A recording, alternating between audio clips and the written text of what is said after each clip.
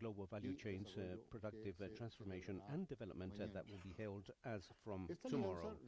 Now, this alliance reflects a shared conviction in the sense that the transformation of our productive structures is today one of the most fundamental challenges in order to break away from the low growth trap and to move towards a more productive, inclusive and sustainable development. Likewise, I would like to express our sincere gratitude to the EU for their valuable contribution to ECLAC in order to hold this event and the activities that will take place during these 3 days. Likewise, I would like to especially express my gratitude to ambassadors, ministers and the high government authorities that honor us with their presence. Likewise, I would like to especially thank the panelists that will be accompanying us and all the people that have made a tremendous effort to be with us here today.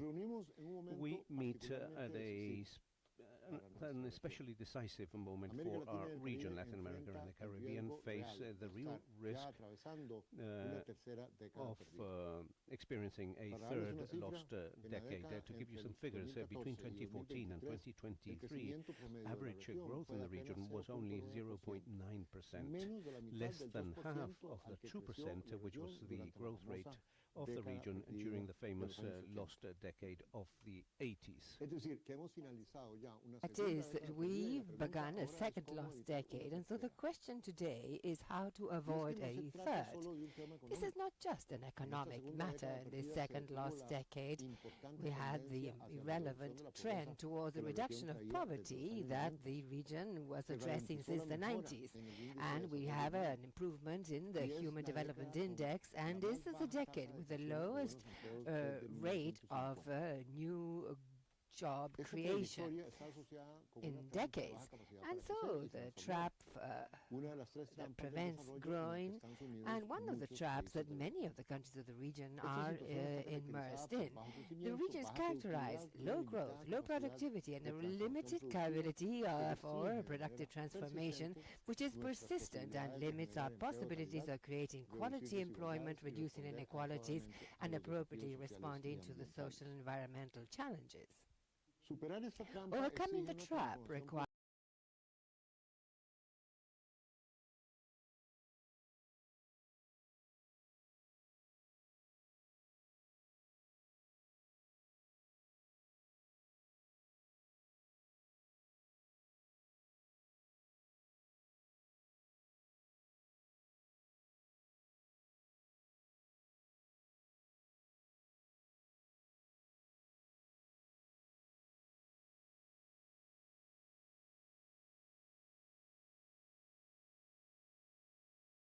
yendo apuestas en sectores dinamizadores, capaces de acelerar la creación de capacidades productivas hacia actividades con mayor valor agregado, mayor contenido tecnológico y mayor impacto económico, social y ambiental.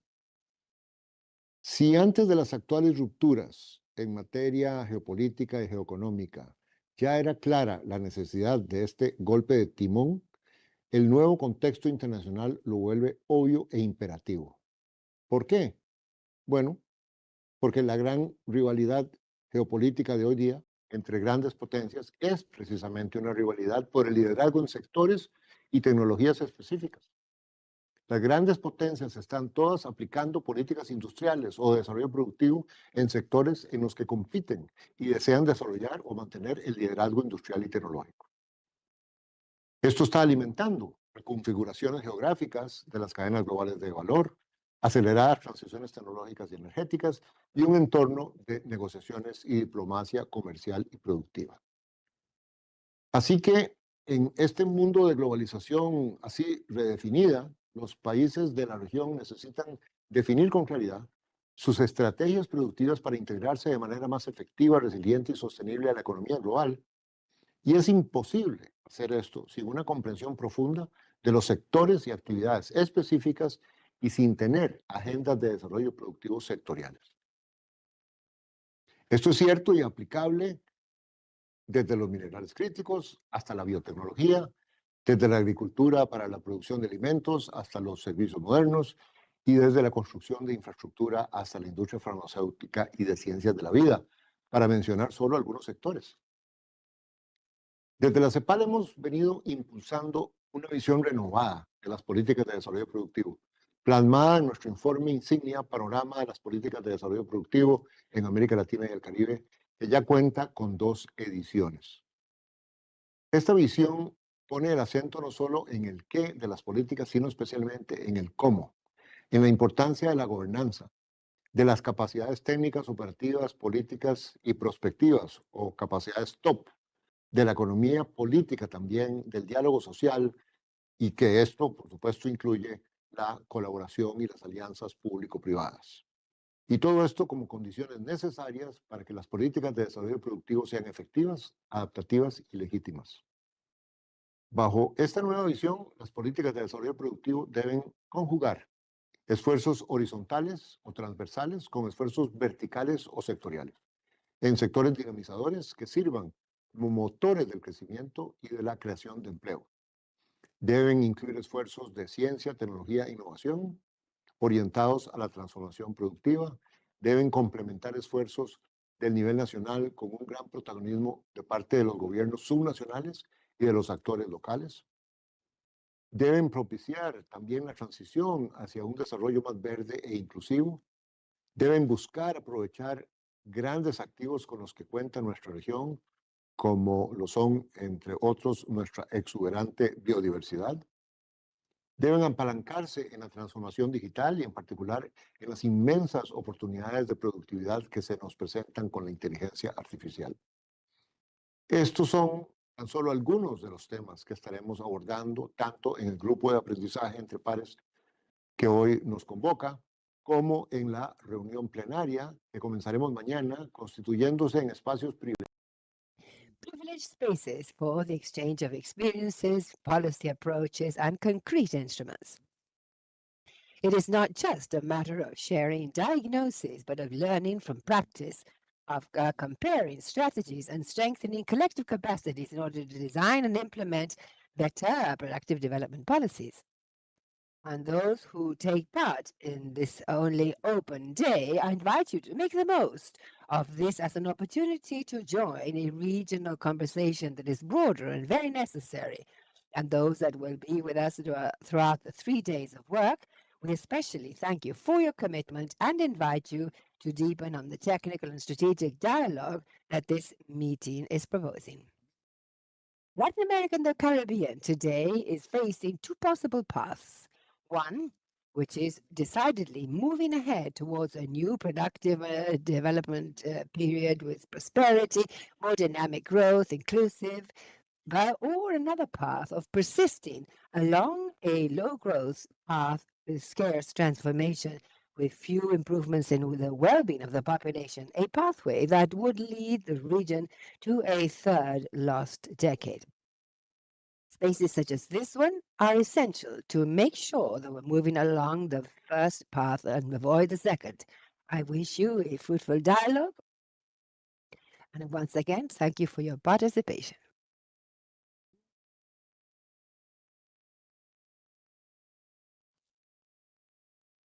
A continuación. And now we will be addressed by Director of the OEC Development Center, Ragnar Arnardóttir. The floor is yours.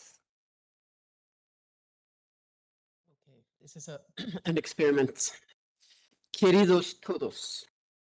Dear all, it is a great pleasure to once again be in Santiago. Thank you very much for this warm welcome. And it is an honor to be part of this meeting, which is so important to the region. And now I will continue in English. Oh, that was, apart from this, I can say sí, sí, claro, and una cerveza, por favor, but that's it. So I will, with your permission, switch to English now. Dear Jose Manuel, I know he is not connected, but please relay to him that I said, dear Jose Manuel, Marco, ministers, ambassadors, colleagues, and friends. It's such a pleasure to be back in Santiago for the 25th plenary meetings of the OECD Initiative for Policy Dialogue on Global Value Chains, Production, Transformation, and Development.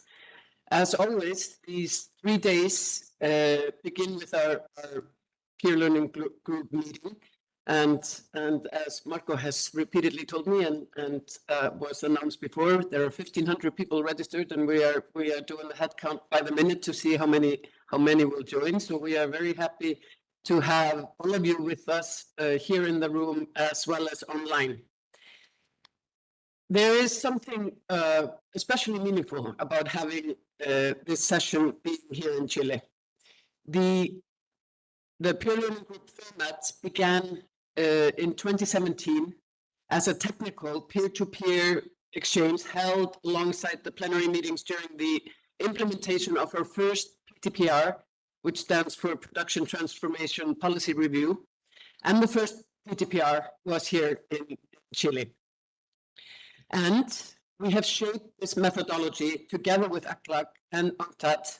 So today's session, therefore, sort of completes the full circle. For 13 years, this initiative has examined how production transformation and public policies shape development trajectories. And today, this peer learning group meeting allows a deep and focused discussion on Latin America and the Caribbean, its priorities, its opportunities, and its challenges. Today's discussion touches on an issue that remains central to my own professional journey: how to ensure that policies, instruments, and partnerships translate into sustainable development trajectories. As a former Minister of Industry and Commerce of Iceland, I worked on industrial development and business with the objective of promoting innovation and ensuring that growth delivers broad-based benefits. And this is exactly what we're going to be discussing here today. When looking at Latin America and the Caribbean, two realities stand out. First, that the region faces a structural productivity challenge. Growth has remained modest, and I'm not going to repeat the numbers that Jose Manuel announced here, but we see that investment levels are insufficient and production structures are concentrated in relatively low value-added activities.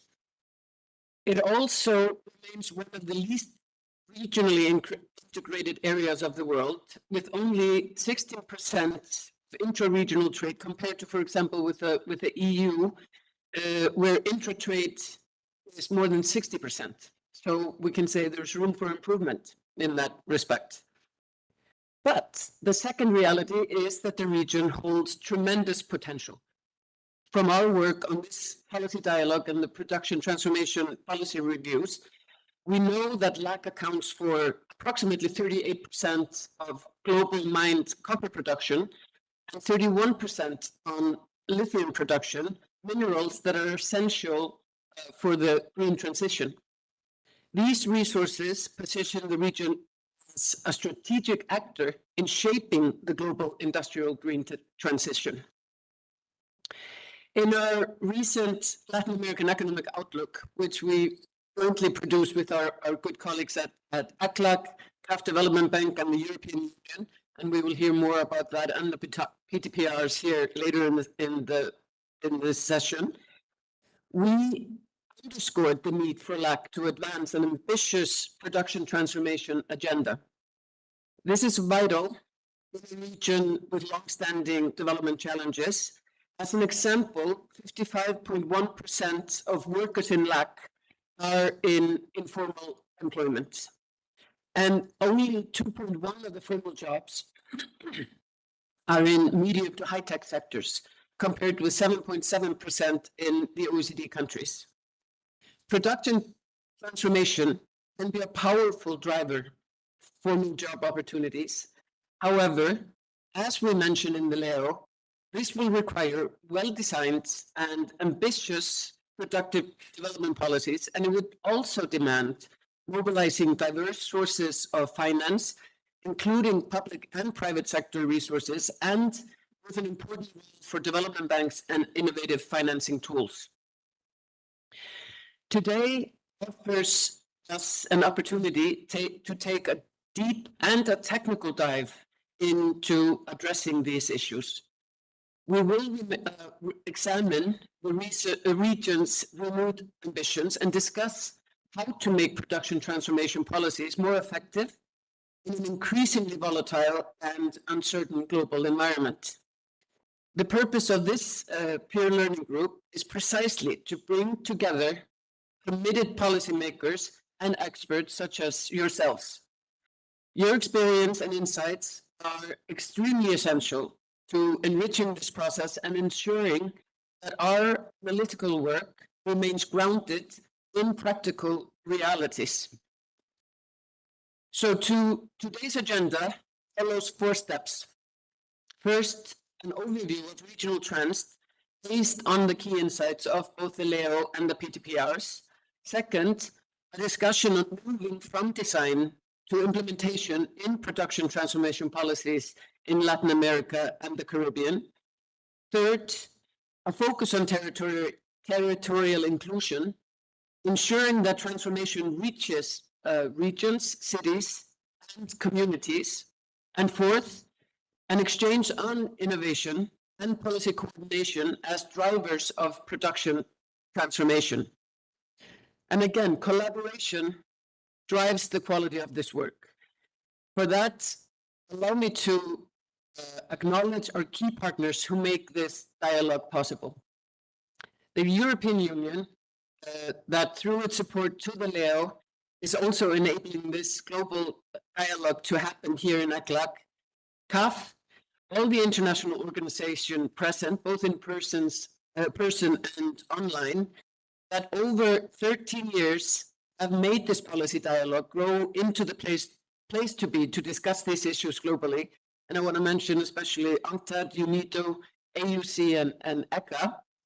And of course, thanks to ECLAC and Jose Manuel and the whole team for hosting us and for bringing this important issue to a shared discussion. Together, we have implemented PTPRs in Chile, Colombia, and the Dominican Republic. And tomorrow, I'm pleased to announce, we will jointly kickstart the PTPR of Mexico with Mexican Secretary of Economy. And this work is led by my good colleague here, Annalisa Primi, who you are all, I would expect, very familiar with. This partnership demonstrates what sustained institutional collaboration can achieve. The PTPRs, the policy dialogue, and the Latin American economic outlook together provide a solid foundation for better evidence, better policies, and stronger partnerships for Latin America and the Caribbean and for the global economy. So I wish you and us all a very special and productive and dynamic working day. And it's my pleasure to hand over back to the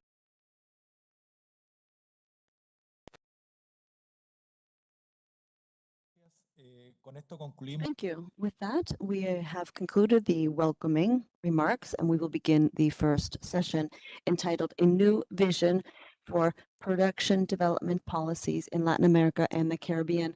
Allow me to give the floor to Ambassador Luis Fernando Medina, who is the permanent representative of Colombia to the OECD, as the moderator of this session. Thank you very much. Good morning, ladies and gentlemen. Yes, this session addresses a new vision for production development policies in Latin America and the Caribbean. And during this session, we will begin an organized discussion regarding a few key questions. And I will read them for those who do not have them in front of you. First question is, what are the priorities for production transformation policies in Latin America and the Caribbean? 2, what institutional capacities and governance arrangements are necessary to effectively implement production development policies? And the third question is, how can we fund production development policies? And prior to launching this open discussion, I would like to introduce you to a few individuals who will provide us with some introductory remarks. First, we will hear from Ambassador Claudia Ginter Dorfer, the ambassador of the European Union from Chile, in Chile. Thank you. Greetings to everyone. present here today in this wonderful hall, and of course to my colleague over here, the director, joining us from Europe. Thank you for traveling so far.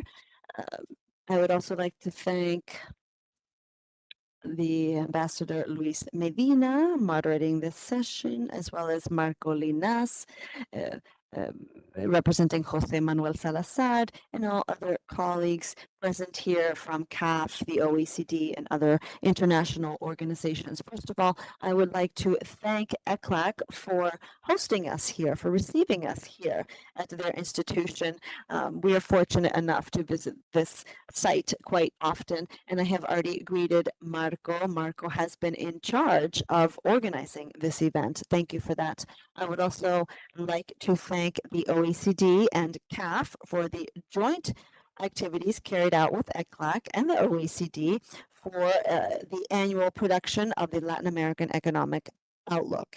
Now, as always, it's an honor and privilege to be able to be present here at ECLAC's institution representing the European Union in Chile. Now, this occasion is quite relevant for me. It's meaningful because we are presenting Leo 2025, funded by the European Union and constituting a joint endeavor by many prestigious institutions previously mentioned. And during my previous position in Brussels as head of the European Union Exterior Division for Latin American Affairs, I did a great deal of work on this. And that's why I'm so pleased to be here with my colleague, Christian Bruxmegger, who is my predecessor in this position in Brussels. And we will hear from him today on behalf of the European Union because he will be presenting the report per se. Now, I'm not here to talk about the content of Leo, but I would like to underscore the importance of this collaboration over many years, collaboration among different institutions that are landmark institutions in terms of economic analysis. Now, I believe that the 2025 outlook is the 18th version of this publication, and that means that we were following what was going on in the LAC region before the Euro crisis, before COVID, before the Lehman Brothers crisis, and we have been addressing this for many years, following economic ups and downs throughout decades. So the we need to pay close attention to this analysis as a result. Now, within the European Union, we contribute to this study with a view to reinforce the partnership between Latin America and the Caribbean and Europe. And we actually hold CELAC European Union summits. The last one was held last year in Colombia. And under our regional cooperation strategy under the Global Gateway, we continue to fund sustainable investments that bring about fair, just investments. And this partnership is even more important today in our context of changing geopolitical times. We have always understood that it's important to have international economic order based on rules, and we are all part of the solution. We know that. So we will continue to support these efforts. We will continue to provide a bridge. And thank you so much for the invitation, and I wish you all a very productive 3 days. Thank you, Madam Ambassador. Now I would like to move on to the next item, and that is the actual presentation of the emblematic report, the Latin American Economic Outlook. I would like to first give the floor to Jessica Roldan Peña, the Macroeconomic Studies Director at CAF. Thank you. I would first of all like to thank you for the invitation to take part in this important forum. As mentioned during the welcoming remarks, the region is facing a structural concerns. That is, how will we be able to maintain sustained growth in the region in a quite uncertain global and regional context? Now, the LEO 2025 regarding the productive transformation addresses this issue in this context and in keeping with the definitions given by the UN. So I am quite pleased to present this document to you and to address some of the key components. And then my colleagues from the co-authoring institutions will refer to how the production development policies will be achieved in the region and how these production development policies will be funded and how important international cooperation is for achieving these goals.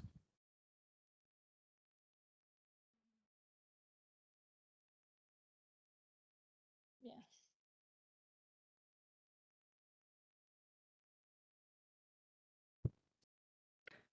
Denme un segundo para entender cómo controlar el cursor.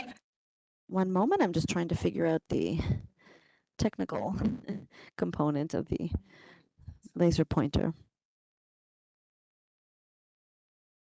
A ver, empezaré. Supongo que en algún momento cambiará la...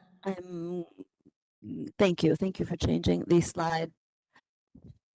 As mentioned, following the post-pandemic rebound in the region, what we can see here is that the region has slowed down its growth path. Specifically, what we can see on the screen here is how we have GDP growth per capita in the region, and it has been estimated at 0.8% for the region compared to 1.7% for more advanced economies. The graph refers to a variety of different economic, different groups of economies based on the production structure of different economies. And although there are certain differences, in the end, this situation is the same across the board. That is, we have a trend toward less robust growth and growth that in the end is not enough to close gaps and reach the SDGs, specifically poverty reduction related ones. And we were just listening to testimonies of economic resilience in the LAC economies. And this pending task continues to be one of the priorities of the governments throughout the region. Now, there are also short-term risks that are affected by internal and external factors. For example,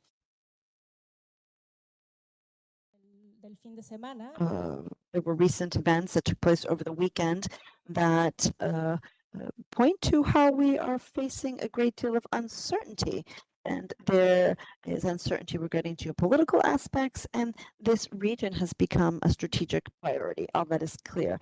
As far as internal aspects are concerned, there are certain factors that restrict the path towards transformation, given the fiscal vulnerabilities faced by our countries with low fiscal revenues and a high debt servicing cost, etc. Now, all of that brings us to a key conclusion. That is, it's urgent to move towards more diversified production that is more inclusive, that is greener. And again, this is marked by a context of heterogeneity among the countries. So the challenge also is with regard to how to best fund this production transformation. Now, at the heart of this low growth aspect, we have economies that are limited in terms of competitiveness and have a low level of transformation. On the screen, you can see goods exports based on technology intensity and other aspects. We can see that primary products and low technology manufacturing components are ones that are predominating in the region, and these are expressed in green and orange on your screen. 75% of the economies are in this group, one could say. They rely on low technology manufacturing and primary products with regard to their exports. Now, another key component of the Latin American economies is that raw materials are make up the bulk of their exports, and that refers to the green, that is expressed in green on the screen. And this also makes the region vulnerable given this low diversification, and it's vulnerable to price changes and fluctuations. Some countries have tried to diversify towards knowledge-intensive services and technology, Mexico, for example, but this does not have an impact on the predominant pattern throughout the region. Now, this restricts participation in more dynamic value chains, and in short, keeps the region stagnant in low value activity. Now, so far, the limited commercial interconnection is an opportunity for better competitiveness and production. El estancamiento sectorial y otros elementos estructurales como la Nation and other structural issues are part of the labor issues in the region. This actually provides feedback for the productive structure. In fact, and more specifically, as we mentioned earlier, the predominance of low productivity activities is linked to the high levels of informality. Nowadays, informality is around 50%, one of the highest rates in the world. 1 of every 2 workers in our countries lack social protection, and the data show that the more technologically intense sectors have higher salaries, and these go from 100 to 350% above the average salary in our countries, and that's a very small percentage of employment, around 2%. And other labor is low quality work and more knowledge intensive. That is the need that we have nowadays. This has to do with low income and lack of inclusive development. So a transformative transformation, it needs to include sectors that can elevate income, and especially those that are necessary to the global context, such as digitalization. Some horizontal reach policies also help with the training on digital skills, which will help absorb the technologies, and that is also of the essence.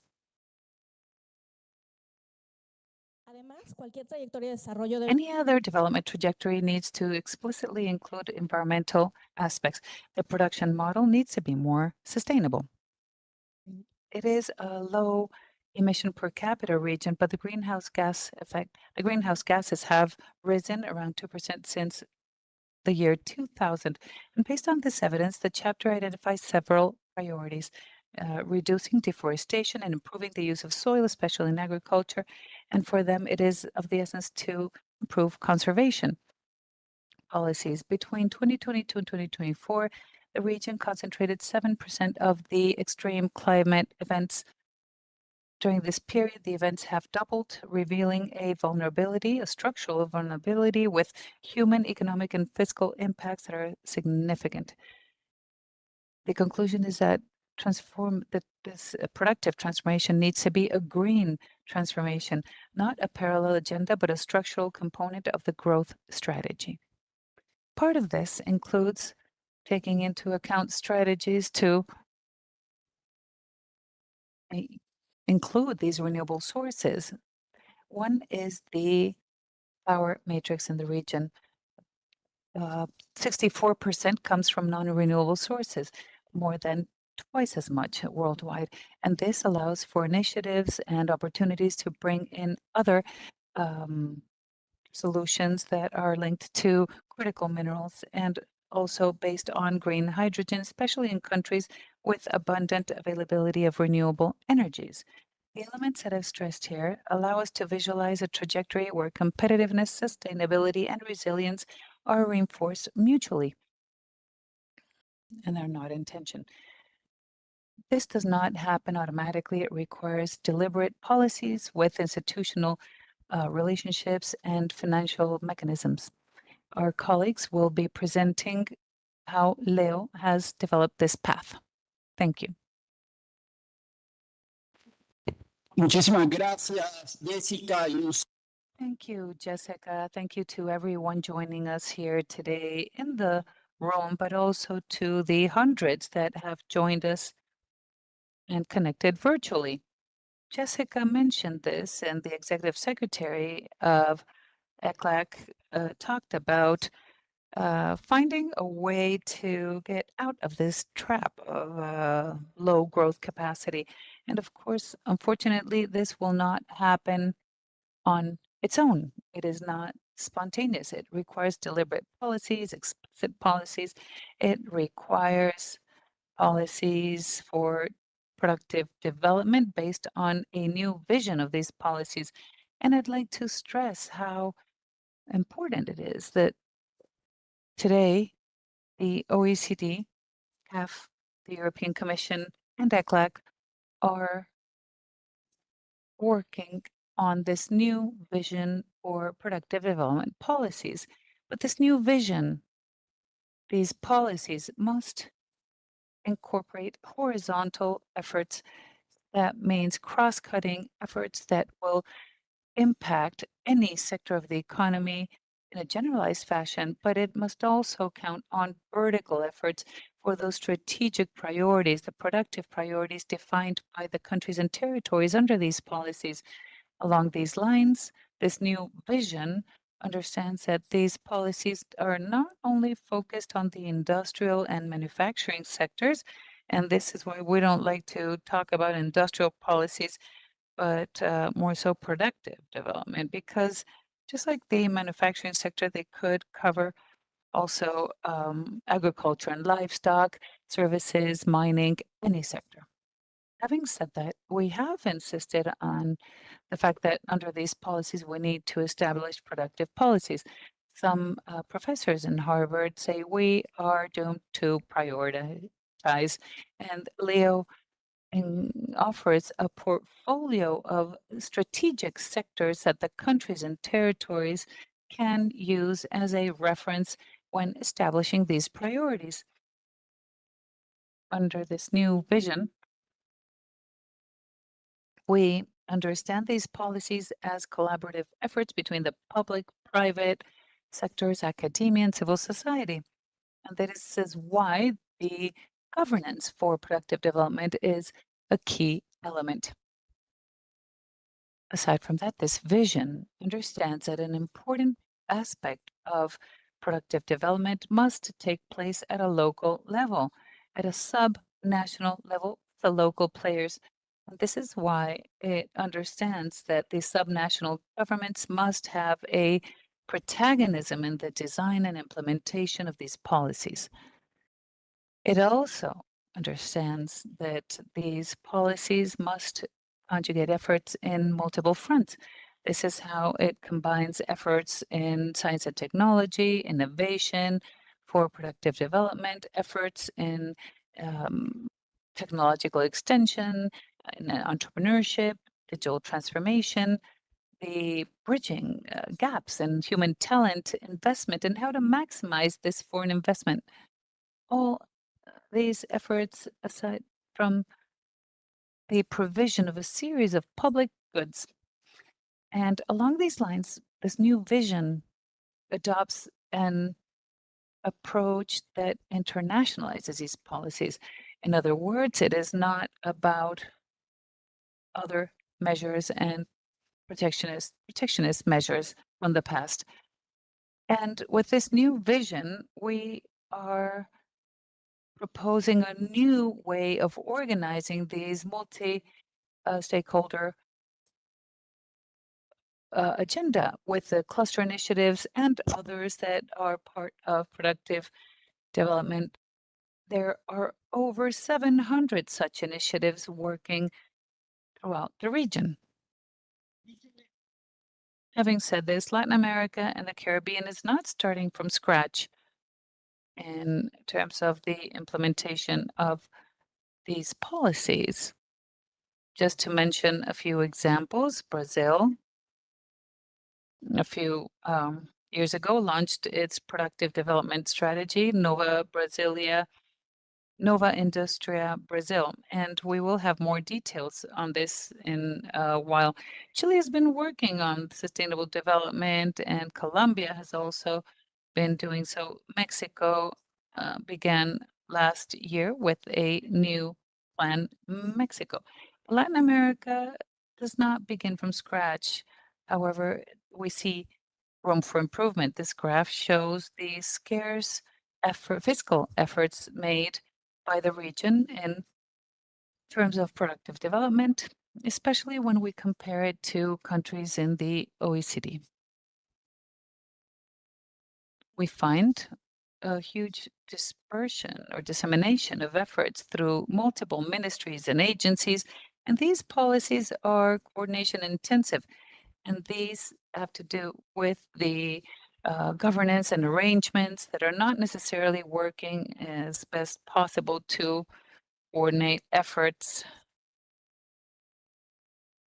And it is done through different players and different levels of government. We also find huge heterogeneity in the efforts made in terms of the productive development at a subnational level in our countries. Here is the case of Uruguay, where you see dispersion in fiscal efforts when working on these policies. In order to scale these policies, Leo proposes a series of recommendations that have been grouped in 7 main categories in this presentation. The first is that of recommendations that seek to strengthen and expand these productive development policies, and we propose a series of recommendations that aim to strengthen multi-level governance and between different levels. And the third is to strengthen capacities, institutional capacities, technical, operational, political, and perspective of institutions and workers that are behind the implementation of these policies. And Leo also proposes several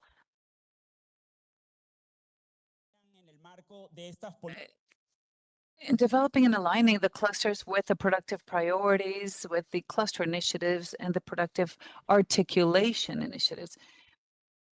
Leo also calls on the promotion of or promoting the commitment of stakeholders, especially in the private sector, to work on these productive development policies, as well as the larger corporations that have had an important role in the Korean industrial policy, for example.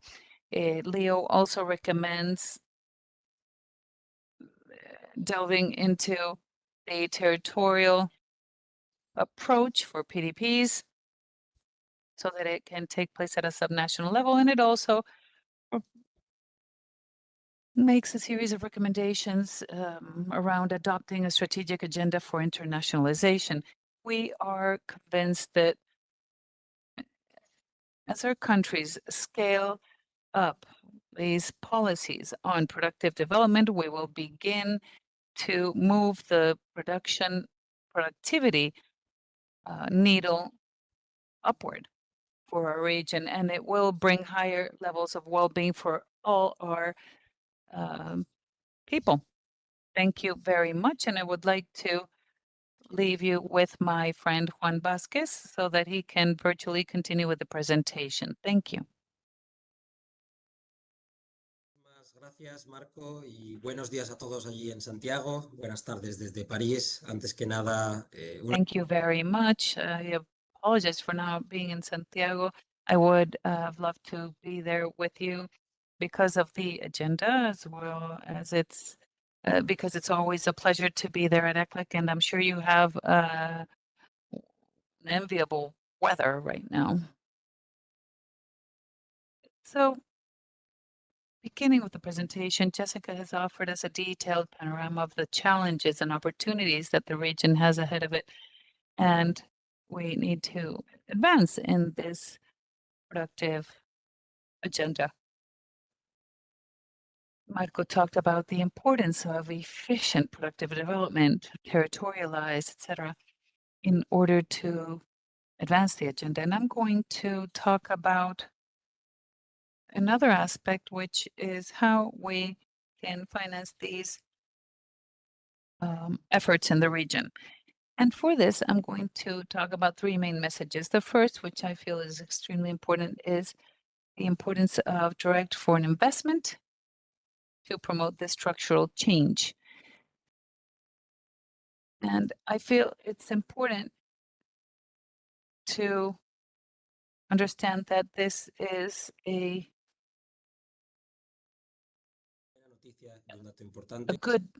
this is good news, and it's a very important piece of news, but it's also important to understand the impact and quality. En la región está teniendo un impacto. And the region is having a very positive and significant impact for development. Esta exportadora de los países y también porcentaje de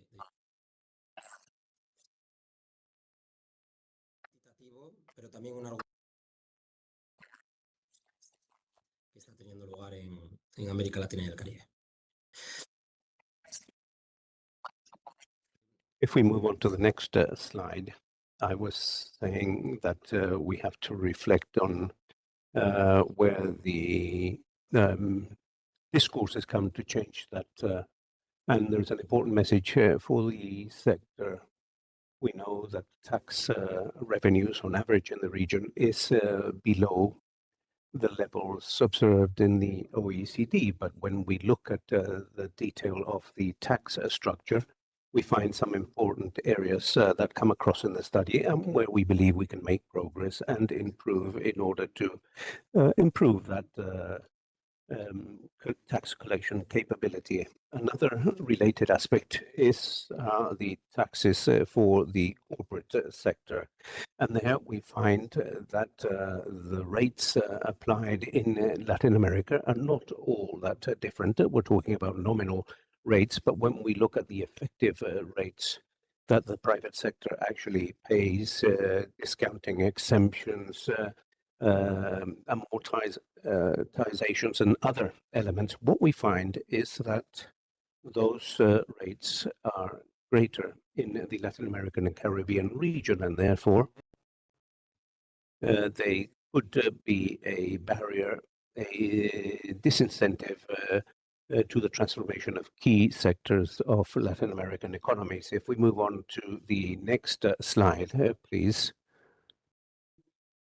There is a key aspect in this discussion which has to do with tax incentives to promote investments. This table is not easy to read, and therefore I'll explain it. What we show here is a mapping of tax incentives for investments in the region in various countries, and that is what you can see on the vertical columns and in multiple in various sectors, which is what you can see on the horizontal. And there we find many white squares, which means that there are no incentives in some sectors in some countries, but we also see some light green boxes, which represents where we have at least one tax incentive for investments. And the most important ones are the ones in dark green, where we have more than one incentive in sectors and countries. Now, we have drawn some lessons from this chart, and in general terms, we have concluded that we can make greater efforts in order to harmonize and make the use of these incentives much more efficient, because we find sectors where efforts are redundant, where we have more than one incentive, and therefore we could have overlapping and aspects that are not being benefited from. In conclusion, when we talk about these incentives, well, I'm told that the people connected online cannot see this slide. And so I just pass on the message.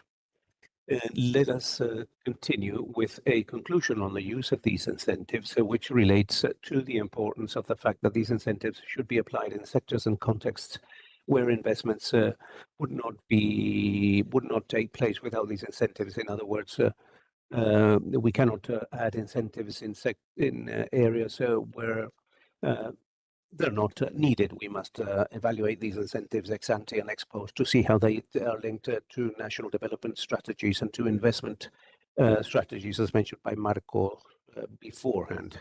And we must also conduct an analysis, and we must also focus on those incentives that have to do with real expenditure and the real investment made by investors.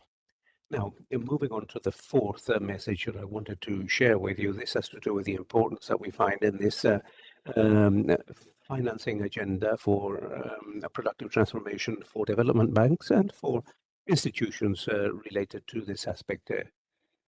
Not only, and the financial expense that this involves is not only important. We have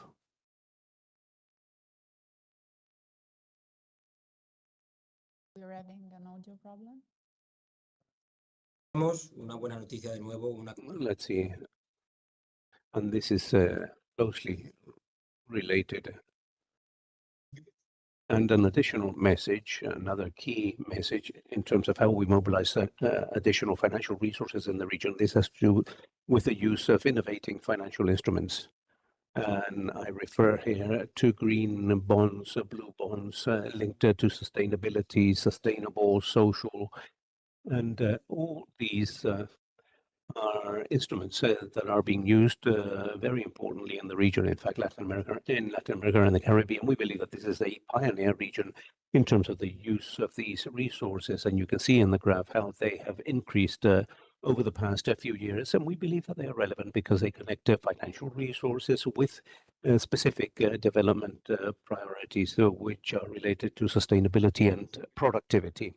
Now, of course, for these bonds to have a real impact upon development, they must be accompanied with taxonomy, with the management of regulations, verification systems. So that may be useful so that they can achieve their objectives. And to conclude, the last message on this next slide has to do with the importance of the development of financial markets and the development of capital markets. And this is a message related to the financial integration at a regional level. That financial integration could help us to deepen the capital markets, to promote the diversification of investors, to increase, to reduce transaction costs. This is an integration which is not easy.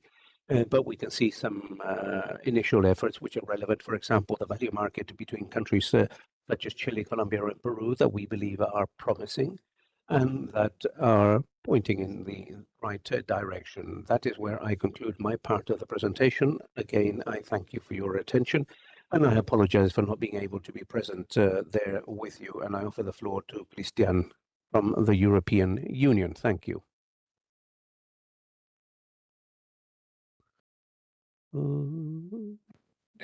Muchas gracias. Thank you very much, dear colleagues from the OECD, from ECLAC, and from CAF. Again, thank you very much to Ambassador Claudia, who had to leave. And she is my predecessor in the position I hold at present in the Foreign Office in Brussels. It's the first time that I'm present in ECLAC. It's an honor and a pleasure to be here. And the main reason for me to be here in Santiago this week is because we are holding the second institutional dialogue between the European Union and Clancy on aspects related to security, the fight against organized crime, drug trafficking. And I see a very strong link between those two aspects, because as we say, without security, without ensured security, there are no investments. And therefore, investors always look at the rule of law and the security situation in specific countries, and thus we are working and working along those lines is therefore very important. The presentation of the preceding chapters clearly illustrate the challenges faced by Latin America and the Caribbean, and brings to the fore effective proposals in order to achieve the productive, sustainable and inclusive transformation, which is what the continent is seeking. And this is closely aligned with the initiatives of the Global Gateway Investment Agenda. We have mentioned several key aspects, such as the need to introduce ambitious reforms that promote productivity, that are able to face up to informality with a decent offer of employment, and that promote high added value industries in order to support economic progress. The report highlights the potential of the abundant resources that exist in the region, the demographic advantages, and the innovating ecosystems in order to promote inclusive and sustainable growth. However, it also highlights the need for reforms and systemic approaches in order to contribute towards an effective mobilization of resources, both public and private, given the limitations in public expenditure when it comes to financing production transformation policies. A lot has been discussed about how to expand the range of financing instruments supported by adequate governance, and to improve risk management and capacity management. My colleagues have also highlighted the positive trends evidenced by foreign direct investment, especially in terms of renewable energy and technological sectors. And this is important for us, aware that the European Union, in addition to being one of the most important trade partners, is ranked top in terms of the most important investors in the region. And beyond investment, chapter 4 of the report leads us to analyze the type of role and cooperation, both at a regional and international cooperation, and how that can accompany this process.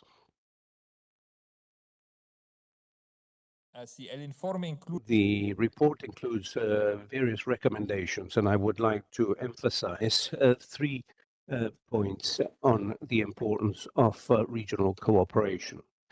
First of all, we need regional and international partnerships that share this same sustainable and inclusive approach, and that support a more solid implementation of productive development policies under those principles by countries to deepen regional integration, and that because that can help to unblock or unleash the economic potential in Latin America and the Caribbean, and overcome limitations in terms of infrastructure and the diversification of exports. Second point, we must work towards greater alignment of the key stakeholders in Latin American and Caribbean countries in order to maximize the transformative impact in the development of infrastructure, technological innovation, and sustainable and inclusive practices. This, in addition, requires focusing on strategic sectors such as renewable energy and digital services, or the critical raw materials sector, but going about this with standards and respect for different rights. And the third point is that it is essential to enter into alliances between public actions, private investment, and international cooperation, so that they may act in a coordinated fashion in accordance with high quality standards, with social and environmental values. Now, that is an aspect that we especially support as from the European Union, and that what we would like to reinforce by our partnership. And now we move on to the next slide on the Global Gateway. The Global Gateway investment agenda between the EU, Latin America, and the Caribbean is a key pillar in this collaboration, in addition to being a very good example of alignment with these recommendations. It is indeed focused on the mobilization of public-private investments in order to support sustainable development, focusing on strategic priorities such as sustainable energy, the green transition, and the digital transformation, but also focusing on health, training, and innovation. We do this from a 360-degree vision focused on good governance, inclusion, and sustainability, values, and respect for human rights. We have already presented concrete progress at the Global Gateway Forum in Brussels last October, as well as the Business Forum of the EU within the framework of the Santa Marta Summit. And of course, I would like to greet this good collaboration with CAF at the Santa Marta Forum. We had the advantage that the president of the CAF comes from Santa Marta. This is of great help, and I'm sure the Colombian ambassador can confirm.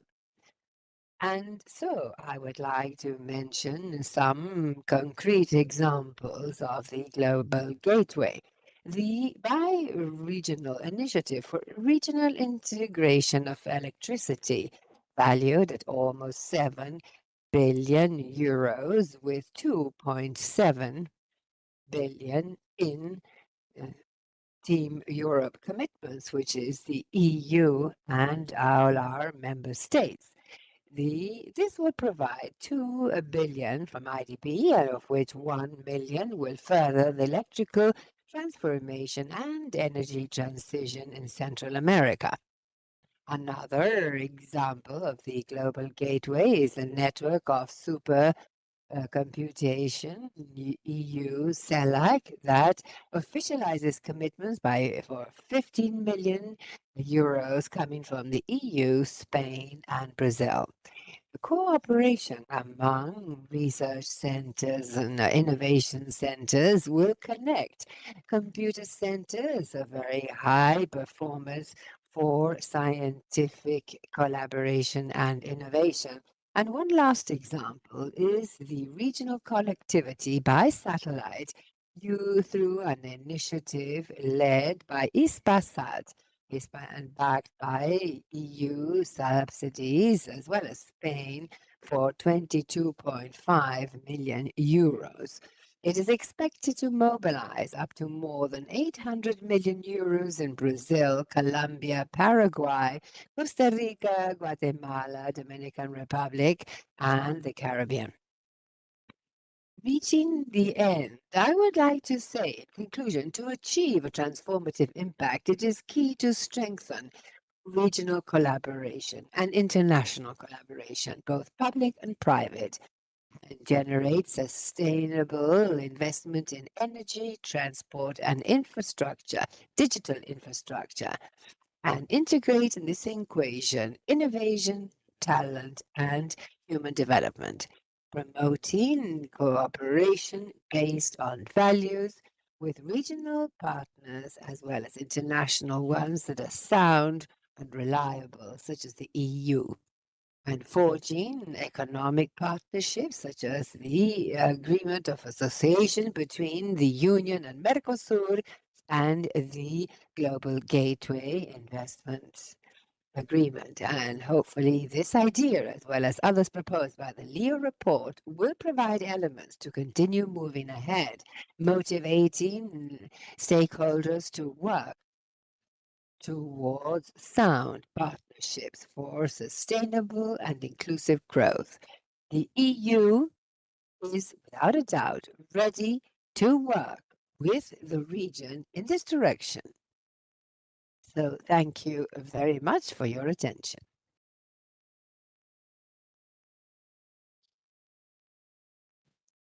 Muchas gracias. Thank you. And now we will move on to the second segment or sub-segment, and we will be addressed on the reviews of the productive transformative policies by Annalisa Primi. Thank you, Ambassador Medina. Good morning, good afternoon for those who are following us from outside the region. It is a great pleasure to be here, and thank you very much, ECLAC, Jose Manuel, Marco, and the entire team for bringing us to this dialogue on policies in Chile, and for the first time at ECLAC. It is a pleasure, and as we were saying yesterday when we were speaking, it is great to have to begin the year with the 4 agencies together, convening and sharing this discourse and leading in our discussions at a global level. This is a great achievement, and we're very happy to be here. For my part, what I wanted to do when, with Marco, we put together these 3 days of work and the peer learning group, what have we learned? And to bring this to the implementation and reviews of transformative policies for production implemented in the region.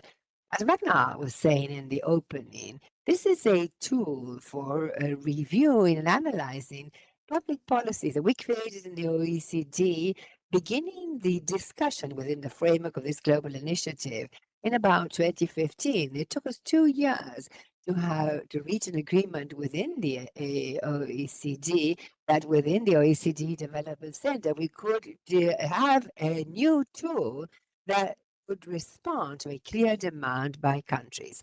The theme is not to how to do direct policy. It's not on how to have a mix of public policies for democratic development. Not just that, it has to do with how to transform economies and how to bring to this discussion of public policy the various agencies and ministries that are related to this. And so at the time, we had a group led by 3 countries, Turkey, Uruguay, and Costa Rica, and together with UNCTAD and the UN Universities Merida and the Development Center, we worked on the methodology for these reviews of the policies. And so far, we have implemented this in Africa and Asia and in Latin America. Latin America, in Chile specifically, Colombia, Dominican Republic, and as Raga was saying, with Mexico, with this request by the Secretary of our Economy, with whom we will begin this process tomorrow. Now, this tool is very special because what it does is to try and analyze the challenge of economic transformation. We have been supported by governments that finance this, by the EU, and we thank you within the framework of the facilities with the Bangladesh review, and the Swiss, the Germans have also been very active in supporting the implementation of this review. What I would like to try and do, as my colleagues Jessica, Marco, Juan and Marco have said, and they've given us the framework, which is important, as Jose Manuel was saying. These are sectoral policies. These are policies that are enabling with the ability to set priorities, territorial approach. So we share the framework, and I will try to go, if we move on to the next slide, to see what it is that we've learned with this implementation. And so, first, and I think that this was implicit in the presentations, by my previous colleagues. But when we bring this down to ground and we go to work with governments, what we see is that there's a tremendous demand for these productive transformation policies. It's not just the agencies that are calling for this. There is a demand, and it is a demand by governments who are very committed. And many of you are policymakers for many years, and you have more experience than us in many aspects. You know that you are there, that you want to do it, and people say, no, this government, this country has never had this strategy. Well, maybe it has, but it was another color, and you don't want to recognize it. So there is a very tremendous dynamics here. But economic development is a mobile target because you always have different opportunities, and the big challenge is knowing how to work with a long-term approach, but knowing how to adjust how far should we go, because the window of opportunities open and shut very quickly. And so here we have the first big challenge. How can we make compatible long-term vision and waging and financing and the ability to adapt with the ability to anticipate and have a productive transformation policy working with networks? The natural disasters are increasing in frequency and impact, and this is a challenge to economic resilience and also industrial development opportunities. How to have structures that know how to network and are able to absorb these shocks that could come from the outside. The ability to generate income and opportunities, productive opportunities. We in English had called it the pillar of the PTBR. Embeddedness, and we're still looking for a way of translating this more simply, but we thank someone for this. But many often you have a lot of success. In Latin America, we speak of difficulties, but if we're going to have an event where we're going to talk about successes, I'm sure that there are very many successful business achievements, but it's difficult to transfer it to a system because when we did the review in Colombia, we had one data which was 10 companies that concentrate 80% of exports at the time when we did the review. That's not much. So that's okay, yes, it's not that many. They generate foreign currency, but it is very concentrated. And also it is difficult to transfer, as Marco was saying, the informality, transferring these gains to society. And the other pillar in this review of the productive transformation is the ability to learn. Because here we know each other quite well. We've been doing this for many years, and we do know that innovation is a crucial pillar. But it's not just a matter of innovating. We do know that innovators, not everyone, of course, there are not that many. There are many failures, and often innovation concentrates this. But what public policy does is must know how to create the conditions that lead to learning, because it's learning in the productive system and the government which is what afterwards lead to the ability to be resilient and to transfer the benefits. 3 premises in our work regarding the analysis of transformative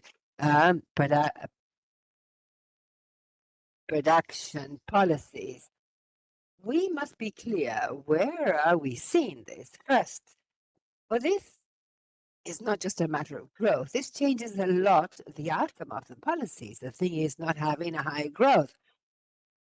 What we need is growth plus, and the plus is what is most important because it's growth that must be sustainable in terms of the environment. It must be inclusive. Otherwise, social cohesion is essential. You cannot have ex post thought in the design of the policies. You must think of this ex ante. The growth must lead to employment and quality employment. Competing with low wages could give you short-term gains, but it does generate issues in the medium to long term.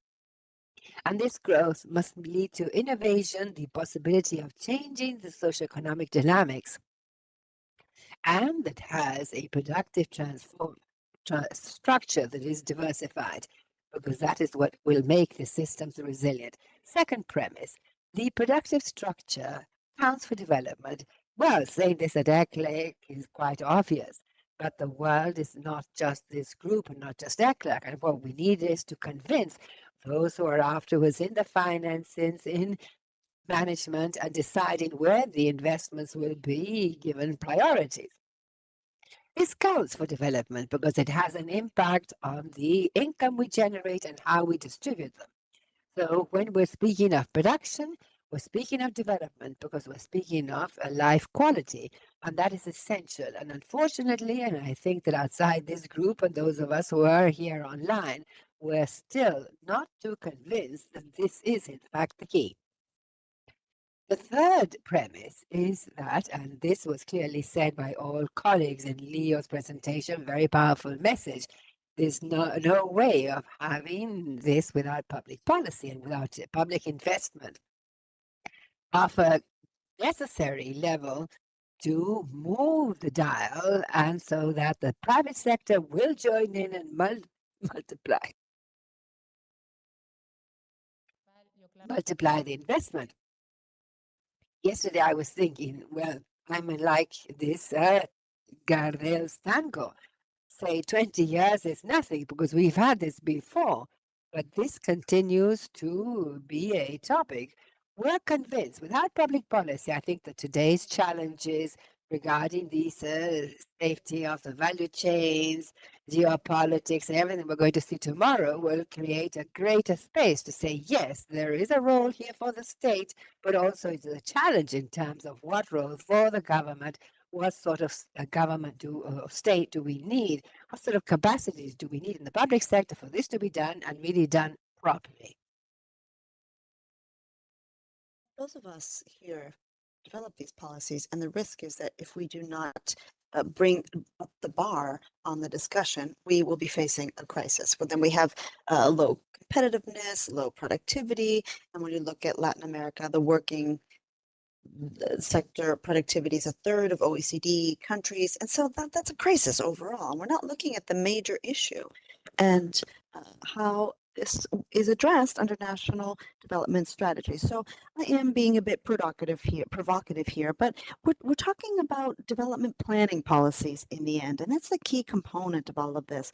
And that's why in the Leo we call for greater coordination among different agencies. It's crucial because in the end, tell me how we are going to change production structure when this year, well, this is the month of energy, we are having a debate on energy, and then we have the infrastructure people on one side talking about the future, and then we have the maintenance people on another side, and we're talking about a lot of money. And if these issues aren't addressed, well, let's take a step back. We have made progress in 20 years with regard to industrial policies, investment. We know we can't look at all of these aspects separately. They need to be addressed as a whole. And we need to bring all the different agendas onto the table. And at the heart of that of production transformation. And now I would like to apologize in advance to the economists leading up all this work. We have the team online, and I'm just letting you know I'm not trying to summarize everything you've done into 6 key components, but there are several lessons that we have learned when we have specifically worked in Colombia, Chile, Dominican Republic, and Mexico. We'll find out soon. But in the event, having the private sector buy-in is crucial. We need the private sector to be involved. And this is not something we have solved. Each country has tried to do it in its own way, and it's a very complicated, important issue. We should not address this ex post. You need to address this when you're at the policy design stage. When we were talking with the Undersecretary of Trade in Mexico, that's a key component that was addressed, and you'll see that in the review. Now, what can we do to ensure that this exists? So the primary goal of public policy is what actually defines the impact of development. Sometimes we tend to forget that. Sometimes the development or production policies respond to urgent needs. For example, creating jobs, through FDI. This could be quality jobs or maybe not, really depends on how it's all negotiated. They can also help us to transform the export pattern. What if we're only, or the import pattern? It really depends on how we address this. This can change the future. Now, if I bring about jobs, don't complain later if this involves changing the technology structure and then having gaps. So you can't just have production transformation involving the SMEs. You eventually will develop large and mid-sized companies. And when the SMEs work well, they're in a production system with large and medium-sized companies that bring about networks. And it all has to be responsible in nature. So the objectives are key. So today when we talk about production development policies, the objective of transforming economies needs to be very clear, because in the end, this shapes the policies down the line and the public policy incentives that will be mobilized. Will these be fiscal incentives? Well, it really depends on my production structure. If I have a lot of foreign companies, multinationals, what is the fiscal incentive for the national companies? So who's going to have the benefit, the foreigners or the nationals? So how do you manage that? Now, we have also learned, and I'm not going to harp on this because it's already been addressed, but we've also learned that it's really important to have consensus and building and coordination across multiple agencies and levels of government. That's crucial. There's not a single model either that works. And then 4, transforming economies takes time. And here, as we were mentioning earlier, we have to strike a balance. We need capital, patient capital, mid long-term capital, and we need security. It's difficult to provide and guarantee to the companies wanting to innovate. And how can we manage all this with different political cycles? We have to move from government-based policies to state-level policies so that we can have state-level agendas in terms of policies to overcome these issues. The 5th issue is prioritization. You also mentioned that earlier, and I just wanted to reinforce this topic because it is important. The prioritization dilemma is still an open challenge. We have, on one hand, let's use new data to find this niche in terms of biotechnology, because that's where it's all at. And then you have a state that wants to basically tell the private sector what to do and where to go. That's my personal opinion. I don't think that's the valid option. And then the other extreme is, no, you can't touch that. Everything's horizontal. And I think ECLAC's vision today, as mentioned by Jose Manuel, is that having horizontal enabling investments are crucial, but this will not be achievable without sectoral agendas. And what about ambition? This is where, well, I have been fortunate enough to debate with different groups, for example, the African Union group, and the debate as to how to change their status in the world, how to be known as an added value region is key. You can say, of course, they have different cultures, different dynamic, but in Latin America, I continue to hear that ambitious vision from within the organizations, and I would actually like to commend CAF and other development banks. Thank you for that. I think it's great that you're doing that, but let's a little bit more of a push behind that. But the other countries are a bit more shy. They view this as challenging and difficult, and maybe they're trying to come up with something more feasible. And policies work when they're ambitious, but then they're backed by investments, and all of this is necessary for outcomes. So when we talk about transforming economies in the LAC region, I would say old challenges, old problems in a new context. That's what challenges are. Diversification, learning, and sustainability. These are the challenges. And these 3 challenges are interlinked. And we know that when we implement the PTPRs, we see that. We all know that the future needs to be green. No one would challenge that. But when my production structure, in Latin America, 49% roughly, 49% of the exports are commodities. And we're talking about natural resources in most cases. In some cases, oil, copper in Chile and Colombia. And when you see that, we see that you are reinforcing exporting natural resources. And this has a negative impact on the economy's ability to transform their economies into green, sustainable economies. All of this calls for a great deal of investment and partnerships with other countries that have the know-how to do that today. And this is something that it's not something that we say. We have seen this in practice. Having the green transformation is difficult. It's difficult to build new companies when your financial incentives are based on short-term profitability, based on natural resources, specifically for commodities such as lithium, where there's a huge skyrocketing demand. And so the efforts behind our policies need to be greater than in the past, because that's where the opportunities are in the green sector. When we talk about investing in R&D, I recall when I started working here, it was actually very frustrating. The investment level is the same. And when we look at this region, we see that this region contributes 3% of global investments in R&D. There's no way to say that we can actually capitalize on that. There's immense potential here.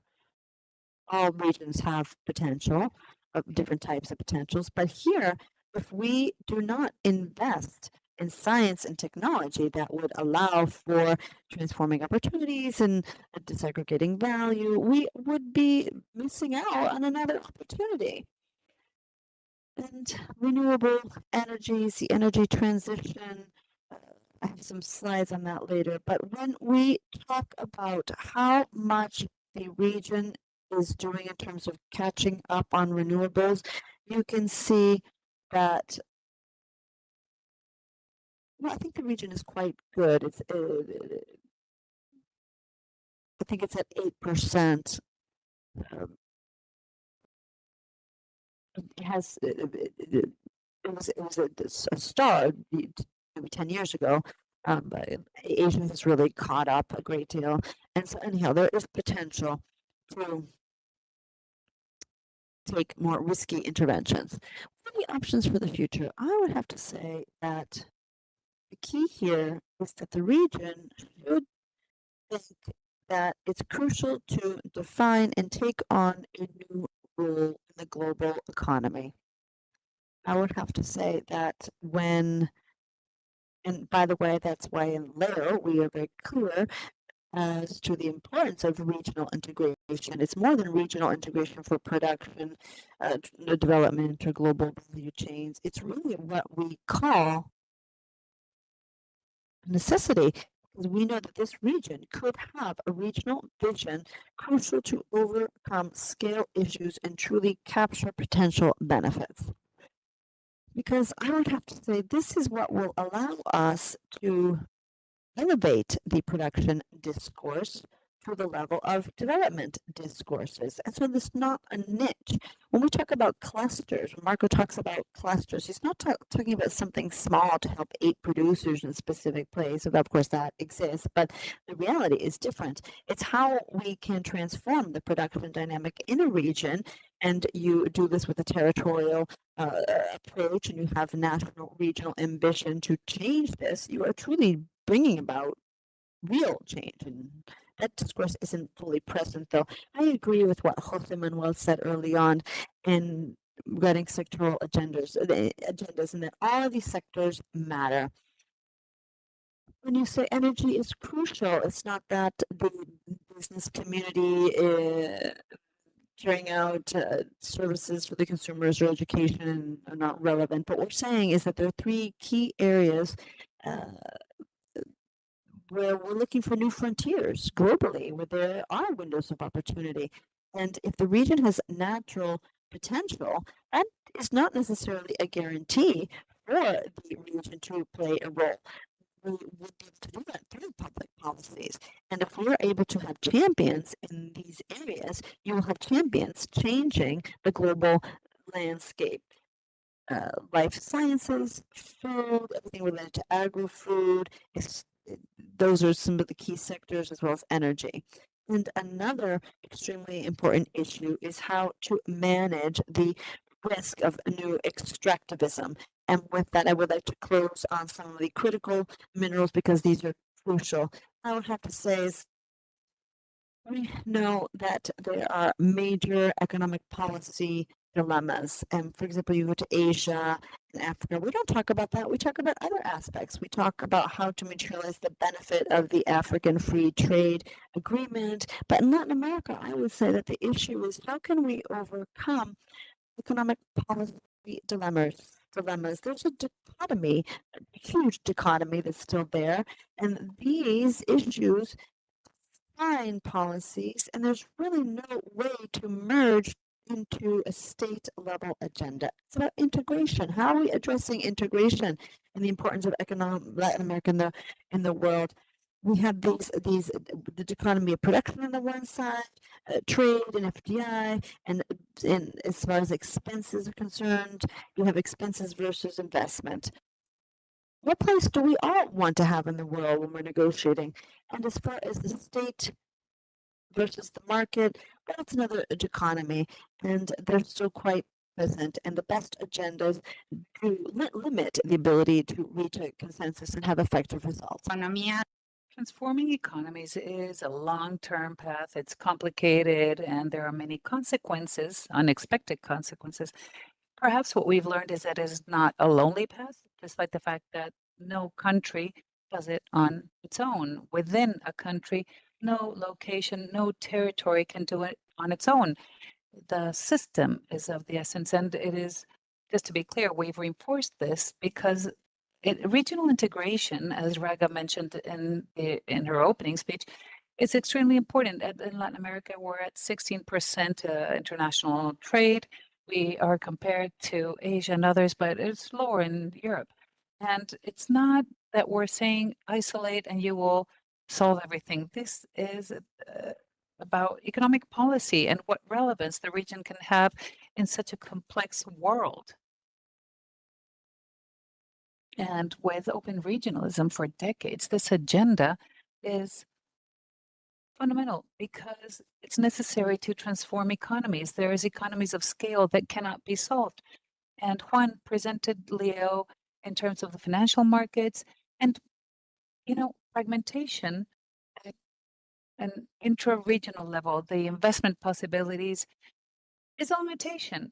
It is a true limitation to economic transformations. And there's some topics that we should work on. For example, when we look at the review for Dominican Republic, it was all about nearshoring, right? We're talking about 5 to 6 years. This is information from 2020.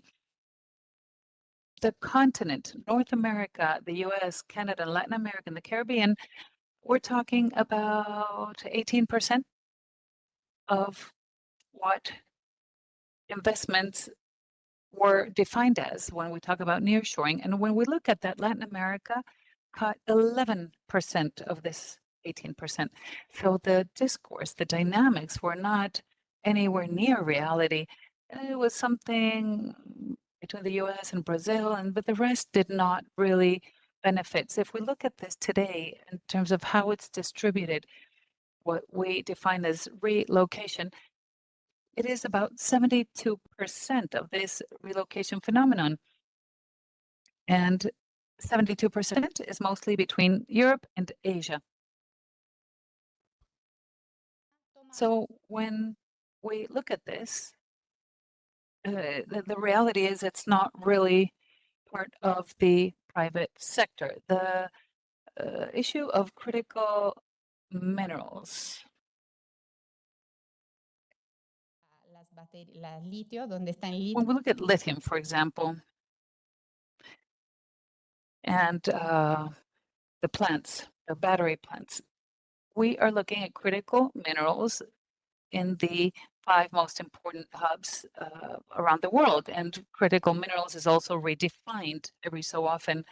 But there's no warranty in having critical minerals if we cannot process them. When you look at those, the countries that benefit and profit from them are the ones that don't have critical minerals normally. So this has to do with the existence and stock of critical minerals, but we also have a need for express partnerships. When we talk about this global gateway and a new approach, that's what they're talking about. There is a global need. We need to have value chains that will increase security and also energy transition. It is based on the extraction of some of these critical minerals. And we also have digital and strategic partnerships. No one is going to do this on their own. The way we create strategic development and how it is transformed into an opportunity from this point of view, from Latin America and the Caribbean, the opportunity is not at the corner. We need to repeat the same patterns. When we look at who is doing research and development in critical minerals, we're talking about 20 countries in the world that are responsible for 80% of the total publications. Brazil is under 2% of the world's total, and even worse when it's something more difficult. Capital and venture capital, for example, that is 5 countries. And that is 85% of the total investments. And you see the US and Australia, and it would seem that the minerals are not there. So the risk is that we're repeating this dichotomy, and to avoid it, there's 2 solutions. You invest more and you create better partnerships. If not, you won't break free from this dynamic. And it needs to be different, not only because we think that it's nice to have and we need to create more value and we need to participate. It just needs to be different, because if we get stuck in providing minerals or materials for production,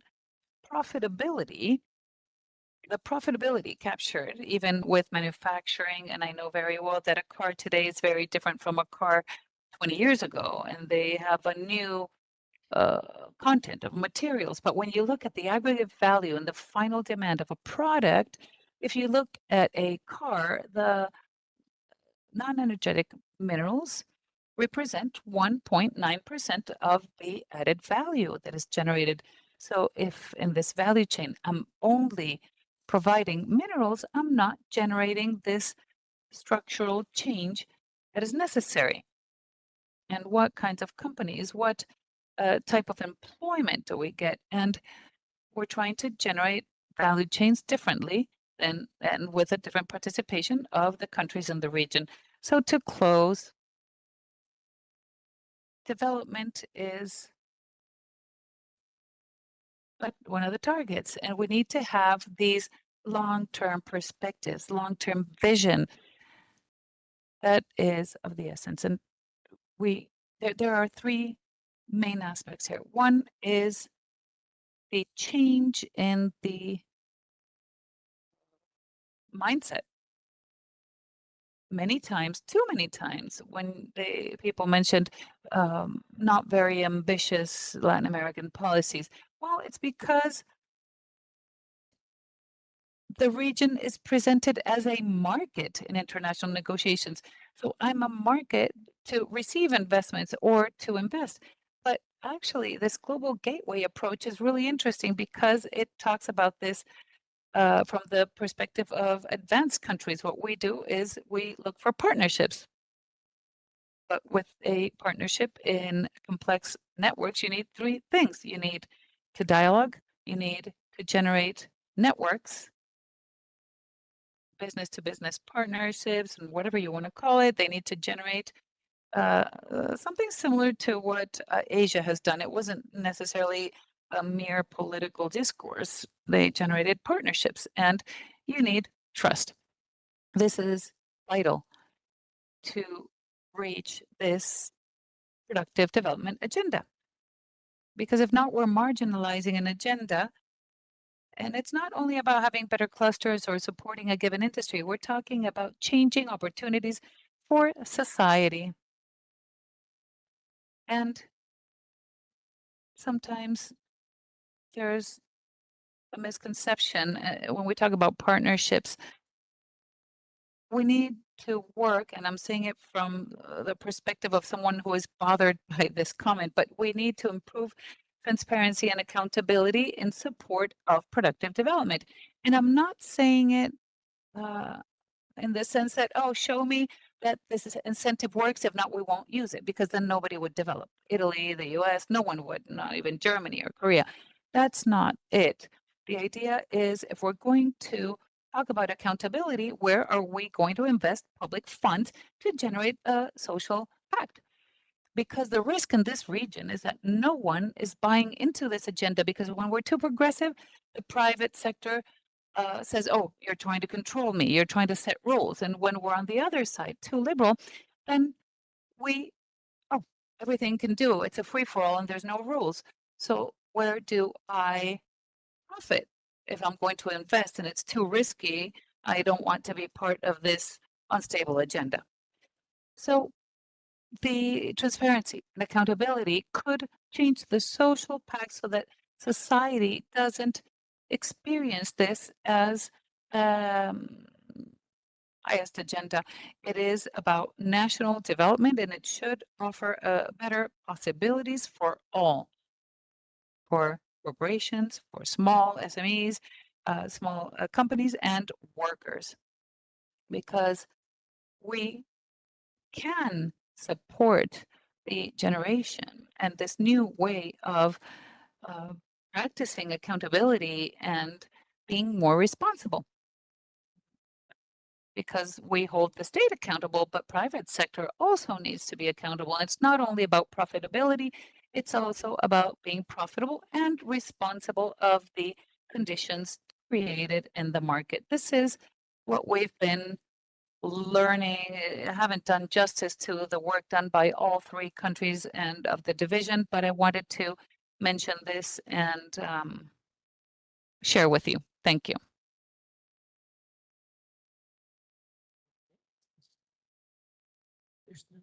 Muchísimas gracias, Annalisa. Thank you very much, Annalisa. Excellent presentation. You put me in a tight spot here because I need to open the floor. But before opening the floor, I wanted to make use of the floor in my capacity as moderator. And also, we find ourselves in the Raúl Plevich room, which is emblematic. I'd like to make a few reflections on what was mentioned. In part, well, to make an announcement, the Development Center of the OECD, as part of its constant or ongoing reflection, has launched in the last few months an initiative for reflection on the vision of development, naturally counting on all of the stakeholders. We want to have a document that will generate a roadmap for the future. This server is in charge of the drafting of this report, and that's why Raga calls it, well, a term that humbles me, the Medina Commission. We have to negotiate that at some point. But this process is ongoing, is underway, and I just wanted to throw out a few ideas for us to discuss. I'm not going to take too long because you've heard the presentations made by the people who actually worked on this. So they've said a lot of what I wanted to mention. But just to contribute a little to these ideas. Again, I am an economist and a lot of time has gone by. from when I crossed over to political sciences. And the question is, to what extent do economists think that the states are like silly putty, that they can be molded easily? And actually, that's not true. These policies historically have shown that they actually make it more difficult. In Latin America, it has been very difficult to create states with the capacity to generate consensus and equality in these sectors between capital and work. We're always left with someone benefiting more, and it's difficult to generate trust. Where do we see this? We've been able to generate savings rates, macroeconomic aggregate rates that have been necessary during the last 30 years. We've saved because direct foreign investment is going to change the economy, and savings, endogenous savings that is in the hands of national players and some state-owned, and that are able to offer us a roadmap, will arrive at a point where they're more profitable and increase productivity. And this is what we've learned. But so far as we don't have our own macroeconomic development, these policies won't work, scientific, etc. They will always be underfunded and never will be insufficient, and the governments will always be cutting the budgets that you need for these things. Okay. Say first, difficulty of our policies. This also involves a social contract. We cannot have a productive development without a new social contract that generates those endogenous capabilities. And obviously, in the case of Latin America, the difficulty is that it would be very easy to have a state that guides development if they don't pay attention to social aspects or to political aspects in Latin America. Those two aspects are fundamental. Latin America will never give way to its desire for greater equality, nor will it do away with a system of political freedoms that have been very difficult to create. And therefore, when we talk about a state with a greater role on playing a greater role on the economy, well, it must be a democratic state, different to what has existed before, but capable of funneling resources. This is a lesson that we have forgotten. In the 20th century, states were excellent in order to mobilize resources. Democratic governments were, and therefore we must learn that lesson and be capable of creating a state that brings all stakeholders to sit around the table so that they are accountable and that they unify willingness to do this. An additional dilemma of these productive development policies is geopolitics, as has been previously mentioned.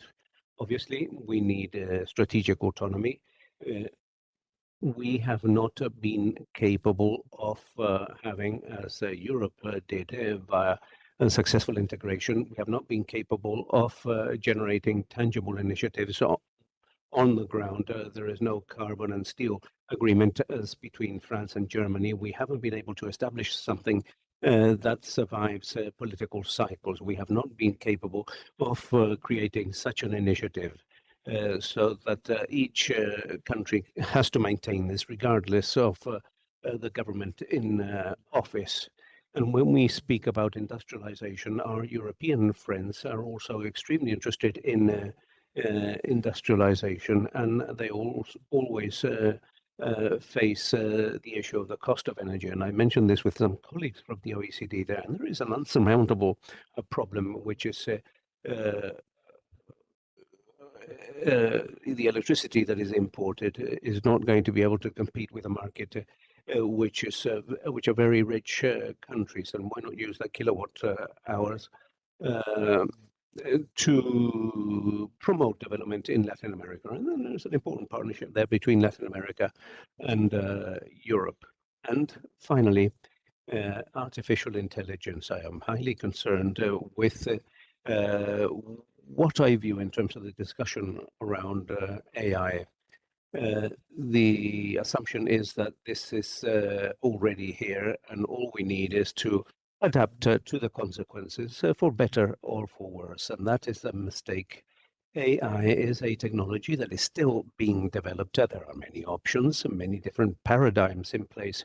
And the paradigm used at present is the paradigm that is convenient for companies that have emerged as the giants in that industry. But we haven't asked ourselves in Latin America whether there are other paradigms, other ways of going about artificial intelligence. And therefore, instead of always waiting,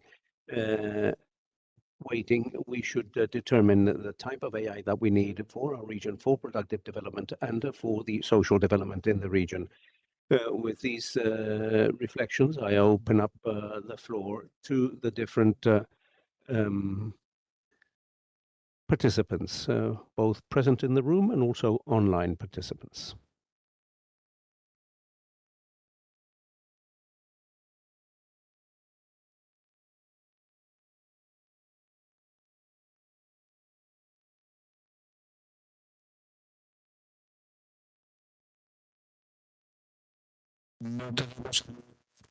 Okay, and no one, I think, is willing to start? No, there's someone there. Please introduce yourself, because we can't see your name tag. Can you hear me? I am an entrepreneur in working with technological aspects and with experience in technological businesses throughout Latin America. I would like to make 3 quick comments. First of all, I loved this systemic issue. We're not only talking of an area, and that makes it tremendously complex. Because since this is a systemic issue, it requires innovation in each one of the participant areas. And if we look at Latin America, and I am lucky enough to know many markets in different areas, education is a tremendous burden in Latin America, and a system whereby innovation does not seem to involve what has been established nowadays. The digital transformation, both at the level of public entities and also at the level of private businesses, have spent a lot of energy on technology, on major consultancies, but we don't have the capability to deal with the crux of the matter, which is the process, where, how, and when to use that. And artificial intelligence, well, everyone wants artificial intelligence, and yet they don't know for what and how. And that means that Latin America has lost the first wave of the digital transformation, and AI cannot occur if we don't have the transformative the transformation of processes. And I would just like to confirm that this issue is indeed systemic. It requires interaction and dialogue, as mentioned by Annalisa, but also specialization in each one of the areas that participate in that dialogue. And there, I feel that we face a challenge. Thank you. Thank you. You have the floor, sir. Oh, lady. My name is Anna Yelsek, and I'm the general manager of a scientific and technological business. And I would like to say something similar to what my predecessor has said. I agree with most of what has been said, especially with the last presenter. I somewhat disagree with the vision of the entrepreneur and the attitude of the entrepreneur in Latin America in terms of coming on board with this transformative change. We have a very small public with less resources, but our sector is very willing to contribute to these issues, and I form part of those ecosystems where we all share that view, and we are motivated in terms of what we do and what we create precisely for that purpose. We contribute to the different chains, as mentioned by the entrepreneur. I think he's called Fernando. And perhaps rather than always going to the same type of entrepreneur, we must ask ourselves, how do we involve these entrepreneurs that are willing to come on board with these productive strategies and that are at the basis of our internal productive chains? Thank you. Thank you.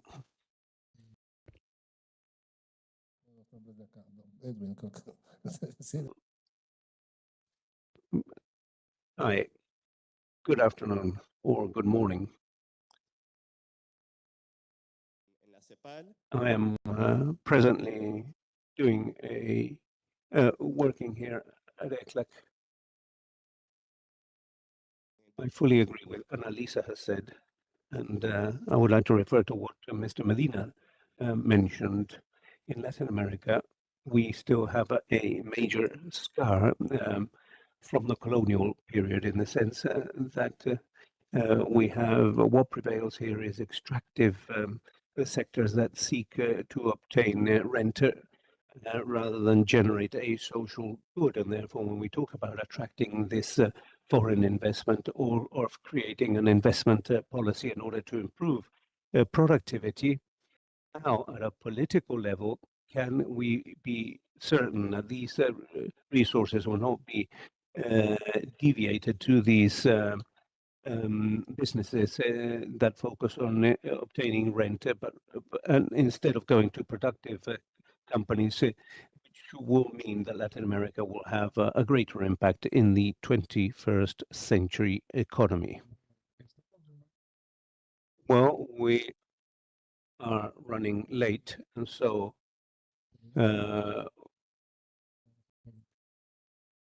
maybe I'll ask. I'll now move on to. Let's see. My name is Luis Villarroel. I lead Innovarte, an entity devoted to socially responsible technological transfer, and I would like to mention the importance of the social value that we must attach to investment and innovation, highlighting an issue that we face in our region in the sense that we do have innovation. Universities develop a lot of innovation, but they don't subsequently reach the maturity that they require as a result of lack of financing. That is one big problem. A second big problem is that whenever innovation is undertaken, we not always guarantee that the transfer effectively reaches the maximum social value that they can have. Often this transfer is done thinking about the profit in a market, but not thinking about the social value. And that is a change that we must make. And we are very interested in seeing what the European Union is doing in this sense. And we believe that the region has a lot to learn in that sense. Thank you. One final question.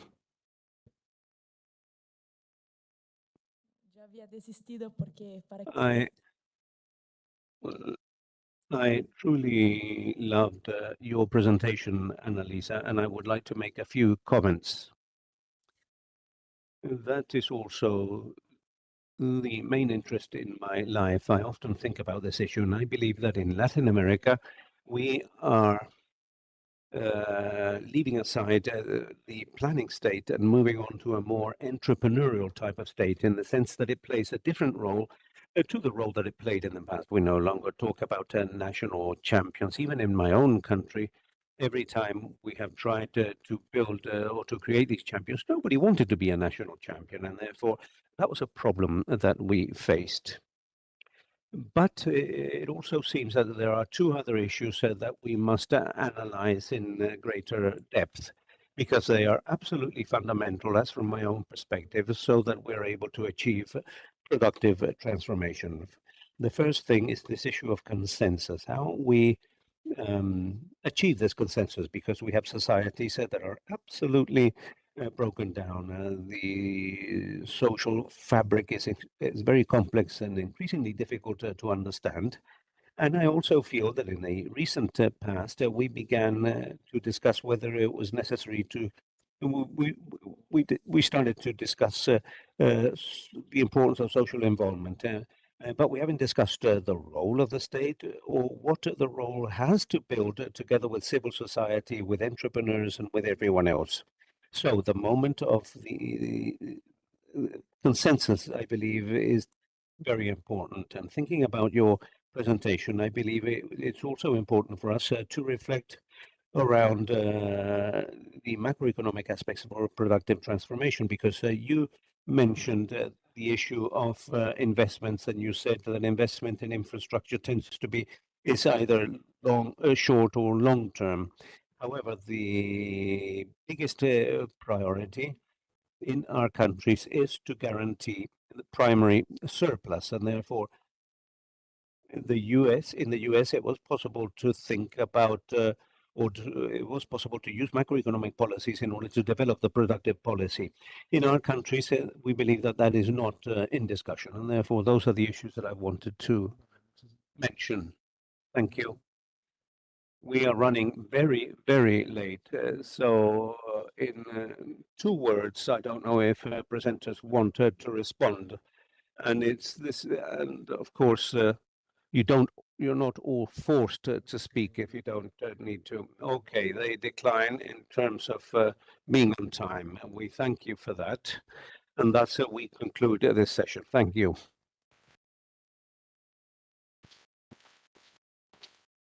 We'll now have a coffee break, a 15-minute coffee break outside this room. So please be back before 11:30 so that we can begin the next session on time. And for those of us of you that are connected online, please don't disconnect it, because we'll be back in 15 minutes to continue with this session. Thank you.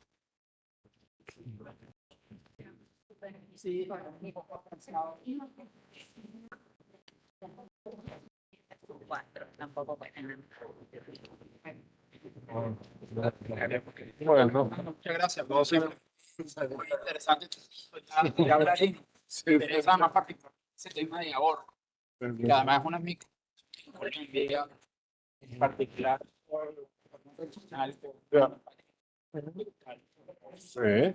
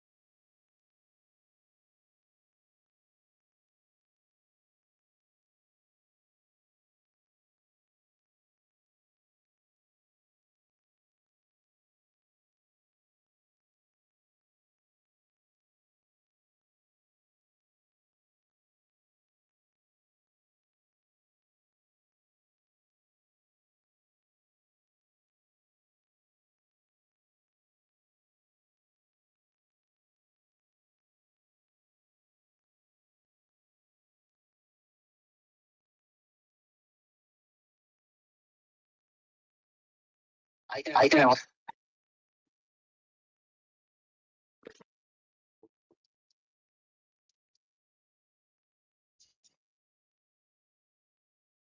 Okay. Entonces,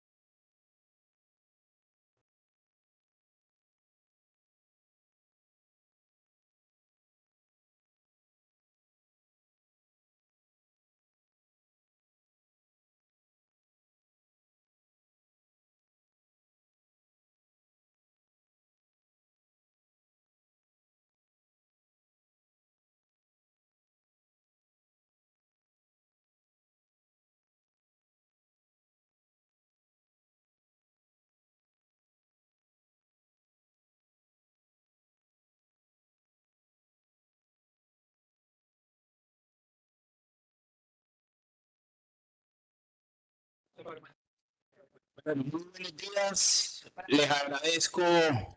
Good morning. I would like to request that you please take your seats. We are about to begin.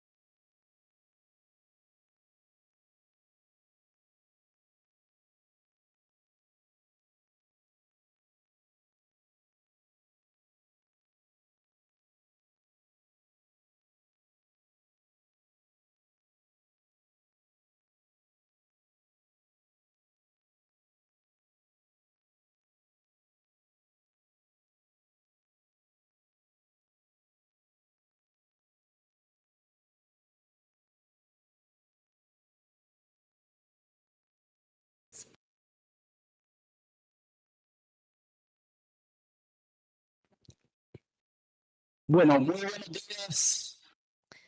Welcome back. Greetings to everyone joining us here today in the Raúl Previch conference room here in Santiago, Chile, ECLAC headquarters. And I would also like to greet the 300 plus individuals joining us virtually. This is yet another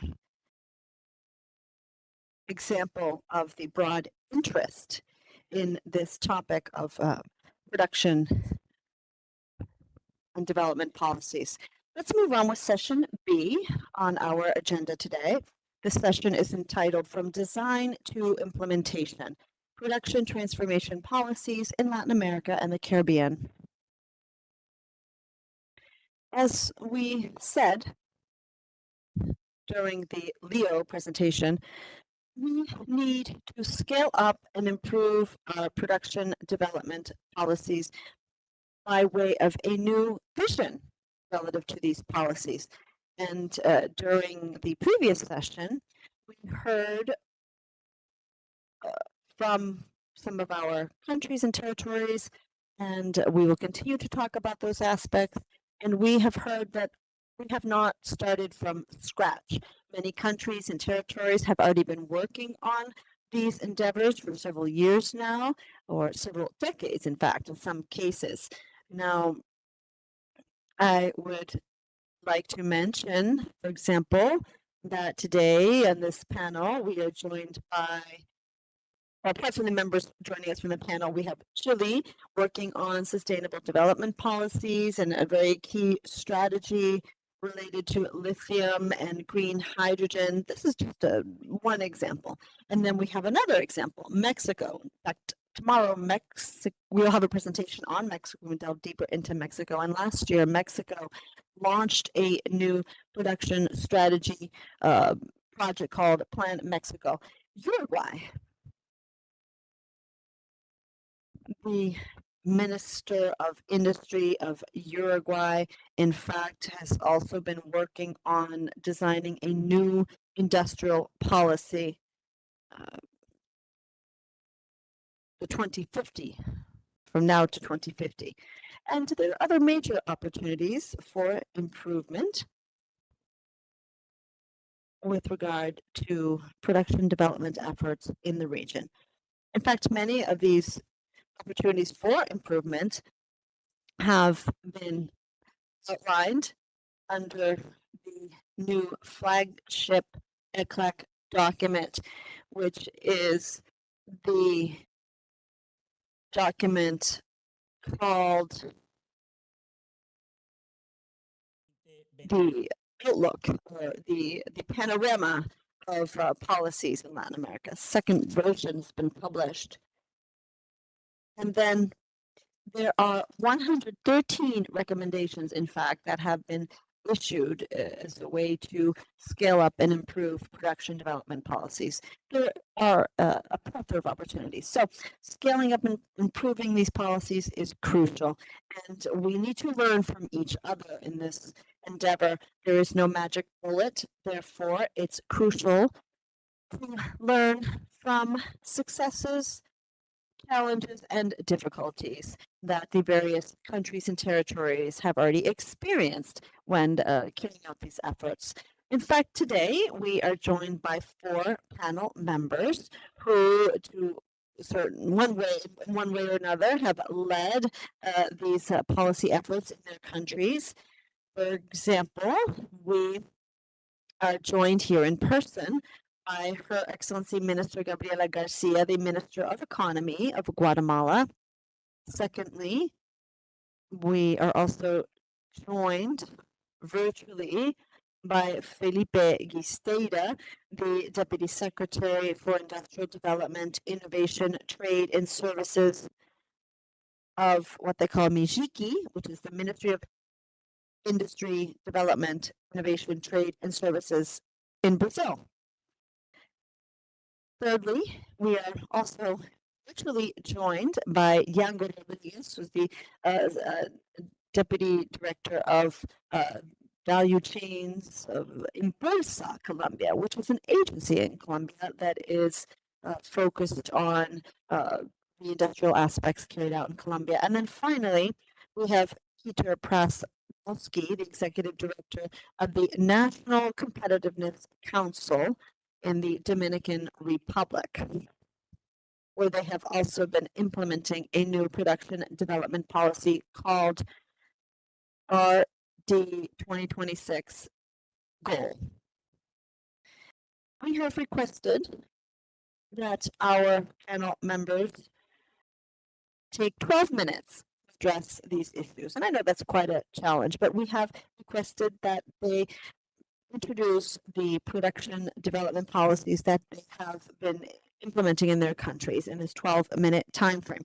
We would like to learn about the various activities that are underway, their production priorities, and how they have organized their efforts to do all this. We have also requested that they share the primary challenges and difficulties that they have faced and continue to face when implementing these policies. So I would like to ask all of you who are going to take the floor that you please,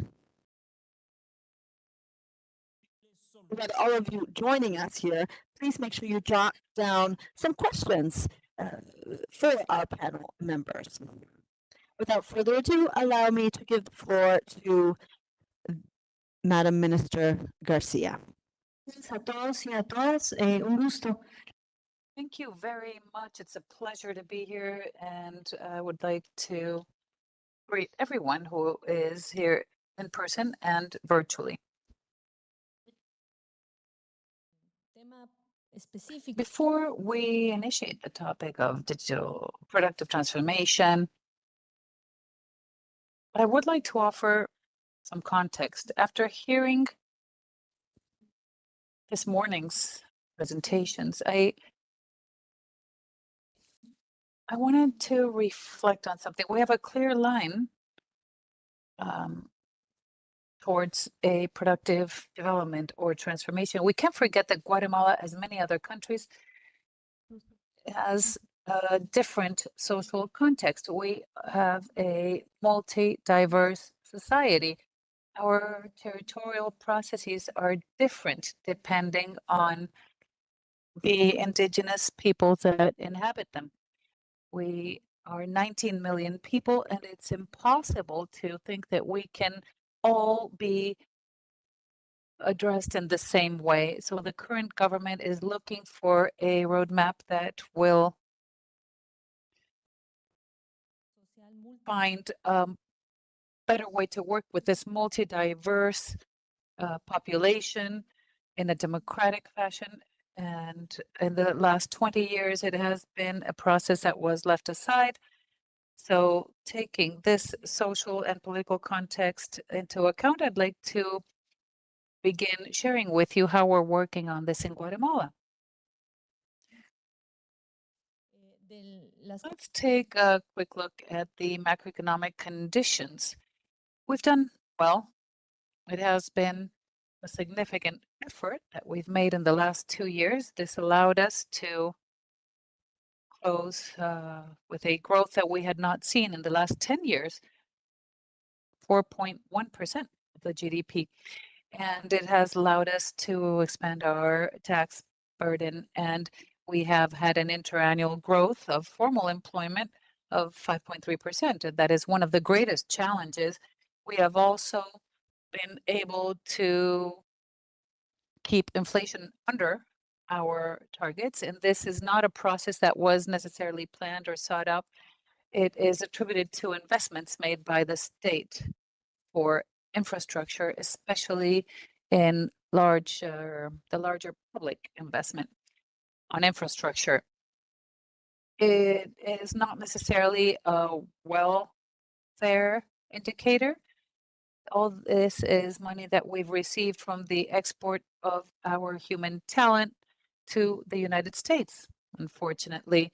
And the burden that this has for our economy is of concern to us. The average that we've maintained in the last 20 years is $1.73, and our exports, despite the context we find ourselves in now, this new commercial boom that you know about and all the movement we've seen has allowed us to maintain our exports constant with a slight growth, but it still lends itself to a deficit, and the exports actually the imports double our exports, excuse me. And this is a process that we've been working on for 8 years, for almost 15 years. We've been working on, well, there was no direct foreign investment, so recovering this and following this path once again has been difficult, but it has been key to help the country once again consider and put direct foreign investment as one of its main pillars. And we will have official figures in March, and we're hoping that it will close in 875 million, which is still low compared to the regional average. What are we doing?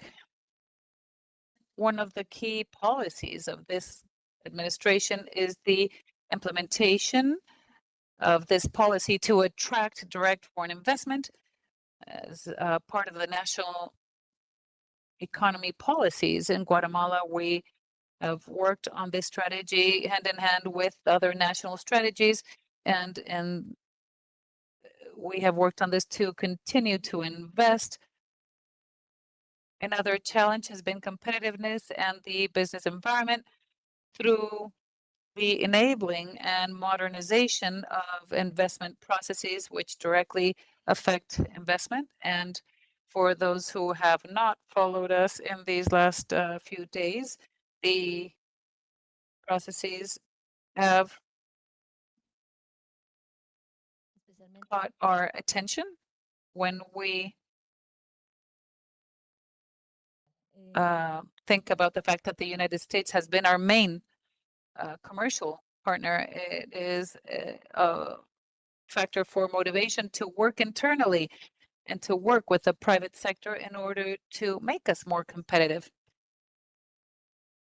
We've also begun some innovation processes, and we've been working on human capital training, working on the country's conditions. We've always been seen as an exporting country, but we want to change this matrix, and we have some enabling initiatives that will help articulate investment and the different capacities in our territories. And one of the significant or most important policies have been to direct funds for the state in order to promote innovation and production through this fund. As I mentioned, we have 130 million quetzals, but it is aimed to the SMEs We want small, medium, and micro companies to enter these processes where they can fund their technological changes, understanding that the first few years are greater burden. That is our obligation to help them. And in the case of the traditional sectors, we know that they identify us and put Guatemala on the map. Textile, clothing, it is a solid industry, and something very good here is that it has become much more technically modern. So we don't have the traditional maquila anymore. Those pictures of many people at sewing machines is very rare. Now we see large machines operated by 2 or 3 people. This has also had a significant impact on the quality of employment, but also on the amount of employment. But it's okay. We do want to move towards these technologies. So this is one of the sectors. Another one is services, call centers, BPOs, and we have seen some changes in the routes and the directions of trade, which is putting some pressure on us. Again, we are not seeing that many call centers. Again, people with their headphones. We're seeing a lot more back office services, architecture, and accounting for companies outside of Guatemala. Tourism is a priority. And again, going back to the initial context where we're a multi-diverse society with many natural resources. Tourism is one of the main sources of employment, but it is also a sector that has a lot of informality. We are also producing coffee, banana, oil, but starting to work on with Colombian companies that are coming to elaborate sparkling water. This is also helping us change our matrix. Now, as a government, we have an effort to make, which is electric and electronic, as well as semiconductors, thinking of an enabling strategic sector. This is new, maybe the last 2 years intensely, but we are offering continuity to an effort that was made by cooperation in the last 8 years, and we are again picking up on these studies that were left on standby. So the government is doing this again. It is Ruta del Chip, route of the chip. You can find it on our website. It is a coordinated multi-sectorial effort, public, private, private, and academia. And it is the first effort that we've seen in the last few years that is managed like that. It's not easy, dialogue and consensus, as our colleague said, reaching these consensus and participation of the private sector, of the smaller private sector, as some people here said. We must have this vision through dialogue, sitting all at the table. And we see that the sector does not represent everyone in Guatemala. We need to be aware of the fact that opening the space to all of society means that we need to take care of SMEs. And it's quite pertinent because they are in the country, they offer most jobs. So we take it into account in this exercise, and we wish to feel comfortable and to better position ourselves. What governance arrangements allow for this multi-stakeholder, multi-level articulation? Well, we need to have structures, trade structures that can be a little less rigid. And the role of the state is key to articulate these capacities, not as a single executor. We have this coordination between public to public, public to private, and academia to industry relationships, and also the leadership of the Ministry of Economy with participation of other portfolios, private sector and academia. Again, the Ministry of Finance, of Economy, and the Executive. And we have other institutions such as the National Council of Science and Technology, the Secretariat of Planning. And this articulation, just the fact that we can all sit down and work together, is one of the greater values of a democratic system. And that it's important that we can work on it within the state and also outside of it. In terms of the legislative agenda, we have found laws that sustain the economy that date back to the 50s with rules and regulations that are very different from what national reality shows us today. So operating within this legal framework for the state is extremely difficult. In 4 years, we won't be able to change many of these laws or rules, starting with things that are so simple, but have a direct impact on the capacity of the state to implement them, which are, for example, purchases and hiring. It requires trust, transparency from the side of the state, and is very difficult to achieve when it has been used for so many other purposes. And the legal conditions that allow for the state to do all this are very dated. So how do we coordinate these efforts? Well, at a national level, central level, but we can also make a note of the fact that the Guatemalan state at some point had a very positive modern vision, which was about respecting these local dynamics, municipalities, and that is the technology. They are quite autonomous. And under that, there is a community council that is many times led by the indigenous people. And they are the ones who decide how these investments in the public sector will be made.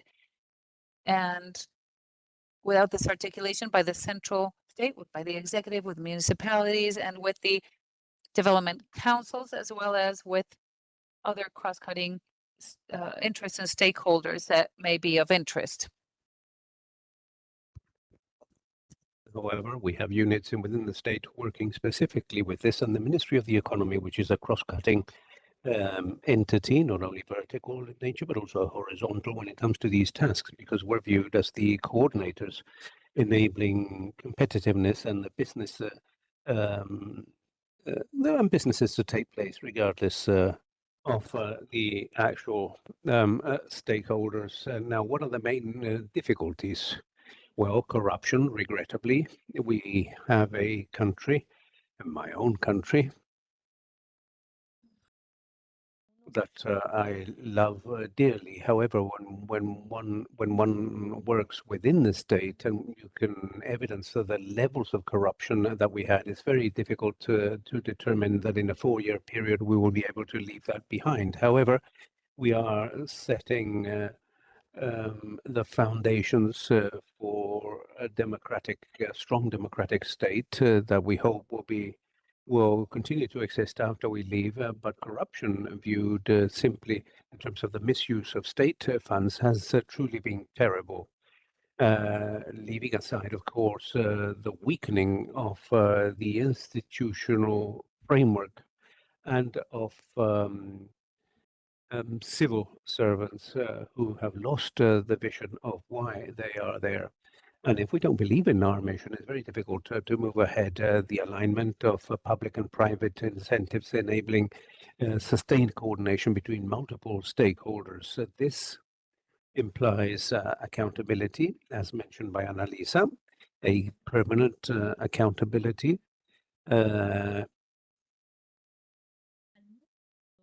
Vis-a-vis our citizens, but also members of the international community. And that is why my presence here today is very important to position our country view, and hopefully you can support us in our venture of leaving a different country. The modernization of the logistical system, as we all know, Guatemala is very well positioned in geographic terms, but we lack the infrastructure capability as a result of corruption. That has prevented the modernization of ports, airports, and of course of the highway and road system. These are tremendous efforts that have to be undertaken, and also the institutional weakness that I mentioned. I don't want to conclude with a negative message, but rather convey to you that we have a hopeful vision, a vision in the sense that we can do things differently, and that we need to be accompanied by experienced institutions. And that is why we're learning here, so that we can determine how we can leave our country well poised for the future, and hopefully that progress will continue with the next government. Thank you. Thank you, Minister. And I would like to especially thank you for that last slide that you have shared with us very transparently. You have shared the difficulties and challenges that in practice can become major obstacles when it comes to the successful development of these policies. Without further ado, I would like to move to a different part of the continent. I would like to move to Brazil. And in that sense, I hope that Felipe Giesteira from the Ministry of Industrial Development, Innovation, Trade and Services is connected. Again, Felipe, we welcome you. It's always a great pleasure to have you here. And please go ahead with your intervention so that you can tell us how you are developing and leading that Nova Industria Brazil, which is called NIVI, which is the new productive development policy in that country, known as NIVI. We can hear you. Thank you, Marco. I would like to begin by apologizing for my mixture of Spanish and Portuguese. I'll try to answer the questions that I have been asked in order, but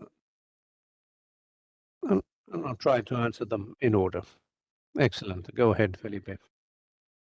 Well, first of all, I'd like to talk about the development policies, the structural transformation policies that are underway in Brazil. As you have already said, we had a NIVI, but when we think about the whole set of policies aimed at promoting development, at promoting productive transformation, I believe that we necessarily have to mention that together with NIVI in Brazil, we had the new plan to accelerate growth, focusing on infrastructure. As in Guatemala, this is also an important problem in Brazil. The energy transition policy that has several aspects in common with NIVI, and more recently, and I think it's important to mention what we call Plan Sovereign Brazil, which was a reaction to the so-called to the introduction of tariffs by the U.S. government. But at the same time, it has become an important element or component of NIVI because its priority is to increase exports. This is something that began as a compensation to Trump's measures, but it has become important within NIVI. Now, I feel that it's also important to remember that NIVI is broken down into different visions, and they are linked to social policies, to environmental policies, and that is a very specific aspect in NEVI, in the sense that we had some plans that were very important for industrial development, but that have a relative autonomy when it comes to NEVI, and a relative independence to NEVI governance. I could mention the plan Brasil Más Productivo, that focuses on digitalization, on the increase of productivity in smaller sized businesses, in small and in micro and small businesses. And that has a relative autonomy from NEVI, although there is a certain overlapping. The National Plan for Spatial Activities and so on. There are other plans basically that are closely linked to NEVI, but at the same time enjoy a relative autonomy. Now, moving on to the management of sectorial priorities, as is well known, policies based on emissions are sometimes deemed to be different to other policies. But NEVI is hybrid because in part it amplifies the support structure for industrial sectors. And as you know, this is not something novel in Brazil. Brazil has a long history of sectorial policies, with the exception of the end of the last century, between 75 and 2003 approximately. But in terms of the priority sectors, well, we have several, and I would like to quickly mention them. Precision agriculture. This is a segment that is prioritized, and agricultural machinery for small plots or small producers, and fertilizers, especially biofertilizers, because this has to do with national security. Brazil has a very strong agriculture, but to a large extent it relies on the import of fertilizers, practically 80%. And at the same time, we have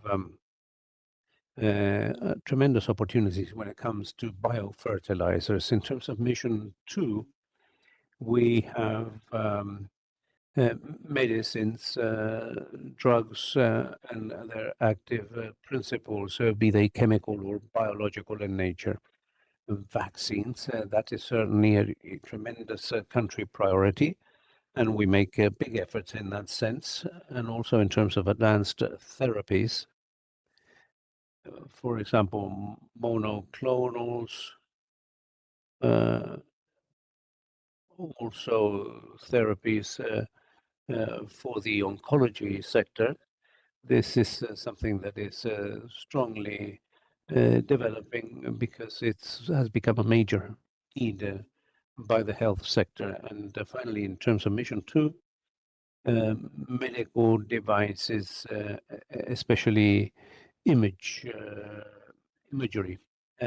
devices. Mission 3 has to do with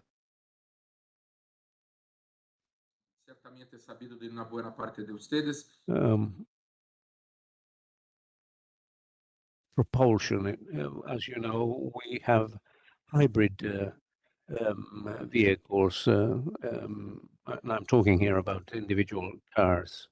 And we are making tremendous efforts in terms to produce electrical vehicles and batteries as well. But also the idea is to replace our biofuel vehicles that run on ethanol. We also have electrical batteries and also the railroad network. That is mission 3. Now, mission 4 involves priorities such as semiconductors and the whole chip chain, and also industrial robots, and finally advanced digital products such as cloud computing and aspects aimed at the Internet of Things. In mission 5, what is our priority there is new energy sources, even green hydrogen.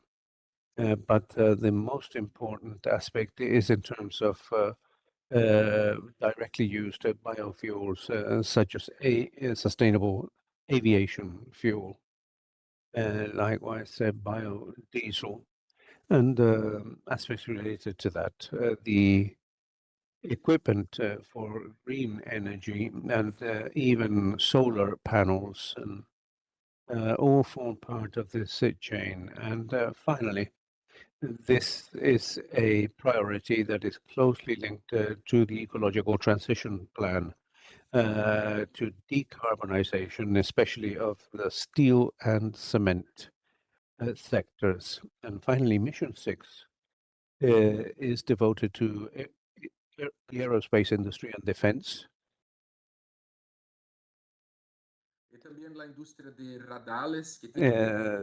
radar industry, which is very important for national defense, but also for the operation of our airports. And finally, satellites. These are the sectors, segments, or productive chains, however you wish to call them, that are a priority within Nueva Industria Brazil.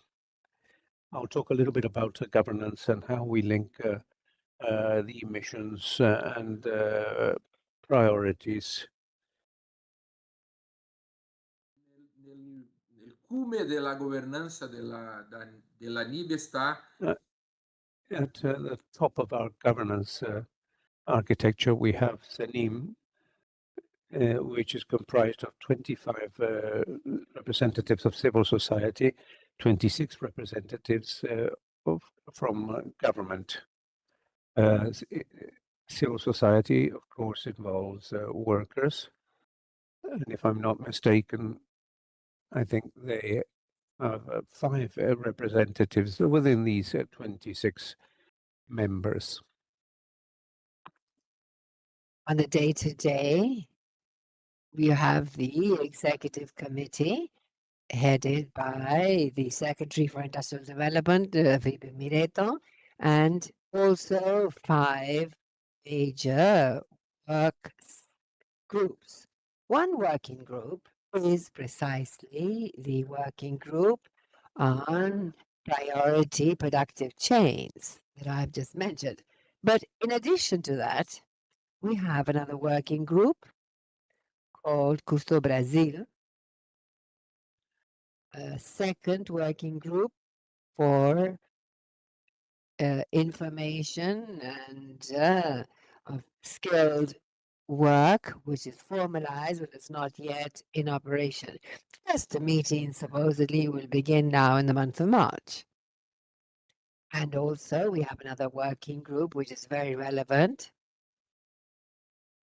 the territorialization, working together with the Regional Development Ministry. We have very good relations, but obviously here we need to mediate between ANIBE and the Regional Development Plan. I've already spoken of the plan for the priority productive chains, and lastly, the other working group, better known as themes of the Plain Plus production, encompassing resources that the government of Brazil, through its main financial agencies, including the National Economic and Social Development Bank, PES, which has 643 billion reales available for loans for development innovation projects or expanding the productive capacity of our enterprises. I mentioned the working group on territorialization. There is a specific question here on how they coordinate with the sub-national agencies of the NIPE.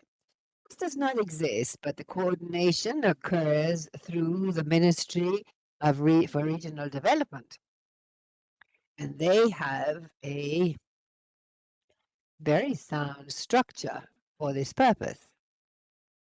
Right from the start, NIDE has a relationship that is indirect, but we do not have any formal mechanism for this purpose. Although it is well known that some states say that they are going to talk to asking what instruments we have to support particular initiatives in various states, Bahia, Rio Grande do Sul, Lagoas, and I don't remember right now regions that have contacted us recently. But of course, this is less formal than other institutions. And then lastly, the question that I believe to be the most important of all, where are the difficulties? Well, running the risk of saying something that is repetitive, it would seem that the biggest difficulty has to do with interinstitutional coordination. This is nothing new to industrial policies, and especially the Brazil Mayor plan from 2011, if I remember correctly, diagnosed that this would be a major issue. We have made great progress in order to reduce the difficulty, but I believe that this really has to do with the fragmentation of the Brazilian political system. Many different parties, many different priorities, and the radicalization which hinders dialogue with certain sectors of the political sphere and National Congress that nevertheless has supported us greatly in some of the plans of the ANIVE. Then the second major difficulty would appear to be related to coordination, but is very firm. And this has to do with a coordination with a macroeconomic policy. Once again, there's a very good relationship, perhaps one of the best in our recent history, with a Ministry of Economy. But the fact that we have a 15% interest rate is a hindrance in terms of the promotion of investments, and especially those most related to innovation or creation of new sectors. I think it would be sufficient to say that when we planned ANIVE, mid-2023, the expected interest rate for 2026 was 8.5% to 9%. But as I said, it stands at 15% today. This is a major difficulty for us. And then lastly, I believe that one difficulty of which little is said is as an interest group, a political group with major representativity, in several government sectors and Congress, and that is the importers. Practically all week we have requests to reduce rates, taxes on imports, even in sectors that already have grown significantly. And these sectors are mostly sectors that are of priority to ANIVE. And so therefore, what lies ahead is an increasing issue that is challenging in terms of how to deal with it. I believe that that is the most important points that I wanted to share, but I'm open to answer any questions that may come up. Thank you. Well, thank you very much, Luis Felipe, and congratulations at that great Spanish. But we must recall that Portuñol is the language of our integration. I merely would like to say that we would wanted to speak of ANIVE. But something that Luis Felipe did not mention, but that does have to do with the point made by Verena this morning. That is how to build consensus with these policies.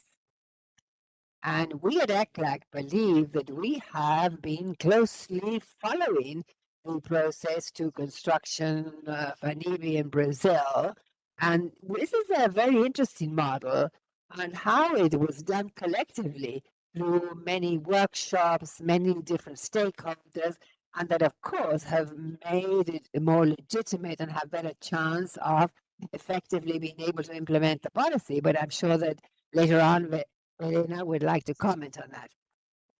But now let's move on to our third panelist, Django Rodriguez from Impulsa Colombia, who has the good or bad luck that here at ECLAC we follow very closely the reindustrialization policy in Colombia. So welcome, Django, and please go ahead. Well, good morning. A special greetings from the country of beauty, Colombia. A special message from our President, Dr. Gustavo Petro, and our Ministry of Trade. I thank ECLAC for the invitation to take part, for Colombia to be part of this, and share the approach of Impulsa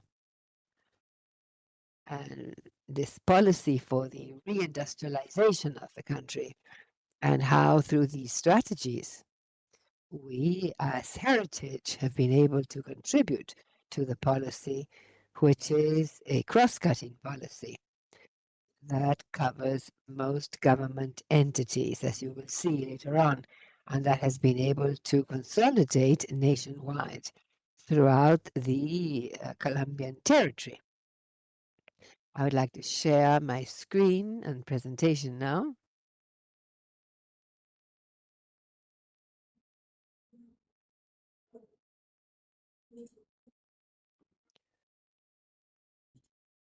Quisiera saber si la están viendo. Can you see it? Yes, we can. Go ahead. Well, once again, this is a space to talk about the reindustrialization policy in Colombia, which is a new policy that has been implemented by this presidential government, but also making the most of what was achieved in the previous decade. Our country used to be sectoral with very spread out industrialization. We were open to foreign trade, and just a few very well-defined lines of development. And then these documents related to the different policy, and only in 5 have focused on the economy. These policies were the industrial development policy in the 70s, the other one industrial modernization in 94, the national policy for productive transformation and encouraging SME in 2007, and the other productive transformation in 2009, and the national policy for productive development in 2016. Of these, only 22 in recent years represented the focus of the industry as the driver of development. Today, we have key players in the public sector, and in ministries, and also the private sector, and academia, which is very important in this, for the new policy. This is related to Law 2224, that regulates the National Development Plan. In line with that, devised the national policy for reindustrialization, and then we have another document, the compass, which are sort of navigation charts to implement the policies.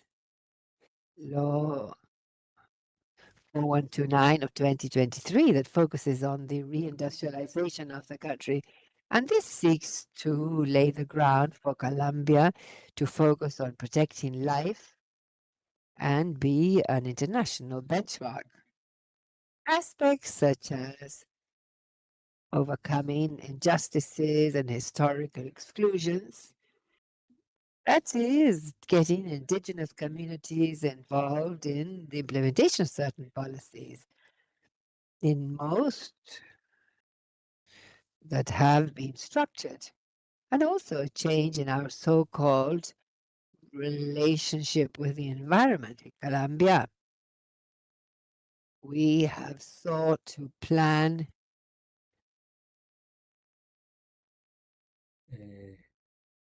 nuestros aspectos ambientales. The environmental aspects, considering climate change, geopolitics, to make the most of all these opportunities for reindustrialization. Another very specific aspect, and that is re-including what they call people's economy in the country, and that we will be seeing later on what instruments we could use to strengthen this and promote the territorialization, and that is building bottom up. These policies, as we say in Colombia, built in the center in Bogota, desks and are aware of what was happening at territorial level. As Marco was saying, we are engaged in a process to draft this policy, and it's based on regional panels addressing the public sector, and the idea was to appeal to the various actors engaged in the different territories. There was a very meaningful participatory process, and what we were looking for was for us to be competitive in global markets while also integrating the regions and small organizations along the different national value chains through environmental and social justice. We have a total of 20 different strategic projects involving 139 actions. There are more than 30 different public organizations involved, including offices, agencies, etc. More than 40 technical panels were held and formed more than 30 different types of organizations took part, either public, private, unions, academic organizations, social citizens organizations, and more than 5 billion pesos were earmarked for implementing this policy, which is a 10-year policy. So the goal is to move from an extractivist economy, which has become consolidated in the country, to a sustainable, productive, knowledge-based economy by focusing on certain key sectors.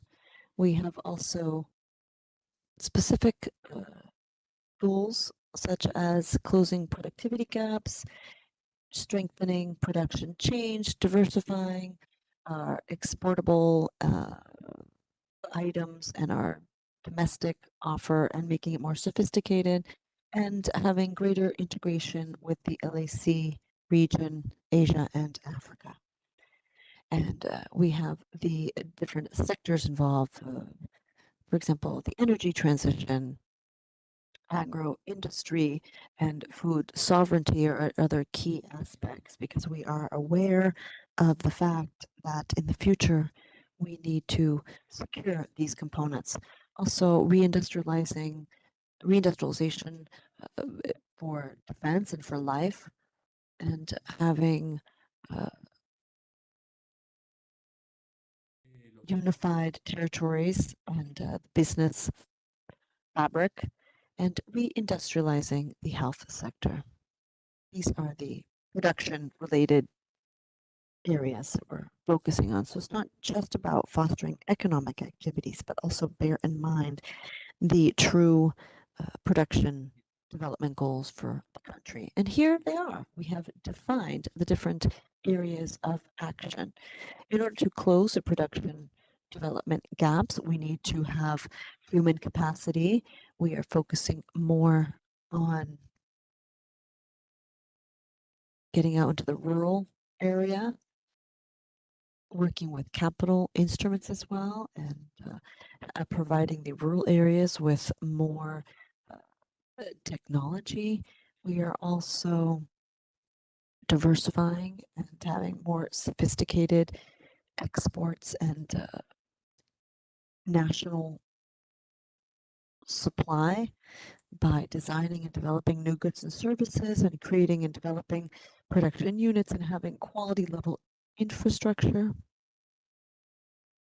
Another strategic area of action is to strengthen the production chains and integrating SMEs and the so-called what we call the popular economy.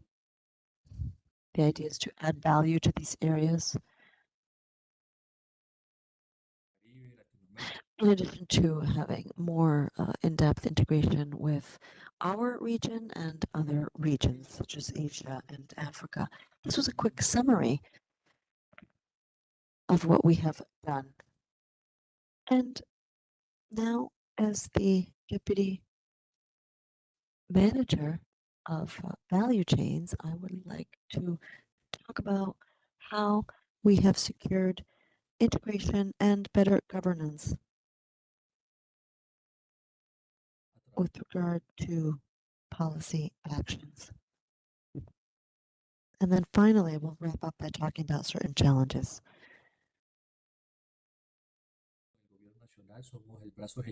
Impulsa Colombia is the executor branch of the autonomous heritage of the national government for rolling out reindustrialization strategies.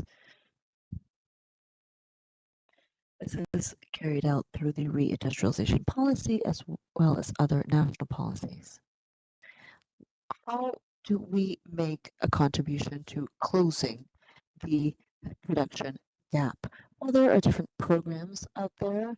We have the financial laboratories as well, and we have a regional vision involving the integration of different departments in the metropolitan area in order to draft long-term tools. We have also focused on different objectives under the reindustrialization policy, such as the ones I mentioned earlier, diversifying the production sector, reinforcing productive chains through clusters and the mini agro-industrial chains of production chains,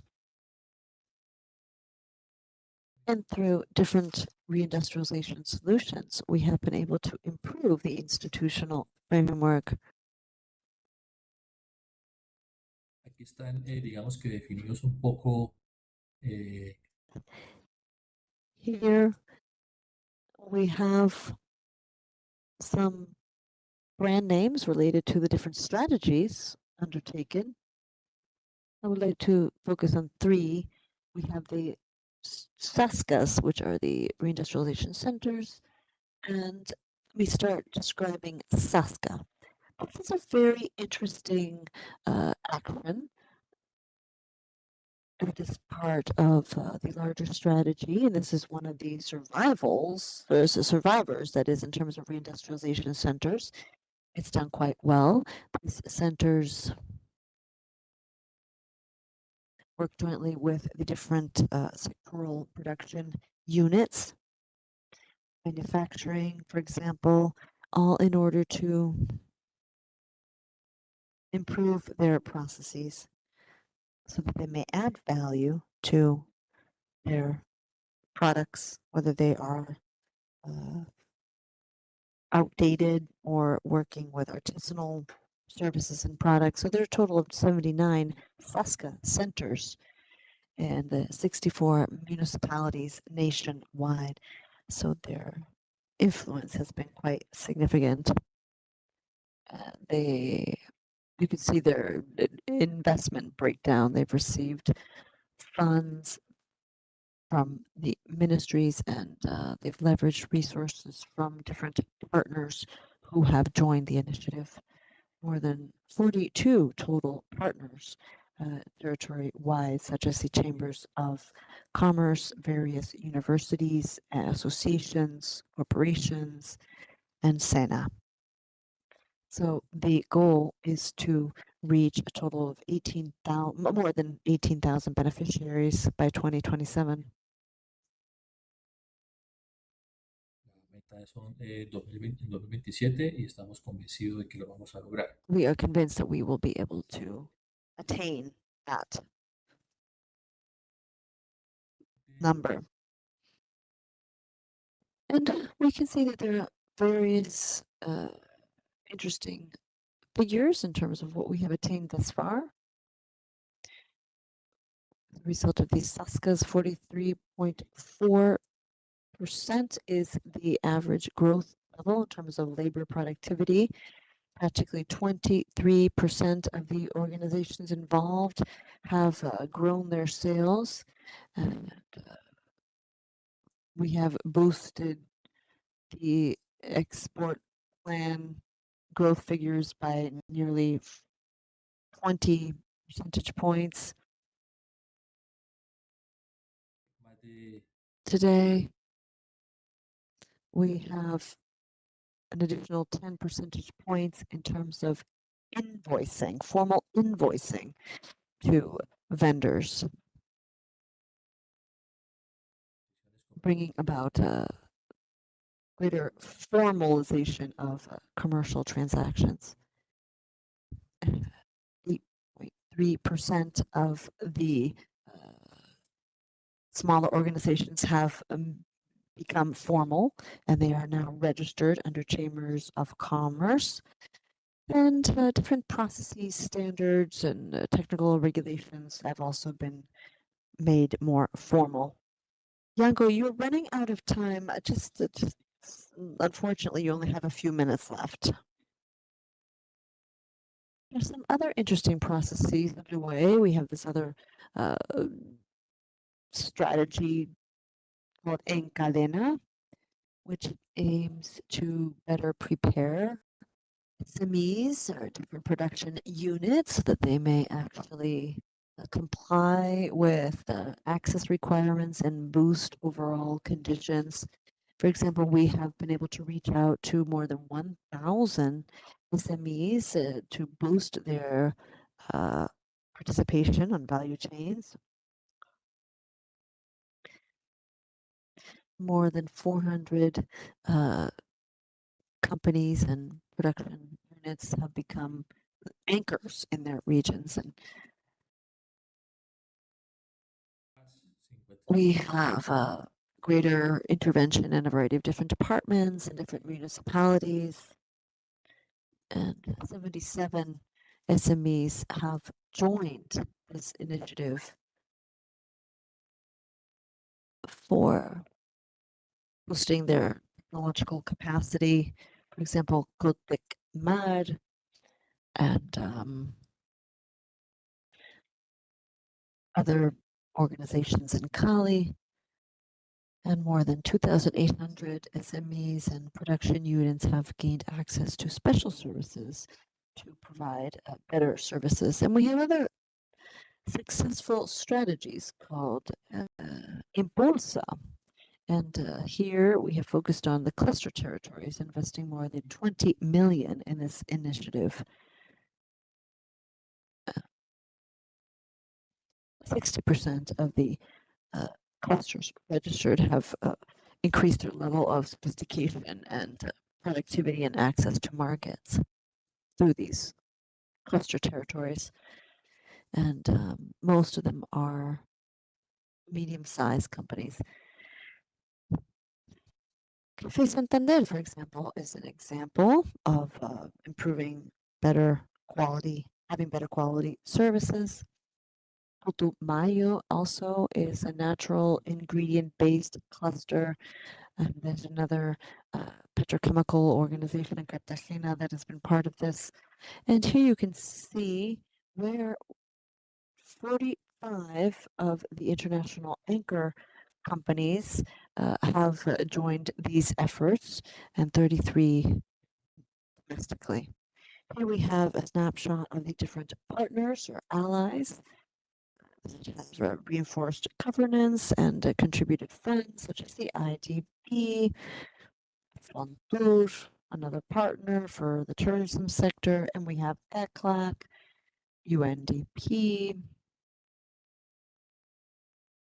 the University of Los Andes, among others.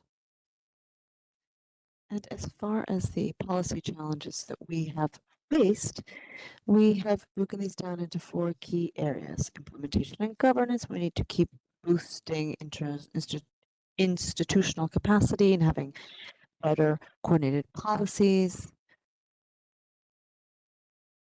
As mentioned by our colleague from Brazil, and working at a variety of different levels with the different territories. Also, to secure better financing and sustainability.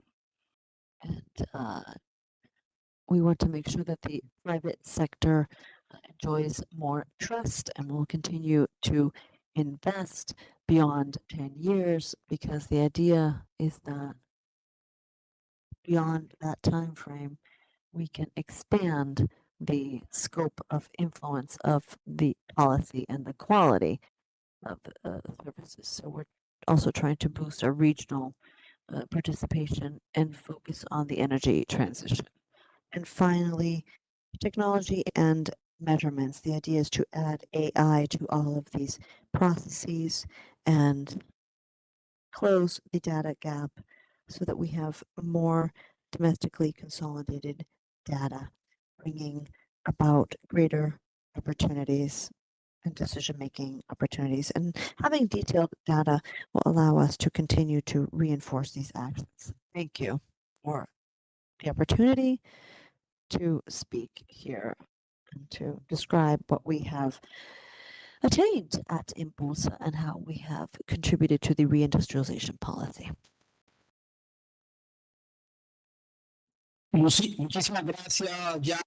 Thank you very much, Django. Very interesting presentation. I will simply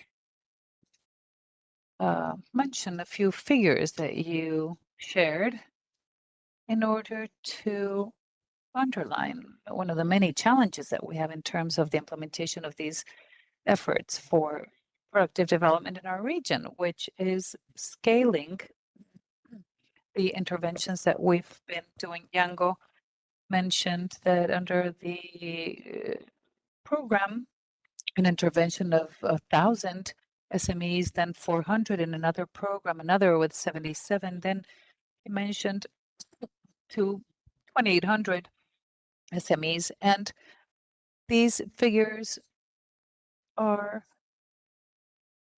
very few compared to the 5 million companies that we have in Colombia, and even if you include informal companies or corporations. And we have to make a greater effort to fully scale it up and move the productivity needle in our countries.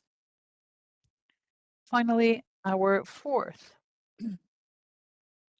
intervention, we're going to offer the floor to Peter Presmowski, Executive Director of the National Council for Competitiveness of the Dominican Republic. He's going to be sharing the goals, RD goals for 2026. Peter, you have the floor.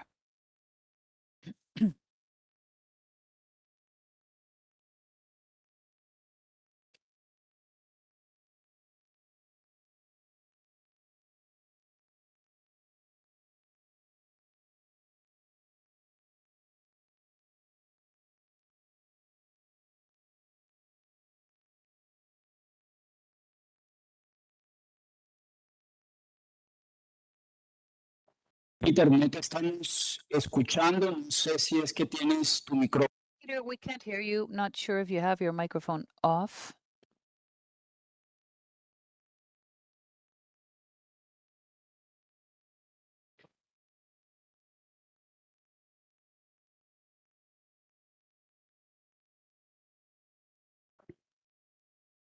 Escucha. Ahí ya te estamos escuchando. Adelante y bienvenido, Peter. We can hear you. Well, again, thank you to ECLAC for the invitation. It is a pleasure. Excellent panel, and I'm pleased to share the goals with you, RD 2026, and it is being promoted by the president so that the Dominican Republic can reach development with very specific GDP goals for the decade. I'd like to begin by talking about three historical issues that are that impact the productive development. And I say it in general, and I think it's also been mentioned by the other panelists. First is the lack of trust there's been between the public and the private sector and society.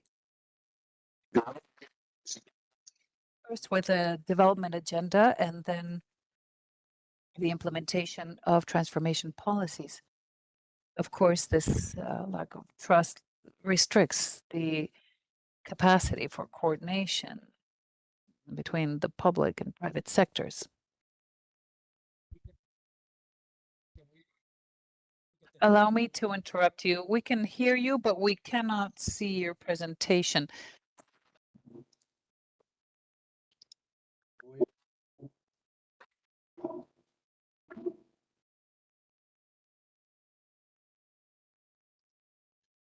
¿La ven ahí? No, todavía no.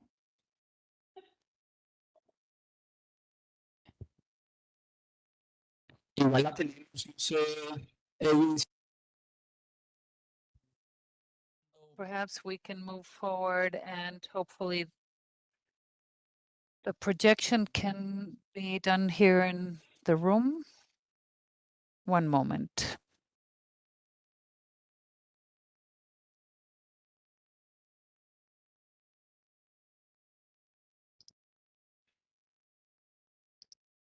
¿La ven ahí?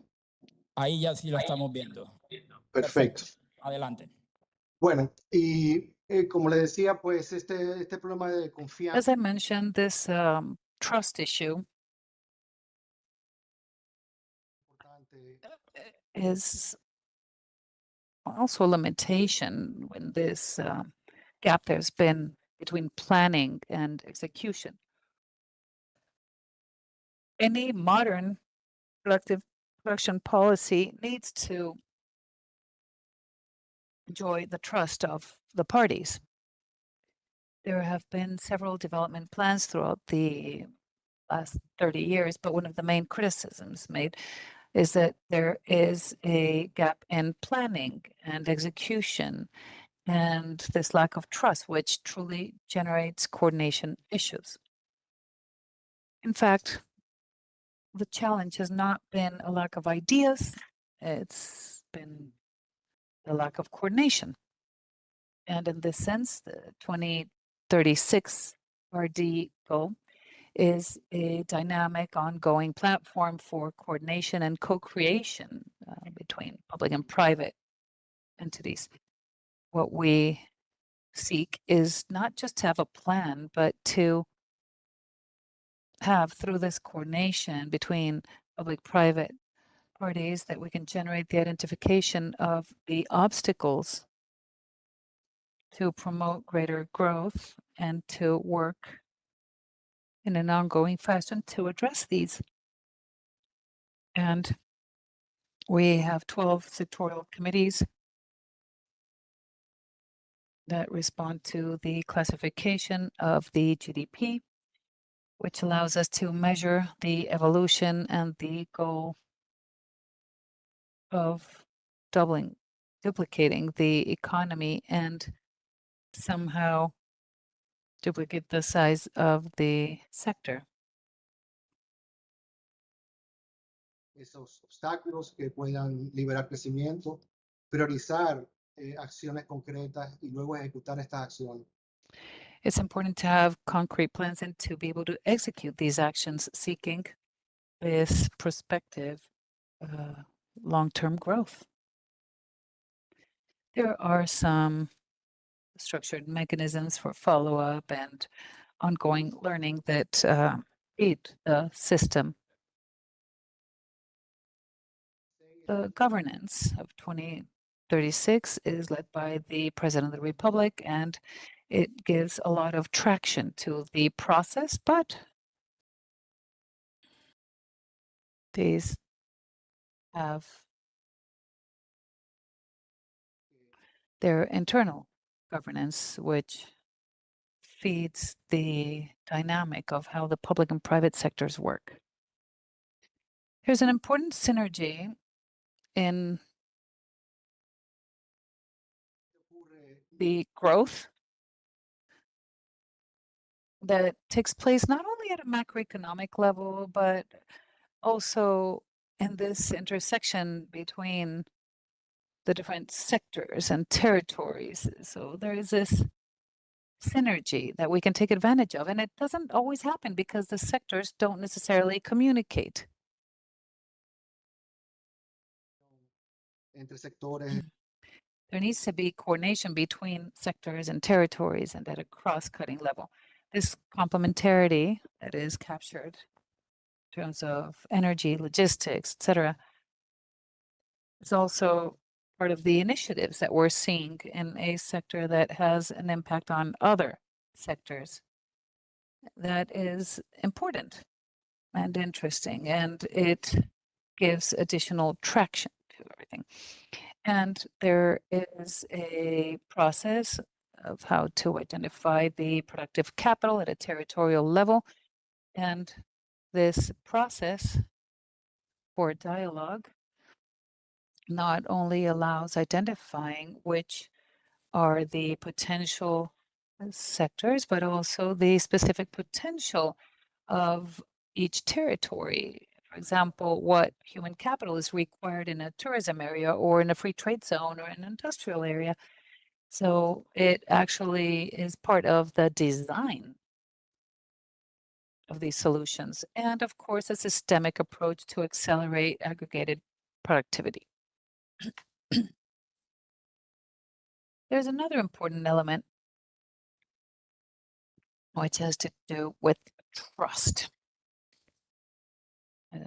Many of our countries have had information asymmetries, a lack of dialogue between the public and the private sector, which permeates to society. And these committees allow for this bi-directional information flow, which generates trust and transparency and efficiencies and allows arriving at more specific or early results. And all this generates transparency, traceability, and this continuous feedback process. And most importantly, this co-creation that is generated in these spaces implies a co-responsibility between public and private partners. The success of this strategy of productive development needs to be based on a sustainable process in time, and the visibility of these achievements, of the actions identified, is of the essence. And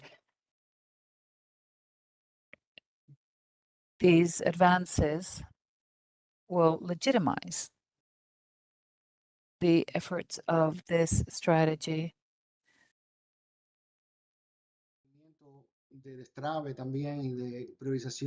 This discipline on prioritization, follow-up, and enablement of processes is extremely important so that the public and private sectors can actually share in the process, not simply be bystanders. The quality of this public-private collaboration is extremely important.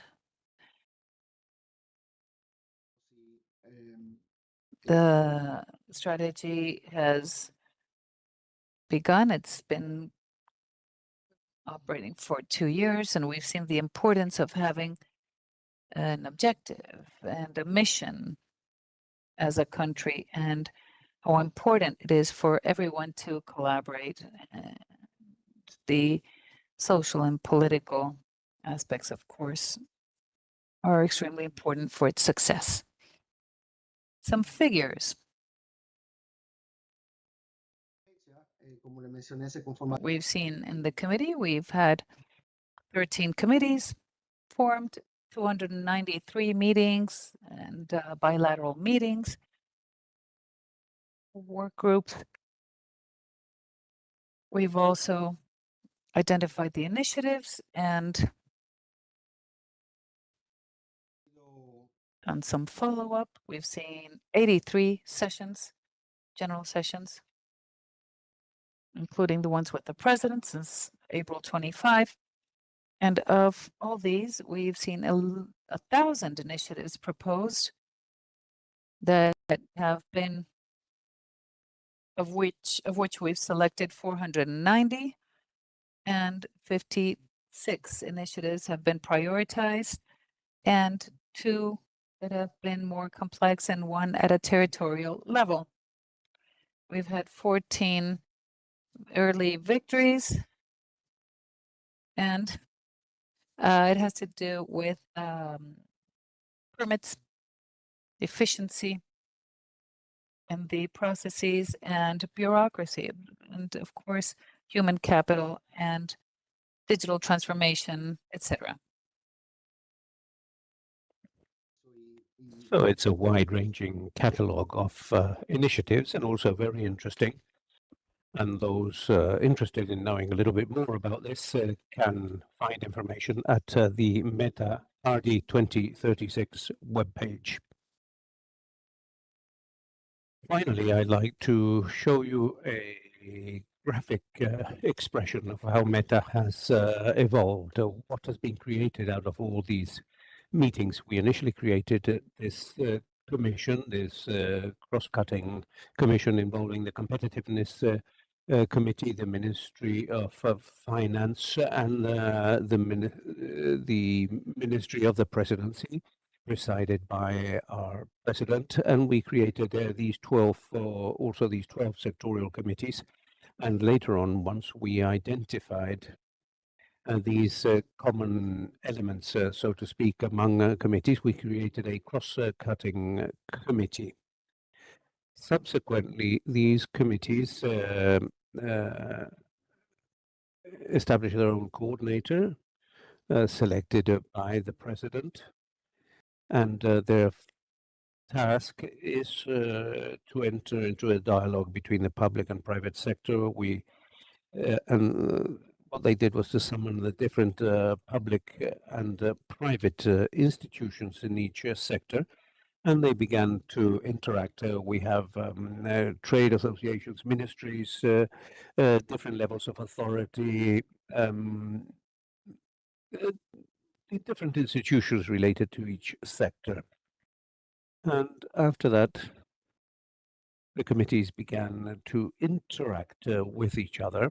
And what was created was actually an ecosystem, let's call it a neural network of information cooperation and implementation. In fact, what is interesting here, as you can see, is that the Meta RD 2036 Commission was left on the periphery. Committees have acquired their own life. They work together. They provide feedback. They share experiences. They share challenges and achievements.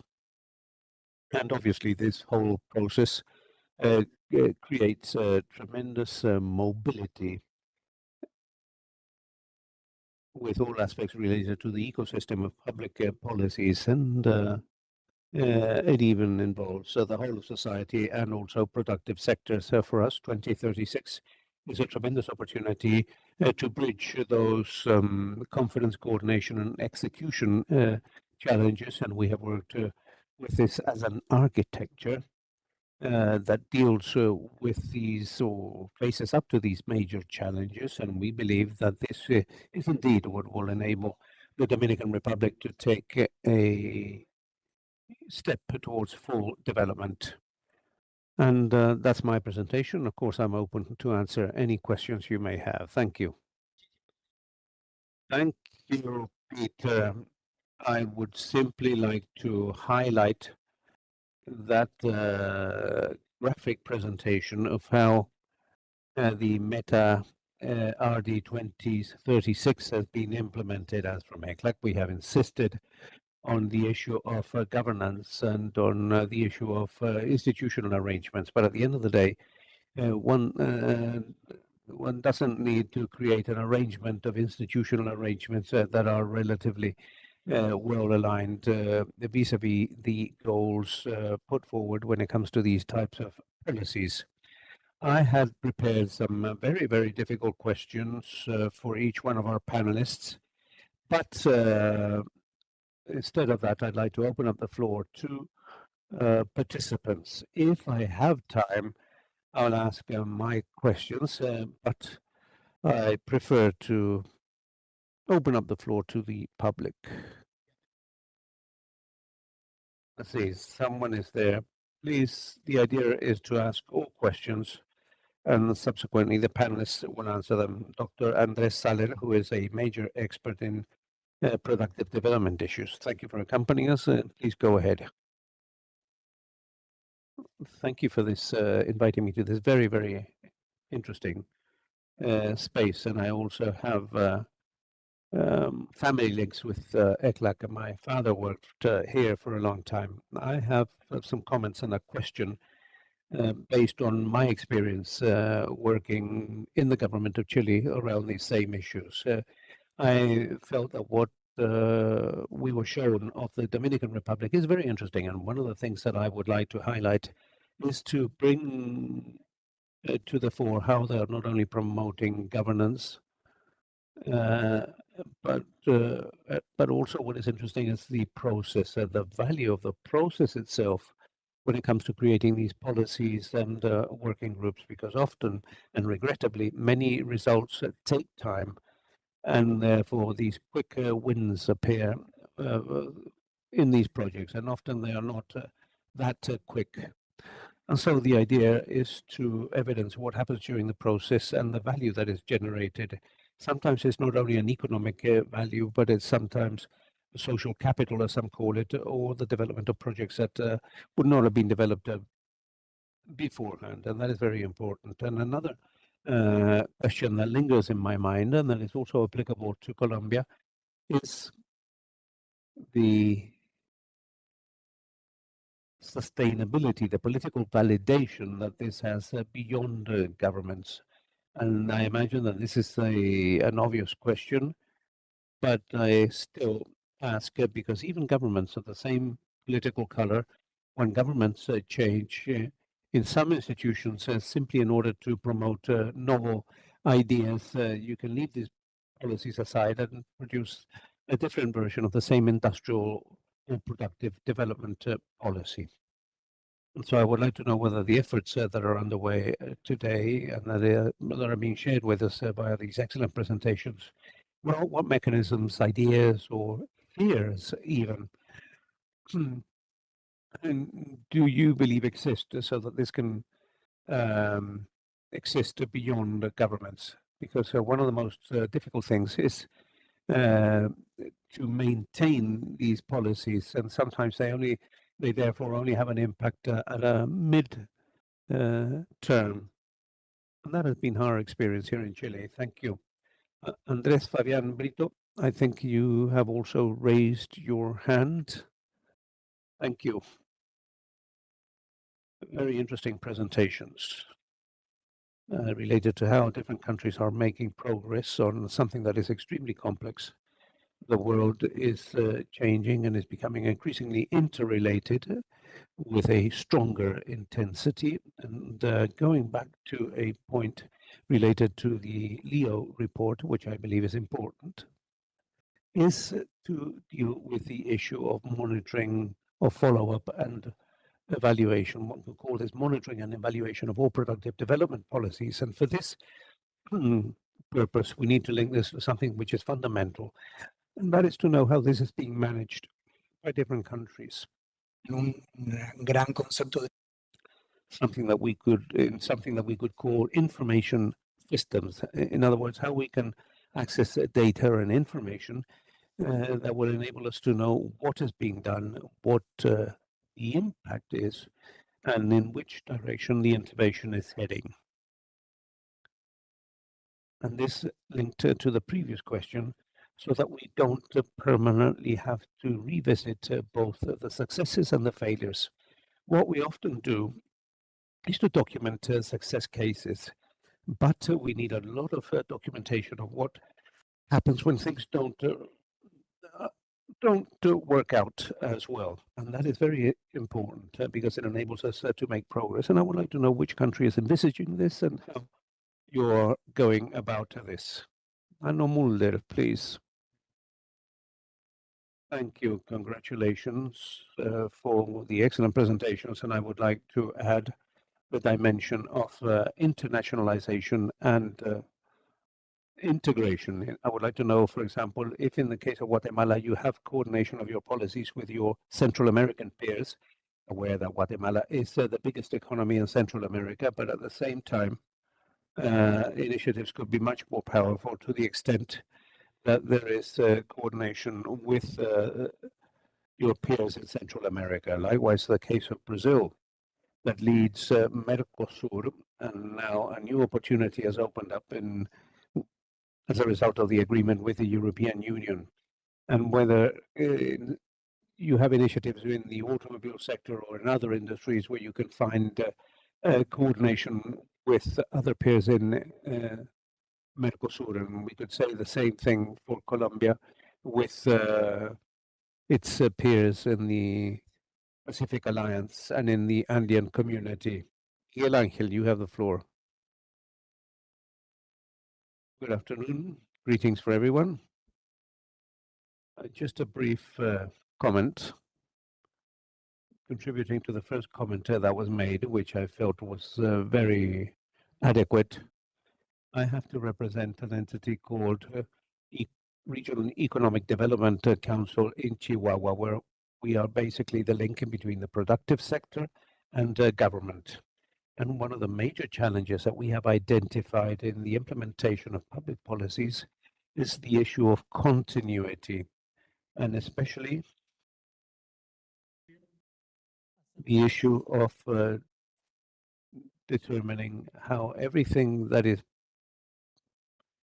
adequately performed by administrations can be maintained. Many good things are developed regardless of political the politics of a government in office.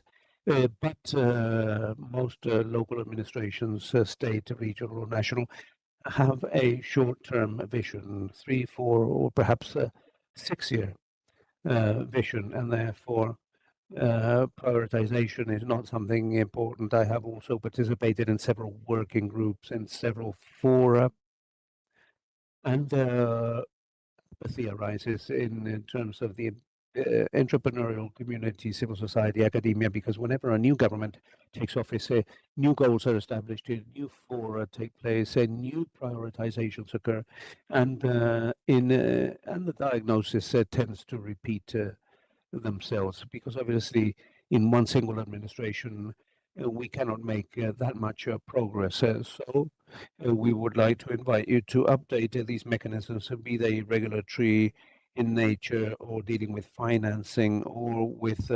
monitoring as from civil society, because at the end of the day they are the ones that remain in territories. So that is what I wanted to contribute. Thank you, Miguel Angel. And one last question by our executive. We'll have an opportunity later on to continue to discuss. So Luis Fernando Medina, please go ahead. Well, I have a question based on another question. I asked myself, let's see, the diagnosis is clear. There is. Let's see, I don't know whether we have a problem related to the genesis. If we're talking about policies that are only developed with a single sector, they may be very good, but then other sectors come up and they say, well, we didn't know, we were not consulted, and therefore, and so I would, these policies, that's from the very origin, were coordinated. I have seen in some cases that trade union sectors have very little participation in it. Therefore, they say, no, I had no idea of this. We didn't know what was happening. Nobody asked us. And therefore, why can't we have policies that can consult a wider range of stakeholders and thus enabling us to mitigate this trend? Thank you, Ambassador. And given the fact that I am leading this, I would like to ask a general question, which is relevant. This first. We have spoken this morning of national efforts for a productive development, but also the possibility of working on regional agendas for productive development, that is throughout Latin America and the Caribbean, or at least a good number of countries. So I would also like to ask the panelists, how do you see that idea of moving ahead with regional agendas for productive development, and what would have to be done to materialize that? And so with that, I hand over to each one of our panelists with an impossible challenge, that is to try and answer in no more than 2 minutes all of these questions that you were asked. Go ahead, Minister. Yes, of course. Returning to the topic posed by Andres and Fabian, the lack of evidence of the process. This is fundamental, and I believe that where we do not document and then afterwards we forget. So we are taking this into account, but we cannot get lost in the effort. We must keep to it. Monitoring and assessment is essential, as Brito was saying. Now, in the case of Guatemala, our way of thinking, our culture, is that we do not want to do monitoring and assessment. We want to move ahead, but we want to forget what we learned. We do not want to be accountable. So once again, this could be a cultural matter, but we are making an important effort to have data, and that data require a prior process in terms of information gathering, validation of the monitoring and assessment systems, but we must have access to the data. One case of success, I would say, of an institution that does a very good job in doing this is the Guatemalan Central Bank. We must copy what they're doing. Now, what I do love, and I believe that this is a key piece in this process of how do we transcend, and I say I love it because it is a challenge, society in general. But I do believe, being now on the side of the public sector, that strengthening capacities in the public sector, the people who are in institutions that transcend political administrations, is key. If we do not have a process, it's because of that, because those who come in for one term and say how nice it is to do something new, but we do not appreciate the experience that these institutions have. So at the Ministry of Economy, we have found, and to our great satisfaction, persons who have been around for a long time, and based on that knowledge of what that which does exist, we have focused on them. Once again, what countries have transcended in a particular government period, and does that have to do with institutional strength, how sound it is, or does it have to do with these terms of the politicians? I would like to think of what seeds we're leaving within public institutionality and whether this is sufficiently sound, strong, to sustain and educate those who come later on. And we cannot be always in reinventing the wheel. Now, in Central America, there is an integration system, CETA. Now, as the Central America, from Guatemala to Panama, this has been an effort that goes back many years. It has borne some fruit. We do have a challenge there, but we are moving ahead. And we connect very well with the ministries of economy of all countries involved. But one case of success is the deep integration, Guatemala, Salvador, and Honduras. And this begins with the customs integration. That is, the trafficking of people and trade services among these three countries should avoid doing something as simple as, well, I leave this border and must go in somewhere else. For us to be more fluid. And then the Central American market as a region is essential. And I would like to say that Guatemala, our main export destination as a region, is Central America, 37% versus just one border that is the US, 35. So our main market is the Central region. Thank you, Minister. And now we move on to Felipe Esteda. Felipe, go ahead. Gracias, Marco. Sí, hablo de integración. Yes, I would speak of integration. Integration always been an important part of Brazilian industrial policies all the way since Pizzi, 2003, 2004. But I believe that the basis of integration was very much related to, on one hand, BINDS.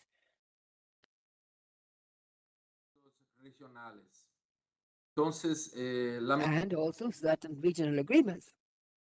So unfortunately, the second part of that is very much sensitive to the changes of government, different administrations, that is.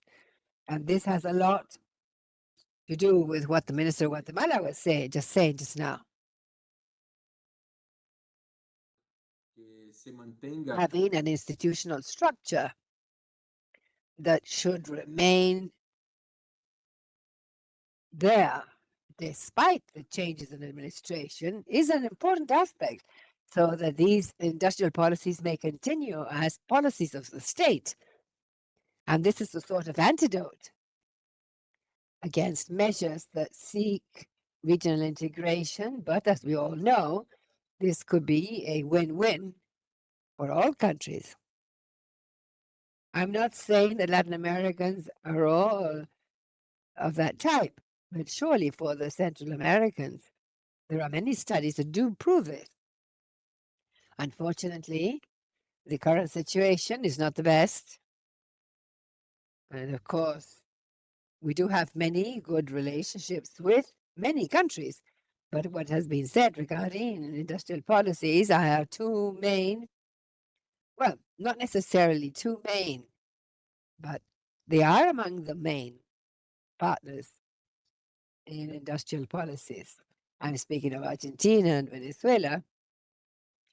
We did not have the same chance as we've had with in the past industrial policies. And then regarding the BMDS, the problem is very much related to what here we call the Lavajato operation.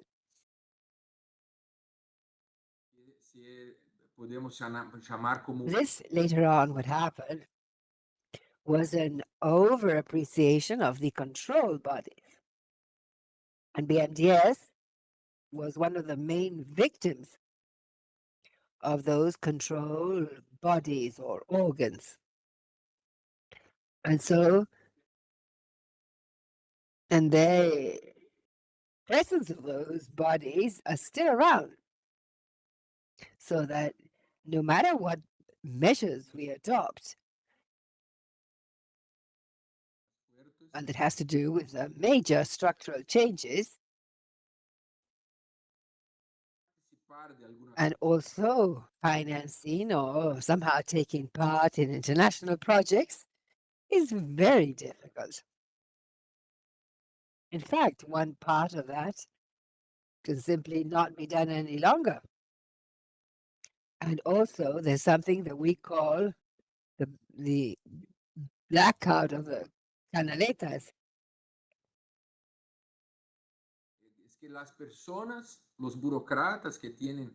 And that is that the bureaucrats that have all the institutional attributes to do it, if they do anything, even their personal finances are subject to being pursued.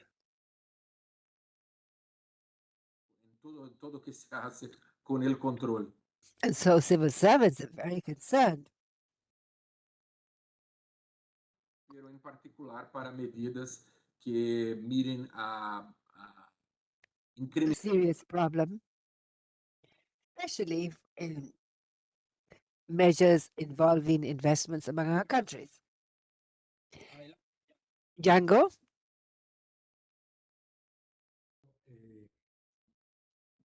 Considero que para que las I believe in the case of Colombia,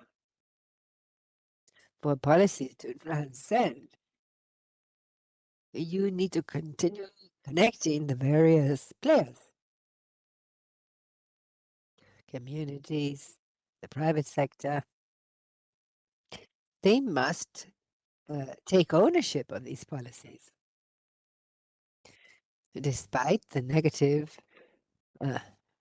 downturns, and also despite the different government administrations, or that the changes that do occur should be minor. también la estructuración de proyectos estratégicos que Also, strategic projects should continue far beyond policies, and that they be compulsory. And then maybe these policies will endure beyond the different government administrations. We must consider that this, although it is done in some places, that this may be done by law, so that future governments should include them within their development plans and not change every 4 years. incluir And so the executive in office must include it as a strategic goal. And so for that, you need to foresee long-term financing. Of course, you must be financing, you must be overseen constantly and ensure that the policy is consolidated, have an outcome over time. And then look for projects such as the energy transition by economy and others, which are things at the forefront that will have to be implemented in the future. And also we should say that we have had interventions with peers.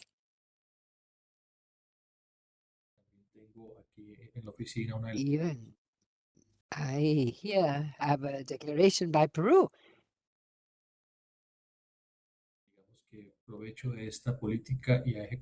We want to come and access what has been done by the policy. And this is part of what we had talked about, which is where at present there are programs that are having an impact on this policy, whether in Cartagena, in Cali, or in areas nearby Bogota.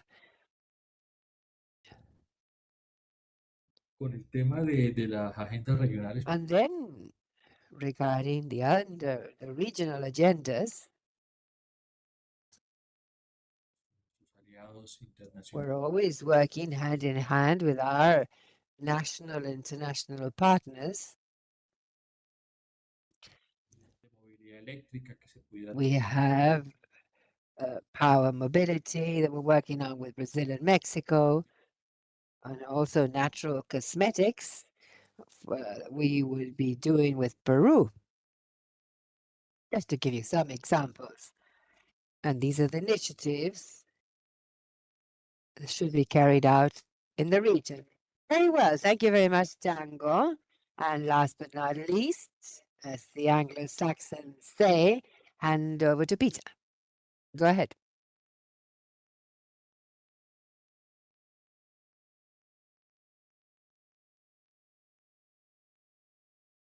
Creo que tienes el micrófono apagado, Peter. I think your mic is off, Peter. Can you hear me now? Yes, we can hear you now. Thank you. Thank you. I'm going to focus on a concern regarding the permanency of production development plans and strategies as a whole that the countries implement. And I think that when something works well, the likelihood that that remains intact is higher. So being able to create this narrative of success and a narrative that unifies sectors and societies under a single goal allows for success. So these success stories are crucial for having continuity in terms of your strategic plan. With regard to Meta 2026, one of the components that was included in the design from the beginning was coordination among the sectoral committee.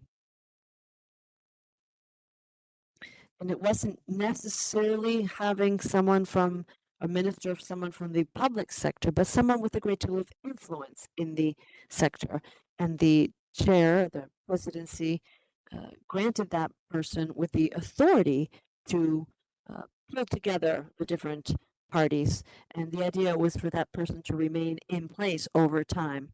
And that clearly provided greater traction or provided the initiative with a greater, a longer term vision. And then when you have this in ecosystem allowing for interaction, I showed you the spider web, it's much more difficult to do away with it or to break down that structure, and that leads to a stronger system. The fact that there's a great deal of visibility and many different actors involved is key. Of course, as long as you have concrete results and success, I would have to say that's the most important component. Having this narrative of transformation is actually something that you can taste and feel, and that brings about positive results. Thank you for that, Peter. All right then, given the time constraints, I will save my final remarks for the end of the day. And I would like to request a round of applause for all of our panel members this morning. And with that, I would like to close the morning session. We are a bit behind schedule, so let's do our best to alter the lunch time. So we will reconvene at 2:30 p.m. Chilean time. Así se podrán ubicar con el resto. 12:30 Colombia time, so on and so forth.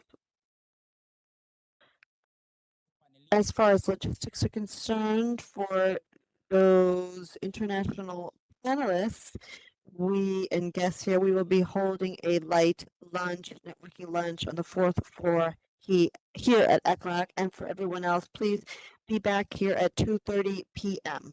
Thank you.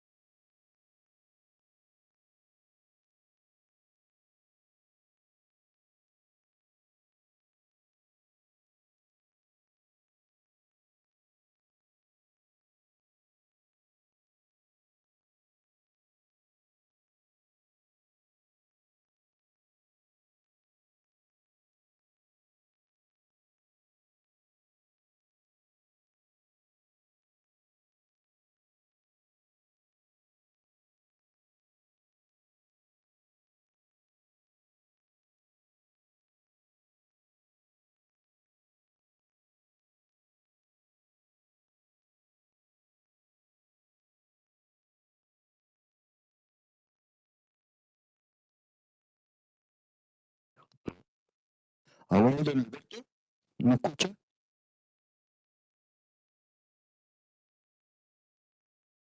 Don Alberto.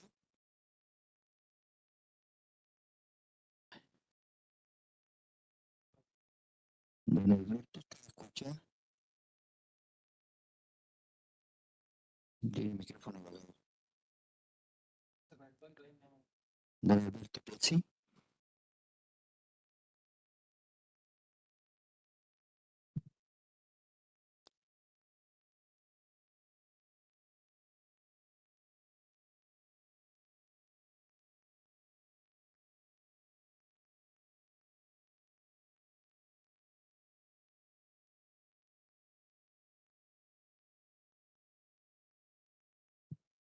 Hola, don Alberto, ¿nos escucha?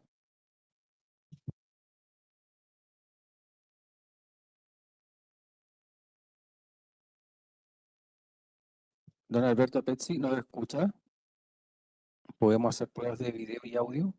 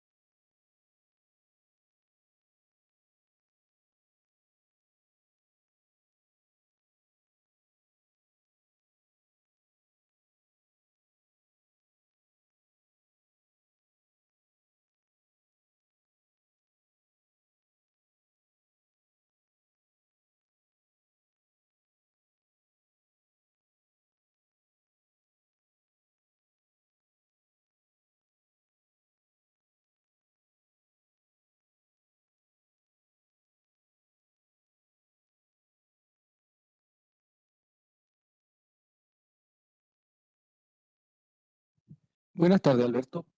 ¿Nos escucha? Parece que está muteado, Alberto.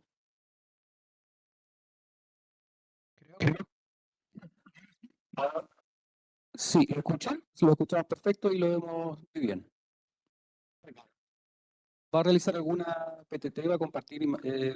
¿Quién eres? Alberto? Ciao Alberto, non ti vedo, però ti sento.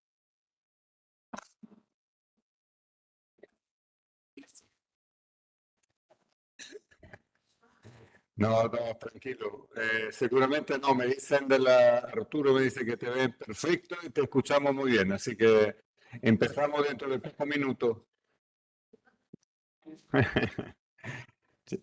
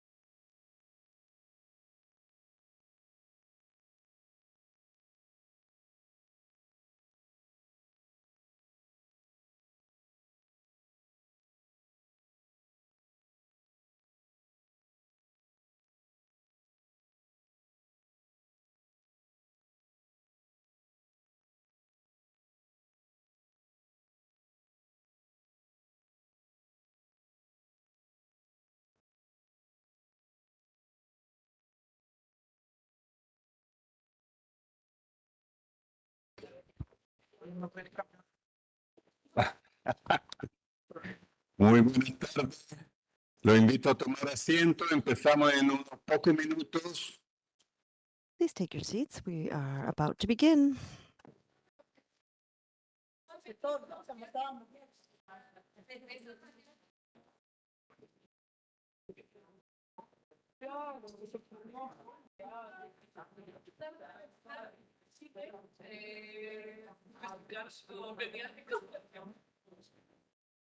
Sí, o sea, no me pongo la canción porque si no, que es una entrevista.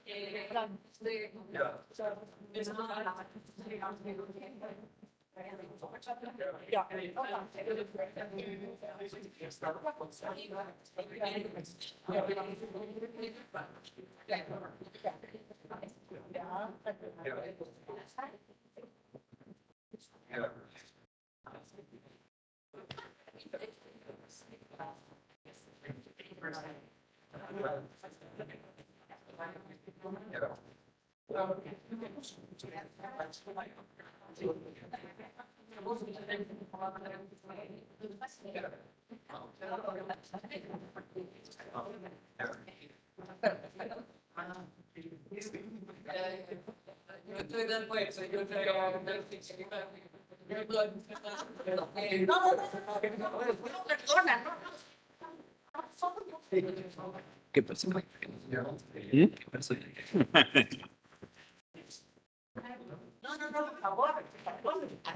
¿Cómo lo vas a hacer más interacturado?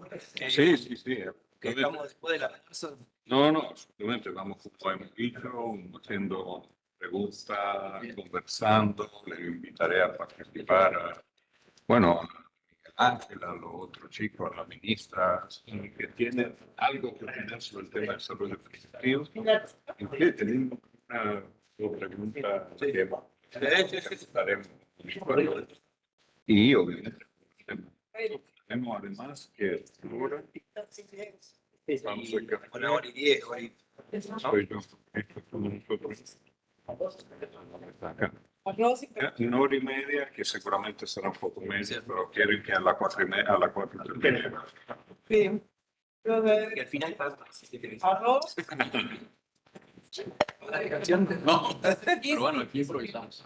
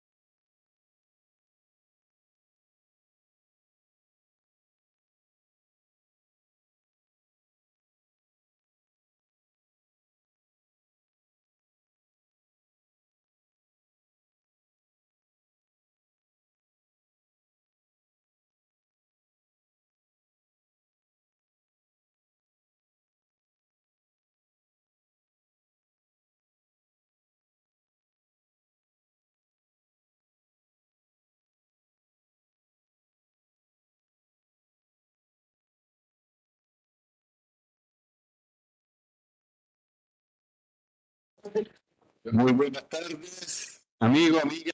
Good afternoon, friends, colleagues, authorities. I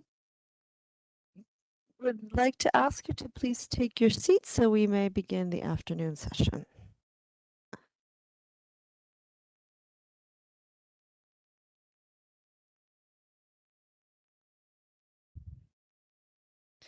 Is everybody ready? Shall we begin? Excellent. Thank you. Good afternoon. I hope you have had some time to get something to eat, to relax and rest for a bit. We are beginning at 2:34 p.m. session C. And we have roughly 1.5 hours for session C. And what we will endeavor to do during this session is discuss how the territorial approach is applied to designing and implementing productive transformation policies. I would like to mention two comments. First, the panelists joining us at this session, and second, a bit about the rules of engagement, one could say, for this panel session, session C.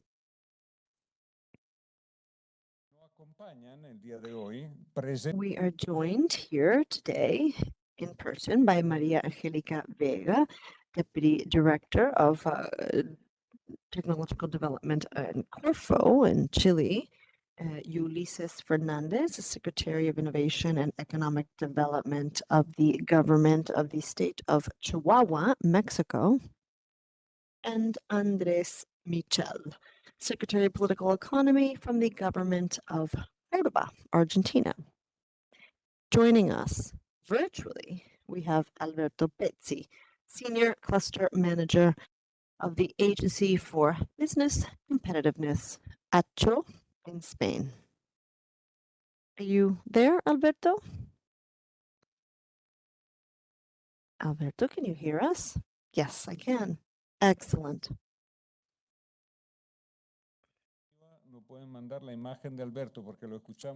Would like to request the technical team here at ECLAC to put your image on the main screen.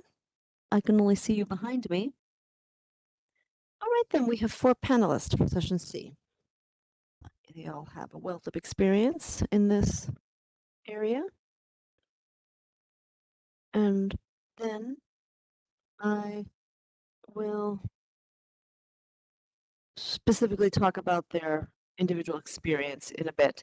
And so the purpose of the session today is to have a discussion, dialogue. Last week when we met, I proposed that we just have a discussion triggered by some interesting questions, key questions, which I'm going to cite to you now. And I would also like to invite all of you to take part in this discussion. I know there are many individuals in the audience with the necessary experience to chime in as well. Verena, for example, has a wealth of experience in regionalization.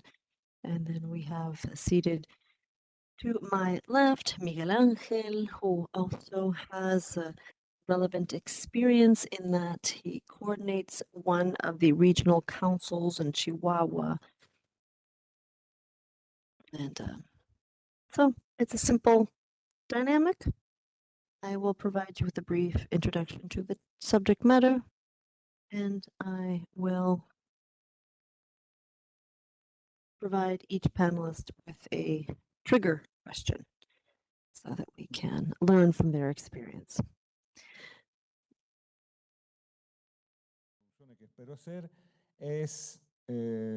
To begin this introduction, I would like to address their perspectives in terms of the territorial approach to development policy.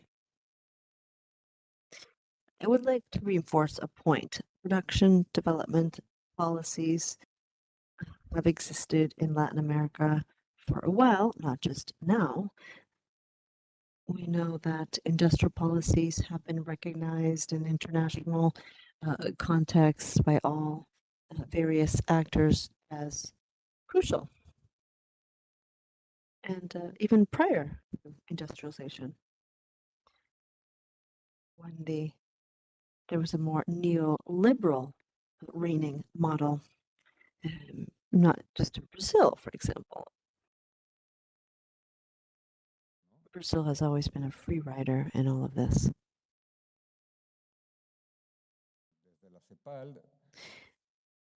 And at ECLAC, we believe, with figures in hand, that these policies, particularly considering the stagnant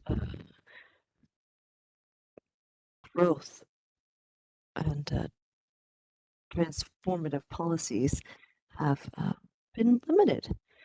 And so this panel will address one of the issues impacting the effectiveness of these policies, and that is the excessive level of centralization and limited space for the territories to participate.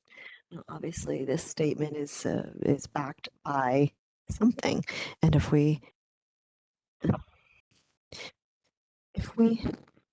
come up with a different approach, allowing the territorial authorities and sectors to have more room for engagement, this would bring about different outcomes. It's important to understand the heterogeneity of the different countries and how the economic dynamic of the territories has evolved. We know there's a great deal of difference between the various regions in Latin America.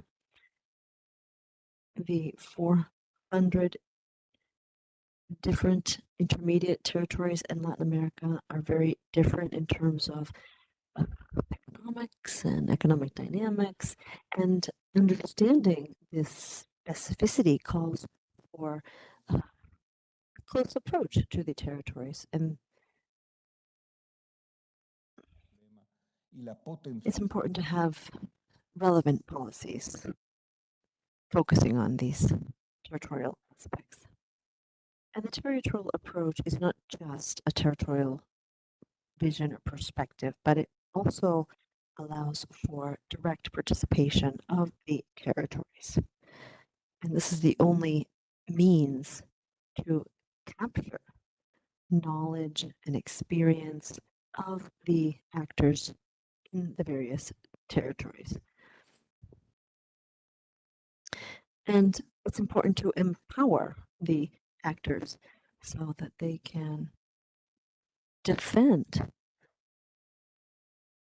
the continuity of policies, and so that they may contribute their resources, energy, financial, political support to these policies.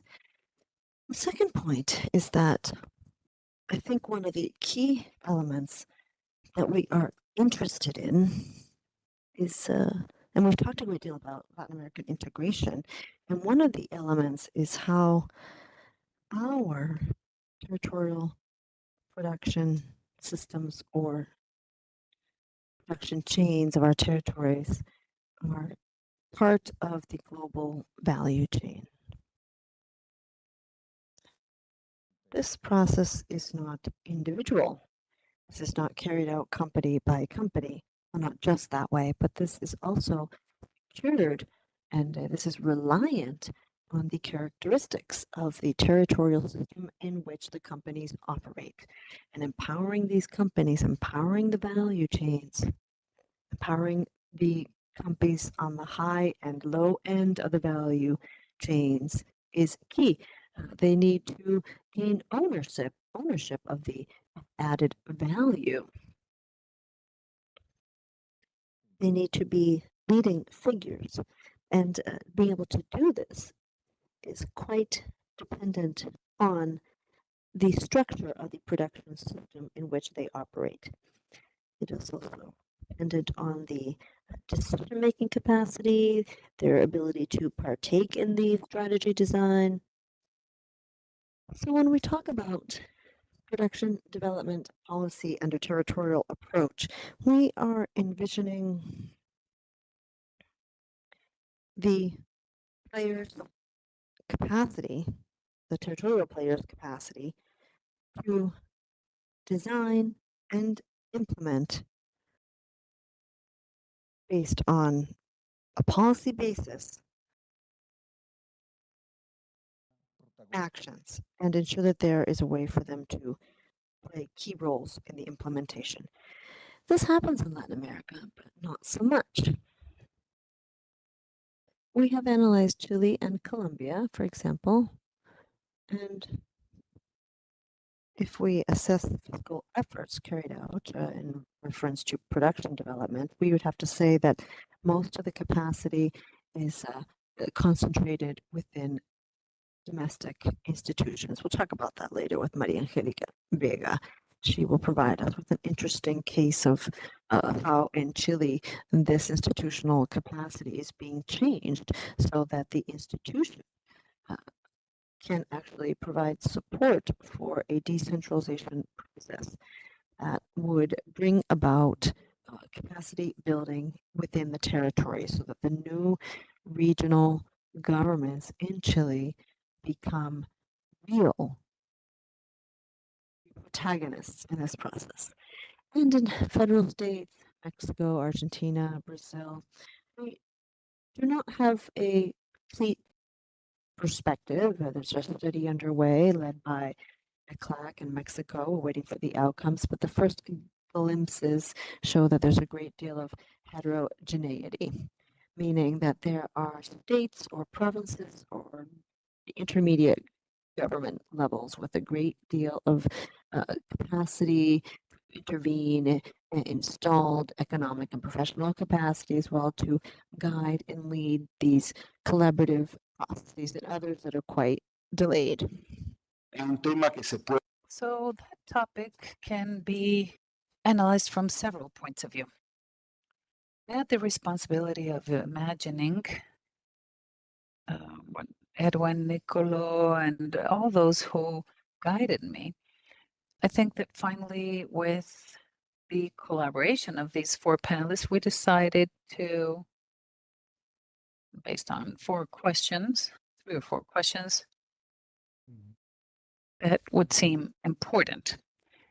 One important question has to do with the role of national institutions. I was hearing Minister Gabriela in Guatemala, but I think that Chile's experience, Colombian experience, and let's discuss this. I mean, the institutions that exist are few and quite fragile. There are few exceptions in Latin America, and they must have a role to promote the development and capacity of these subnational governments. They don't grow magically. So what does it mean? What do they need to do? What should they not do or stop doing?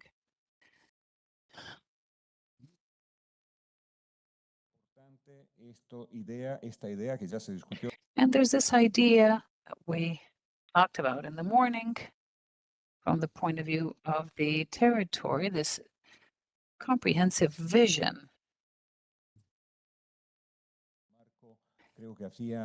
Marco, I think, in the morning mentioned the polycentricity. I don't think he used this term. It's polycentric and many polyarchies and all these concepts that are used within the 2024 outlook. This idea compartida se basa en un concepto elemental, la política. We need to supplement this. The policies, we need these actions to converge and to work together. It's important to work on this productive development. It is necessary to look at the whole breadth of things that we need to bring together.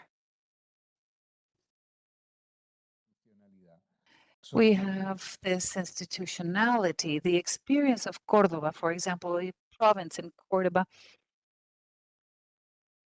in Argentina is very illustrative, and just as important is the idea of clusters. Clusters, well, we're not going to look at definitions. It's a specific way of promoting this agenda of public-private partnerships and agenda at a territorial level. There are different things. It can be a radical transformation process, the structure of a country. When you make a bet on development, the development of a sector, our executive secretary years ago described the case of Querétaro in a paper, the case of medical equipment in Costa Rica, mentioning how this concerted vision promoted these new sectors. It's not always like that. Clusters can be a way of coordinating local resources more efficiently. And we have one of the most solid international experts here, Alberto Pesci from Catalonia, is with us here, and it's his experience. And it has been a reference to many of us in Latin America who work on clusters. And so we begin with Maria Angelica. Maria Angelica is a manager at Corfo. And what I wanted to discuss with Maria Angelica, I wanted her to help us reflect on this process that is being developed in Chile that is quite illustrative, has to do with how we look at productive development in a country that is centralized. And I don't really dare offer numbers, figures. And we're looking at how they operate in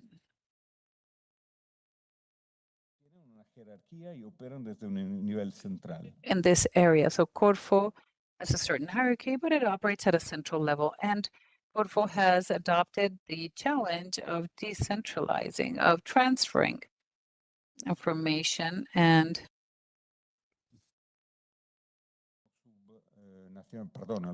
we have seen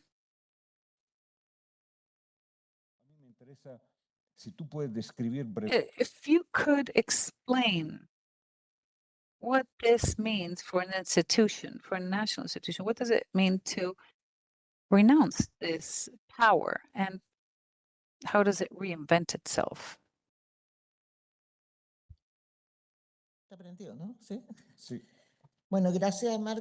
Thank you, Marco. Thank you for the invitation. Thank you to the organizers. Good afternoon.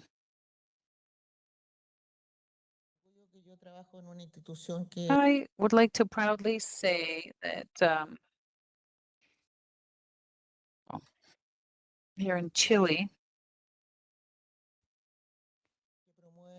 the Ministry of Economy promotes productive development, industrial development. And I'd like to say that, as Hina mentioned this morning, we haven't started from scratch, really. We begin with this story, and a good policy means continuity of what has been done, both in terms of the learnings, the positive learnings, and what we've done well. So Corfo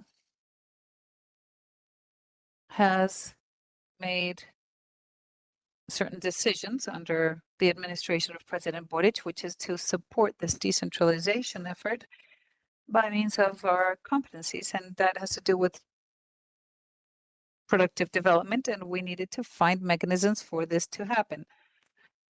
This is not new. We've tried to do this other times, and we have had some initial experiences on development many years ago. And we have this committee of productive development since Bachelet 2. So for the design of this model, we have 3 initiatives, and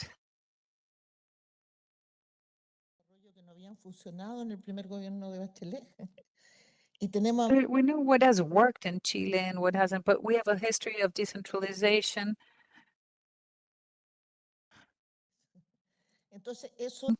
We have regional corfos that were created as well. So what I can say is there's accumulated experience in positive and not so positive senses. We understand that there's a decision that it is not a decentralization model.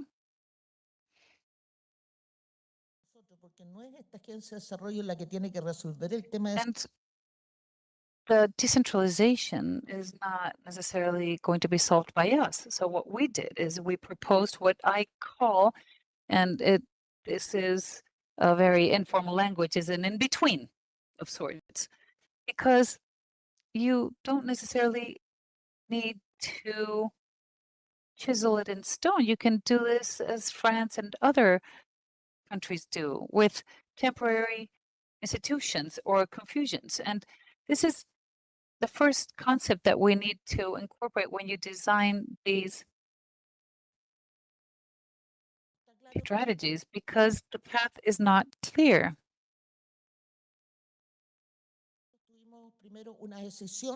Based on this, we made a decision,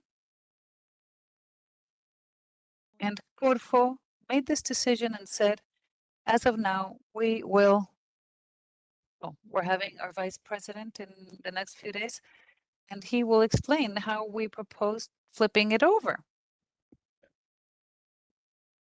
We tried to flip it over from regions to territories, and this is a decision from the central government.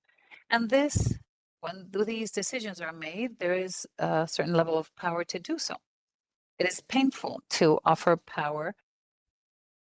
And in our country, only 5 years ago, we've had democratically elected governors, or 6 at this point.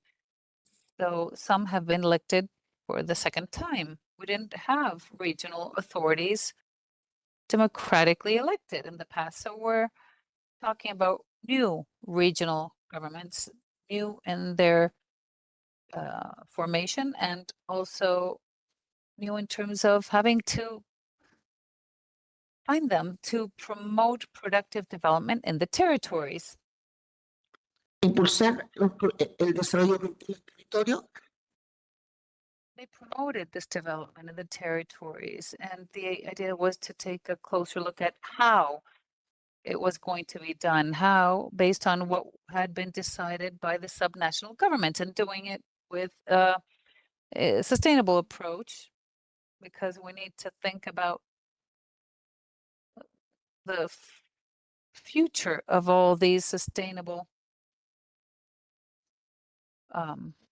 decisions and strategies, and of course,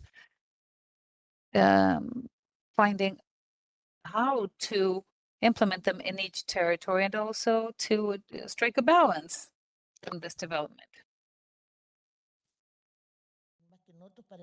And perhaps we could better invest in some. We have some more extreme regions in our country, so it's not the same to apply actions in Arica, Magallanes, Parinacota, than Biobío, Antofagasta, Valparaíso, others. So this is briefly speaking, and this decentralization framework, well, sometimes when we need to design how it's maintained, and we work on sustainability towards looking towards the future. These committees were organized in a collegiate manner, and basing ourselves on what Corfo mandates, because if not, it doesn't necessarily work. Corfo offers resources, so it has to be done by law. We have the productive development, the regional productive development governance. It's presided by the governor, and decisions can be made depending on the instruments of the funds. And these, of course, are part of our institution. And of course, it's an ally on the topic, an agency that is specialized on the MIPYME, which is Cercotec. So what we did is we allocated resources, $32 million, with the name of each committee, 14 members, and we've done this to promote development in the region with this balance at a territorial level, and of course, focusing on entrepreneurship, innovation, adding value to the territories, technology, and increasing productivity. That is our model in general terms. 14 members, of whom 10 are regional. This is presided by the governor. And these 10 regionals represent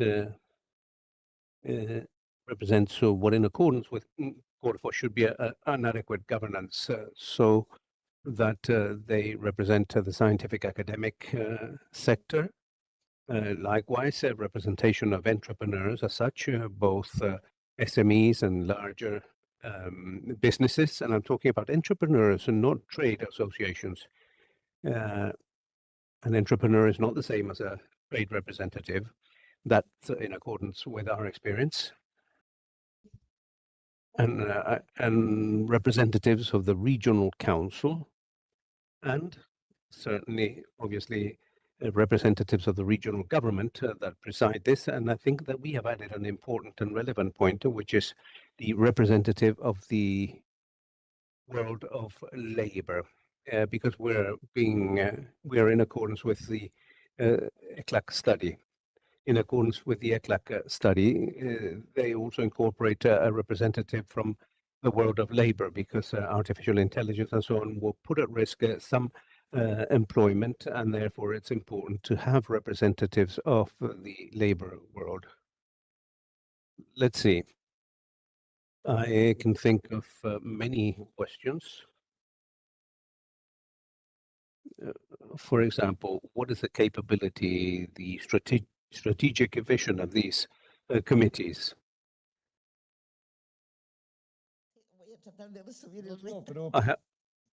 I have about 4 minutes left, but no. We'll continue with the round, and after that we can go back to you. The idea is to bear in mind, for example, what you have said. We have delegated $32 million, roughly. Corfo probably has a subsidy budget of $102 million. In accordance with the present budget. That is the budget simply for businesses.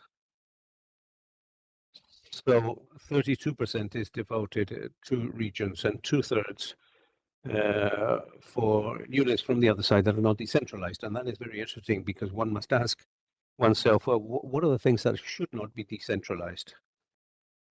I would also like to understand what, from your viewpoints, are the limits and so on, but we can go back to that later on. I wanted to continue with this discussion with a different perspective, from a federal government, from a state government, from the state of Chihuahua. Right next to me, we have Ulises Fernandez, who is Secretary for Innovation and Economic Development of Chihuahua. Chihuahua is a state. Let's see, maybe you'll add data and figures. But this is a state that has had very interesting development in terms of growth, especially in terms of exports and foreign direct investment. Today, we are discussing this together with them, because they have invited us to reflect with them what a productive development policy would look like for the state of Chihuahua. And one of the things that I feel is interesting, and Ulises, you mentioned this when we met beforehand to prepare this, you said to us, I feel it would be interesting to analyze how we moved from industrial policy with a more manufacturing type of perspective. In fact, your office deals with issues related to productive transformation, and that is limited to. And we're talking here of productive development, which has to do with agriculture, with tourism, and so on. And this probably needs to summon other portfolios, other plans, and so on. So I would like you, Ulysses, to help us reflect on this, on the integration of these visions in a productive development policy. What is the governance that you imagine should have a policy with this perspective? Thank you, Marcos. And I again thank the invitations. It's truly a pleasure, and all the discussions that we have heard have been truly enriching, the discussions that we have heard today. Now, in order to put this into context, I would like to say that what Chihuahua is in economic terms and why this transition to a productive development policy. Chihuahua was indeed the genesis of the McKinley and exporting manufacturers in Mexico in the 60s with a company which is called RCA, which manufactured TV sets. That model has survived and still exists in the productive structure of the state within a cost model. In other words, processes, despite the fact that they're increasingly complex, continue to focus on the capability that we have in terms of competitiveness of our labor force. Now, under that logic, different sectors of private and public have reflected increasingly on the new logic or the new model of for productive transformation in our entity. In the understanding that we were very successful in terms of job creation, and now we need to create value and retain that value. Now, what does that mean? Well, Chihuahua, for 16 years, has been the main exporting platform of our country. It represents around 18% of Mexico's exports, more than $66 billion in terms of exports. But how much do we retain in terms of that value generated in the economy? Well, less than 15%, and more than 80% of that 15% has to do with the type of employment that we generate. So the reflection process began with saying, well, we have to do two things. How do we delve deeper in our value chains that exist in consolidated sectors such as automobile, aerospace, electronics, and aeronautical devices, with regards those aspects upstream or downstream that have greater value? Or how do we move on to other sectors of the economy where a transformation and manufacture should be around knowledge, technology, science, and innovation? Now, under that logic of innovation, what was very important for us was to ensure that we were not only generating better paid jobs, because at the end of the day, our value contribution would be marginal. We wouldn't have a larger piece of the cake simply with better paid jobs. We had to generate something, and this is a discussion that we're very interested in Chihuahua. And we have raised our voices in Mexico, and I believe that this is relevant for the whole of Latin America, and that is that we need to develop businesses. In other words, we must strengthen local business ecosystems so that we can move from an intermediate economy to an economy that provides its own services, making its markets much more sophisticated. That is a way in which we're going to capture more value. And in that logic, we began to undertake different efforts in the sense that an industrial policy at the end of the day resolved specific paradigms,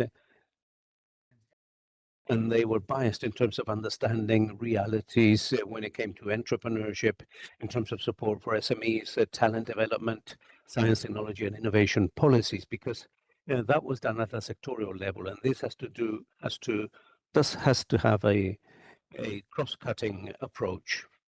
What we did when we became a government is that before thinking about governance, because that is something that I have questioned Mexico, challenged Mexico with the cluster model, because first of all, you create the cluster, and I remember a great leader who said that it was easier to have a child than to create a cluster.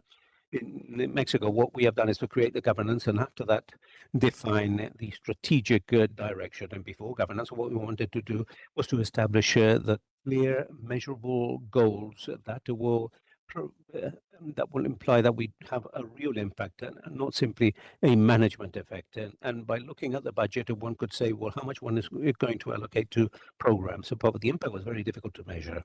We didn't know which government programs were indeed having an impact, how many people benefited, how much money was invested, but we didn't really know the impact. And that was the exercise that we conducted in a public-private fashion. It was complex. This was a very complex discussion. At the end of the day, the strategic aspects implies renouncing to some things, and we need to define what is strategic. And therefore, the idea is to define quantitative, measurable, and clear goals, because that provides us a strategic direction. Beyond governance, we were assuming that all parties were clear on the impact or the goals that had to be fulfilled, and therefore, this diversification of efforts were going to be able to be measured.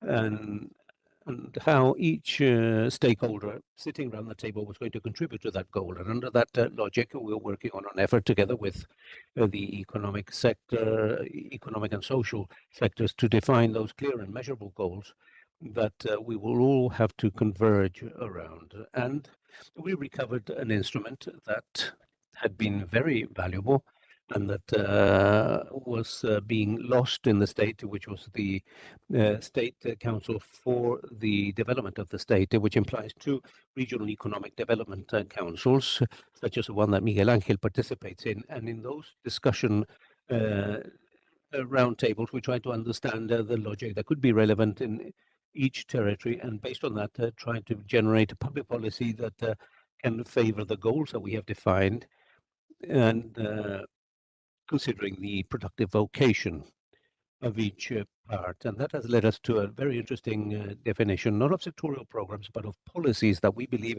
are substantive in order to achieve this transition, not only generating better paid jobs, but also to create and retain value within these productive sectors in our economy. And we found important structural platforms that we will have to develop. For example, the ease to provide credit to small and medium-sized businesses, and not only for them to be integrated into a supply chain, but what we're encouraging is business. The idea, the business development and the development of providers is complex because decision-making centers are not in the productive chains that we have in the state of Chihuahua. They are in Europe, the US, or Asia. And therefore, the first thing that we have to generate is to understand, well, to say to those ecosystems that the state is attractive in order to attract an important link to provide this scientific and technological capability in generating our own products. And that is the engineering and design part of those productive chains. And we also understood that the development of providers, of suppliers, could be far slower. We cannot bet on that. But we need to attract local capital. The state of Chihuahua is where entrepreneurs have the largest amount of current accounts, but they are risk averse. We need to do something that accelerates a transition that we're seeking, which is joint ventures or strategic partnerships. Somebody has the technology, we have local capital and market knowledge that can accelerate that development and that participation in the company, so in order to generate value and retain that locally. That is what we're seeking via venture capital and credits to micro and small enterprises. And we also want a state fund for science, technology, and innovation. What it seeks is to work with the sectors very clearly linked with academia and the productive sector. We provide incentives, additional incentives, so that the projects that are presented or submitted as from research or as from academia may be linked to a specific requirement. Thank you, Ulises. It's a very interesting experience, and we are indeed learning a lot from that, discussing about this in practice. Again, I can think of several questions. And one question is, how do we increase the fiscal effort? In other words, what are, well, not only the fiscal effort, what are the possibilities of increasing the resources that are invested in this process? Secondly, what are the real risks to capture this by the private sector? And Hammonds is something that is fundamental with regards to the state of Chihuahua. And considering this morning's debate about the confidence between stakeholders, this is an experience where public-private dialogue has been expressed in the most fluid and profound manner possible. In other words, there is a permanent dialogue, a permanent construction right now.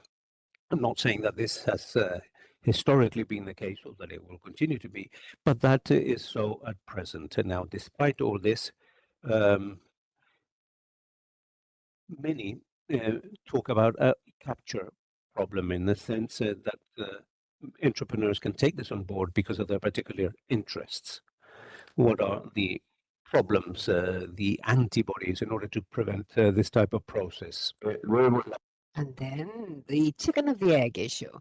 We're not reasoning with you about this when you say we attract investment for design and so on, which I think is very logical as a solution. But for that, you must have the territory prepared with human talent and so on. But human talent will not be trained unless there is a demand. So how to break this system? Well, we leave this question in the air. And now let's move on to Córdoba, Argentina. And we speak to Andrés Michel. I've lost your position. Yes, Secretary of Political Economy of the government of Córdoba. And so, as I was saying earlier, Córdoba is surely one of the Argentine provinces, the most buoyant, dynamic, and they have experience in generating clusters, probably the oldest in the area. And what struck me, working with them, talking to them, with Minister Guillermo Acosta, who is a friend of this organization and many of us as well, the institutional mesh that or fabric that you've been able to knit. And this is essential in order to give continuity to the policies. This is one of the very important outcomes that you have achieved.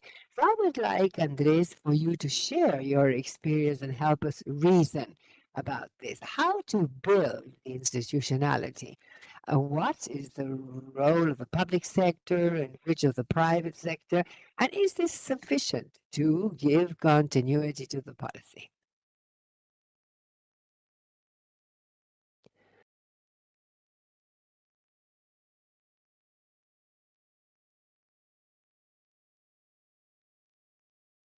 Ahí está.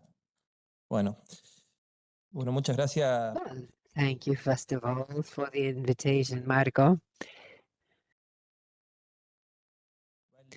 And in line, because I really enjoyed the previous presentations this morning and how all these topics connect. But before getting into the question, well, not really the chicken or the egg, but this is a challenge, and we're going to answer based on our experience. Provide a little context, as Lisa said, with Chihuahua. I will do so, but with Córdoba in Argentina. There is a federal government with 23 provinces plus one autonomous city, and in population, in overall terms, is the second most largest province in the country. Fairly diverse it is. Major emphasis on food. A lot of this is thanks to the talent hunts. The first national university in Argentina was in Córdoba. And all of this is a challenge. It is also a very ample, large province, one of the largest, in fact, in the country, with 427 local governments. So there is a lot of autonomy here, and there are government competencies. And of course, that is a challenge for all type of policy, and productive policies and do not escape this. And so to speak of a national government, I like to represent this with a pyramid of instruments. And this is a tool for productive governance. And everyone has instruments. The difference is the number and the magnitude of the instrument. And so I'm talking of an inverted pyramid because a local government, a municipality or a town hall is closest to the reality and of knowing two things that we're always interested in as economists. One, what are the opportunities in that particular territory? And second, what are the restrictions? And the balance of opportunities and restrictions brings you to think of the most appropriate instruments. But the instruments that the local governments have for productive policies are very limited. At provincial level because of the situation in Argentina, and particularly Córdoba, where we've been active with the same institutionality for over 50 years. But of course, they do evolve over the time. But nationwide, as we say, well, if we do not have a macro in order, it's very difficult that the rest will work. But well, we're on the way. We put some order to things, the macro accounts. And of course, the effect is not immediate, but this condition any type of a policy, productive policy. So Córdoba beef is one of the most exported goods, and if a provincial government encourages the production of meat and the federal government blocks exports off, well, this is a bit of a problem. But you have to consider these things. Well, a number of instruments, the magnitude, and this aspect of being local, being near. I believe that there's talk of territory, but what does territory mean? It seems like an obvious question, but why is the territory so important? Well, on account of these heterogeneities. And first this, what are the restrictions? And then of those restrictions, which are the most urgent? You arrive and the first thing you see, and you need 1, 2, 3 restrictions, and the opportunities are difficult to identify. So their public policy will have to pay attention to that. In other places, it is natural and spontaneous. You say the opportunity is right here. Here it's what peanut oil, whatever. The restrictions are where? Well, the private sector. But of course, this is closely related to other areas where there are far more restrictions and scarce private sector activity. But what? So why is the territory important? Well, this is what we did with our provincial government. We don't want to miss the opportunities where we must identify them and strengthen them and identify the space here for public policy. What instruments would be best? And so now here I go from the pyramid to 4 quadrants. As you can see, I share in November is in the book of productive policies. The flagship document of 2014 of the IDB that organizes 4 quadrants. They couldn't be horizontal or vertical. This was clarified. Is the vertical sufficient? The answer is no. But basically the document says we have a lot of problem with vertical issues and market interventions. So local intervention, subsidies, and so on. This is an issue. And when you hit a strategic sector, you moved ahead, but in the rest not. You were bogged down. So you need to ask yourself the right question. But where you got a local government involved, you have to pay attention to this. But there are other areas where the vertical policies are fine. And this is called the sectoral table technology. It is fairly low cost technology, but helps you to identify what is hindering making the most of these opportunities. And who knows that? Well, the private sector. You're putting obstacles here and here and here. So why is the role of the public sector important? But to coordinate the public-private dialogue, which is the most difficult of all. Public-private, okay.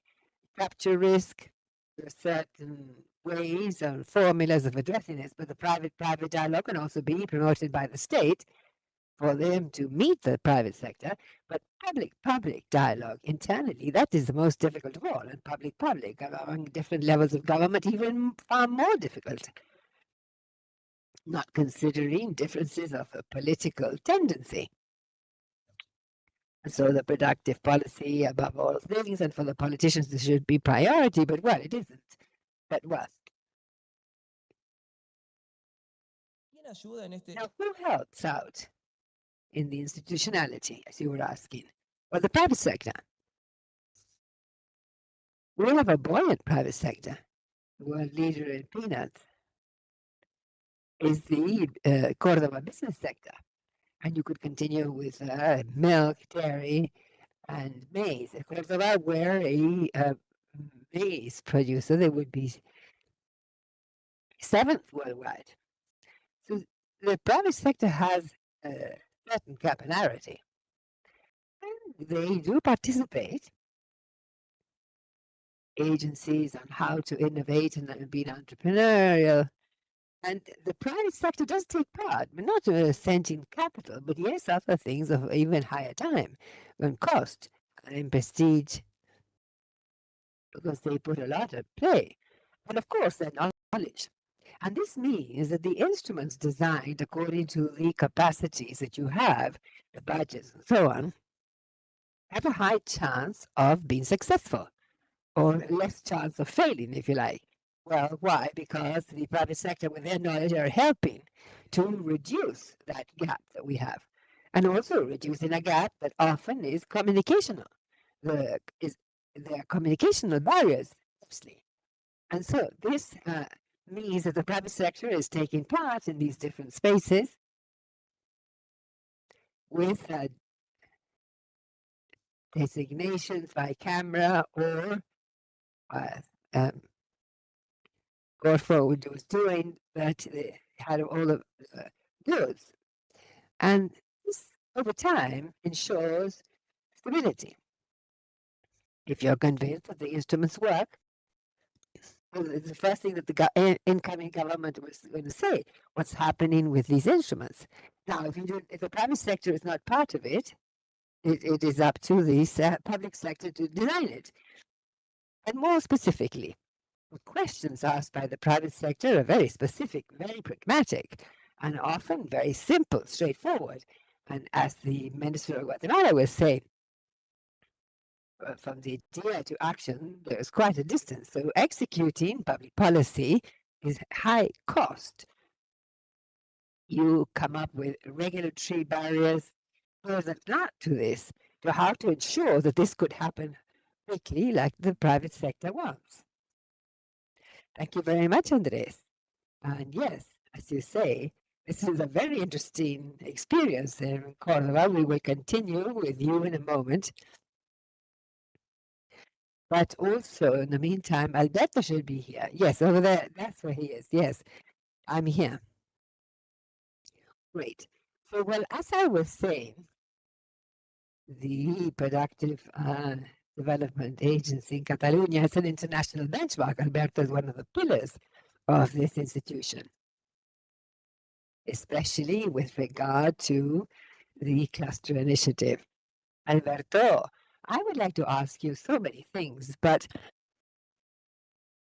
to keep to the time, I'd like to focus on one aspect, which is relevant and that I believe is particularly important.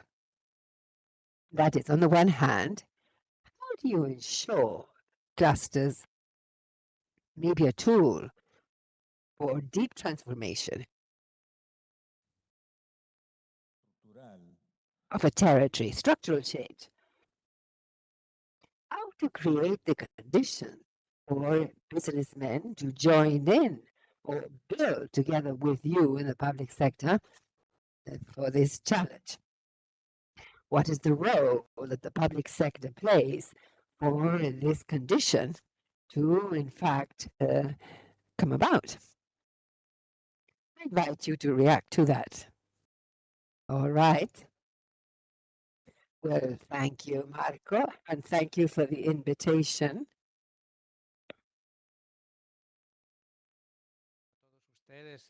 Thank you. Even though I'm here virtually, I have had the opportunity to be with you in person on other occasions. So that, in short, thank you for the opportunity to speak here. Let me talk a bit about the Catalonian cluster story. It has many different facets. Earlier, someone mentioned a legendary character in clusters here, but also well known elsewhere around the world.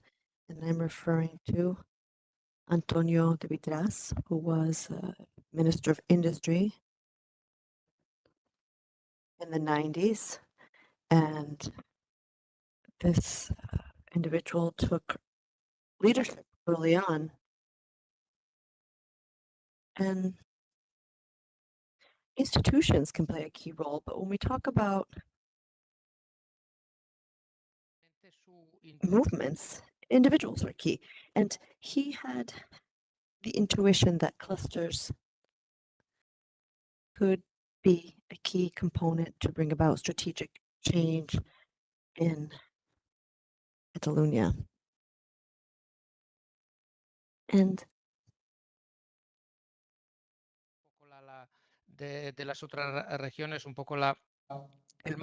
now, in our region, let me talk about the institutional framework first.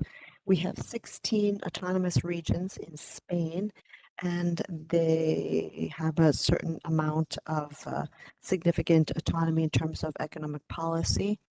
And in Catalonia, we have a great deal of industrial legacy. This was a very dense region in terms of manufacturing and industry, but limited competitiveness. And I am referring to the early 90s, for example, late 80s.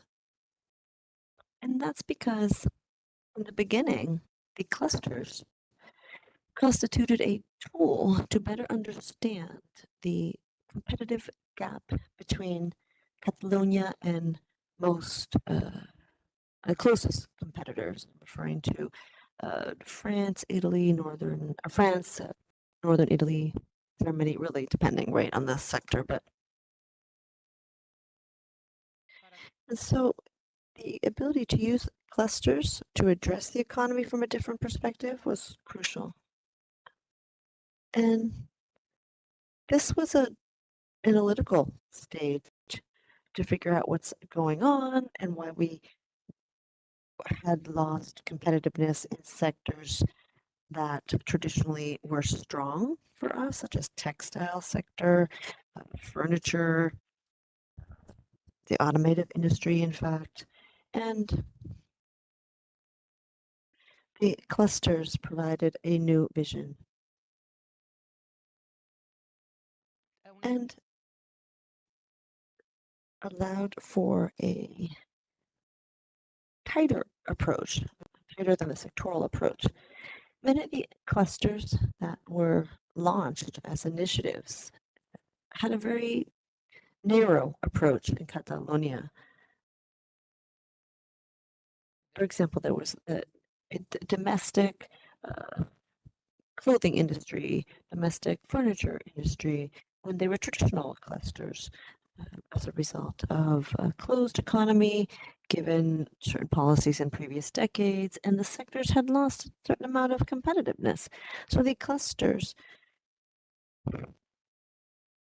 were helpful. in that they allowed for a more strategic approach.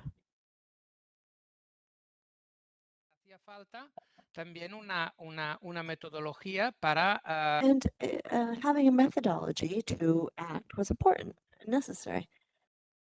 And I think this has been one of the relevant contributions of Catalonia, not necessarily in an isolated fashion, but allowed us to better understand how we were going to tackle all of this and how clusters could truly be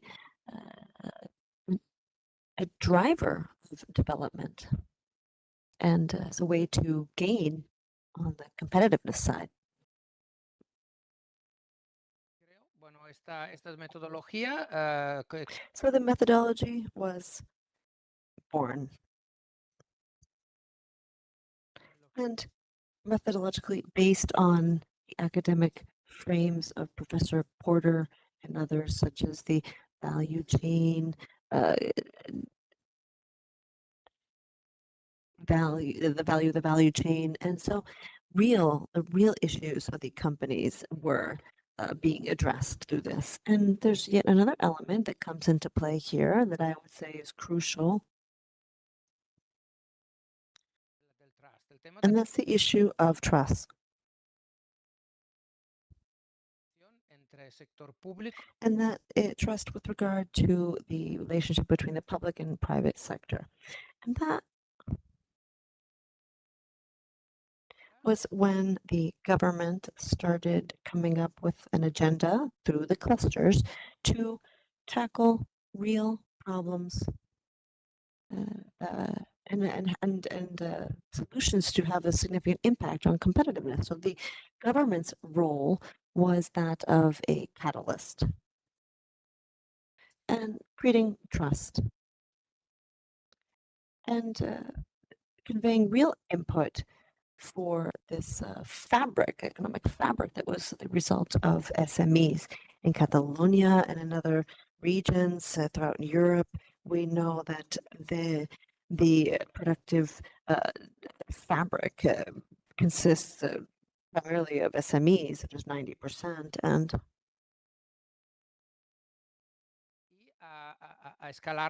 so they started addressing that, and they started scaling up in competitiveness issues. And I think it's also important to point out something else regarding Catalonia, and that is continuity.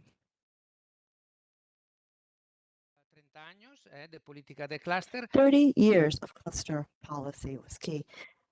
And then the capacity, the ability of the region to evolve in terms of the policies.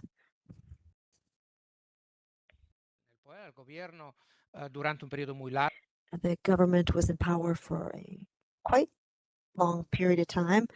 The regional minister, for example, has a record of being in his position for the longest period of time. And I think here the methodology, along with capacity at the technical level and at the bottom-up level to continue with these policies, and having gained trust at the technical level and political level as well, is key. The professionals in place back then continue to work with us, many of them. So all of that was essential. Luego, yo diría que those are some of the main elements. And the ability to switch up and evolve the cluster portfolio was also crucial.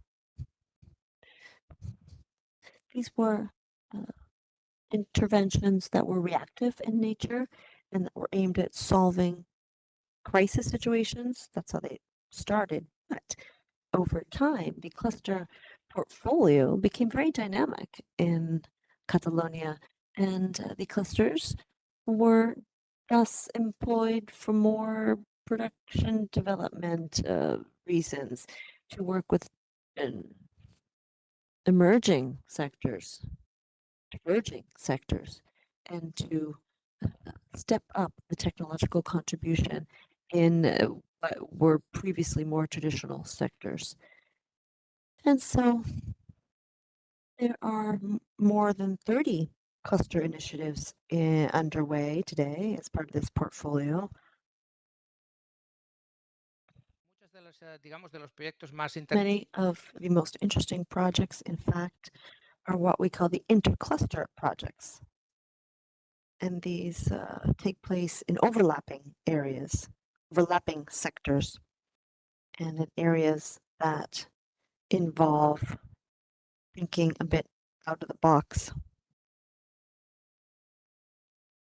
Porque hay digamos, un poco este espíritu de colaboración. And there's this spirit of collaboration and mutual trust that goes beyond the sector. I think they're bound by a similar methodology and working approach, and over time, new subject areas have joined the ranks, and the clusters as a tool have been a driver for sustainability policies and work over the last 5 to 6 years in order to apply this concept of shared value to the clusters, because that's the clusters are an ideal environment for introducing mindset change and involving different actors and changing the business approach. And these clusters have allowed for transitioning towards sustainable competitiveness, which is something very important in Europe, and involve this green digital transition transformation. They've also been useful for tackling some social issues in some cases. Thank you, Alberto. I'm sure you've realized that Alberto's experience and the Catalonia experience is extremely valuable. He's referred to an interesting evolution, a well coordinated strategy, and the idea of clusters as a driver of development.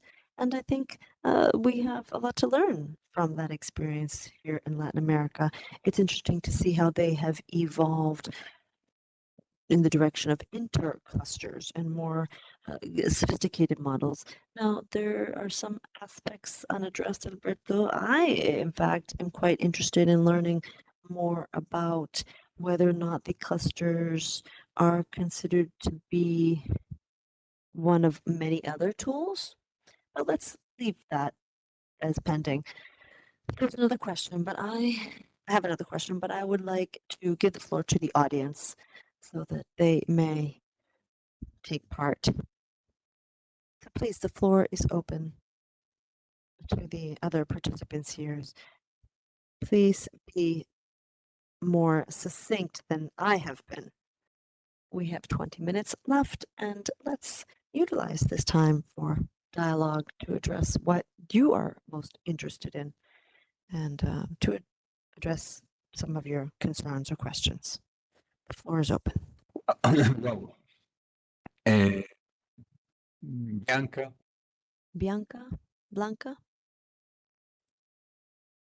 Blanca Torrico from the Inter-American Development Bank, and I have collaborated with Corfo and Chile.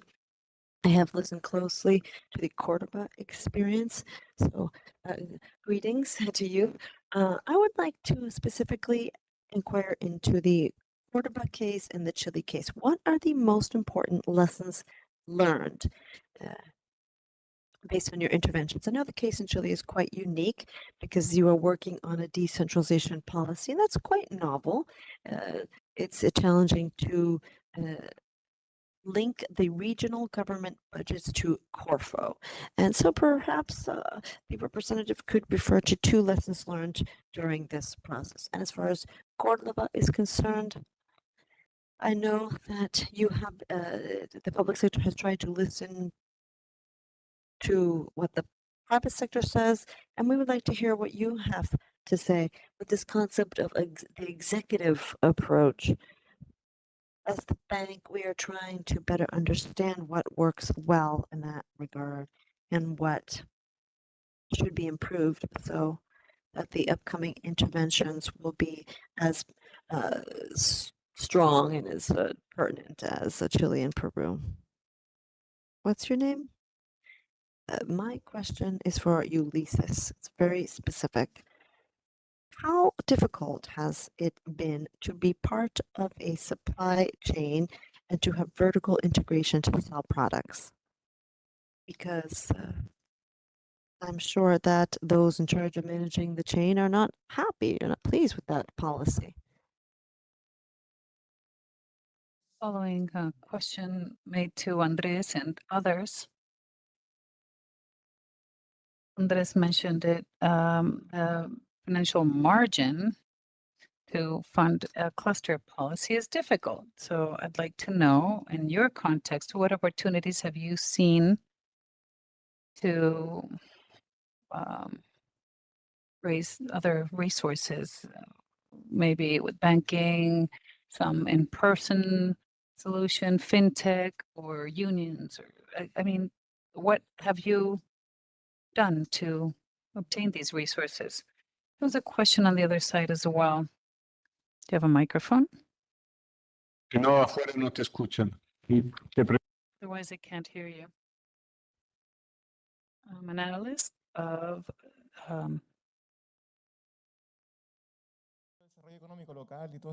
following social economic development, this productive transition and taking advantage of the current situation. How can we do some follow-up and monitoring of these projects with all these cases of drug trafficking that is so powerful and it's difficult to follow? Adelante. Please go ahead. No? So last question, then we go to answers. Can you introduce yourself? I'm Gerardo Muñoz, and I work in sustainability. I wanted to ask Maria Angelica about sustainability and the concept she presented, because we have this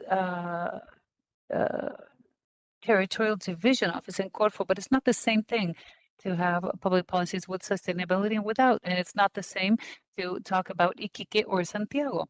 So sustainability, well, it generates different public policies. Can you please clarify that concept from your point of view, from Corfo's side? If you like, we can begin the round. Alberto. Estás ahí. I'm here. Would you like to comment anything? Would you like to add anything to the other presentations? Colegas.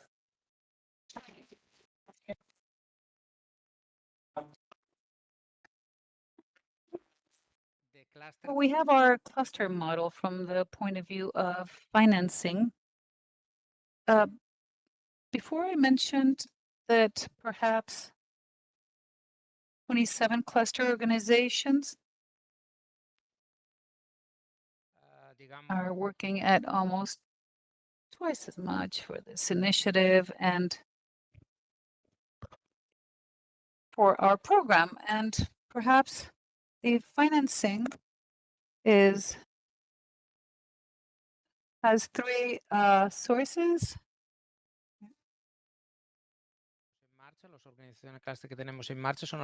All the cluster organizations that we have the partners pay a membership. Ya en marcha de más de 5 o 6 años de antigüedad. It's already been going on for 6 to 8 years. And it is a significant part or component of this income. And there are also projects where the clusters compete, there's financing, and they're competitive. Para existir, digamos, para hablar claro, sino que los It's important because they present projects that compete amongst them, but it's part of the funding of projects. So the supranational level, it could be, and there are other clusters that have a third source of financing that is more residual, 12, 13%, and that is the development of services. Important projects that position themselves as the most important fair in Europe. And then we see the fruit of these clusters once they're implemented. And this aspect of financing would contribute. And that's what I wanted to mention. It's a model that doesn't necessarily work everywhere. It's a model that guarantees continuity in the long run. And having said this, for us, the most important part of support is support to training. A support program with benchmarking and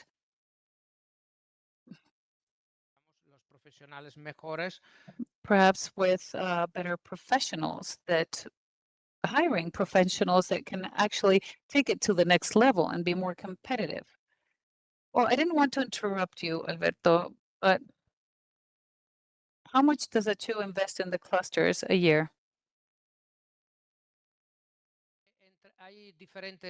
There are different lines. I would say perhaps 5 million euros.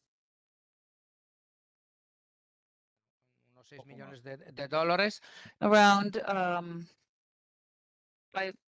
$6 million. And there are always projects that go, that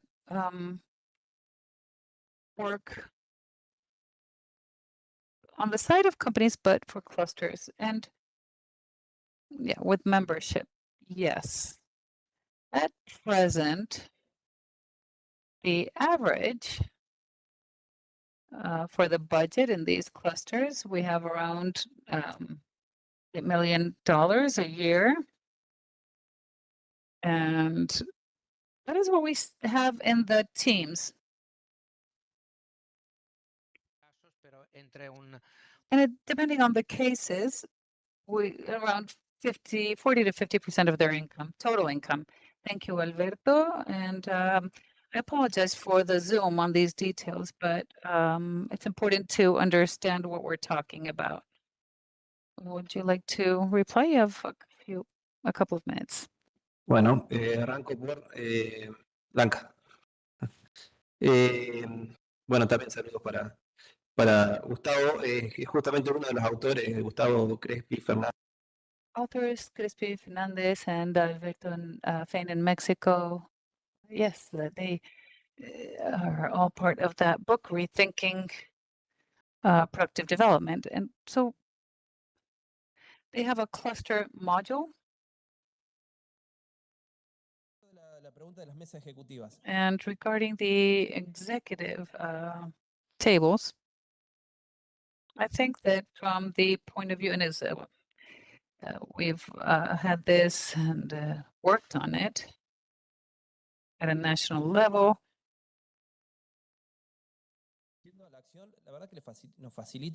It makes it much easier to us policymakers in reaching a diagnostic. And we need to think about the problems, the obstacles, because each market has its own specificities. And if their locals are in the market all day, and sometimes you have issues, sometimes they reject documents and they take 30 days to just tell me that it's wrong.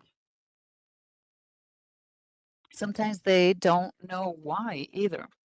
So it's important. You need to analyze this internally. And the problem normally for the company is one, but for the public sector, intervenes in several areas. If the areas don't coordinate,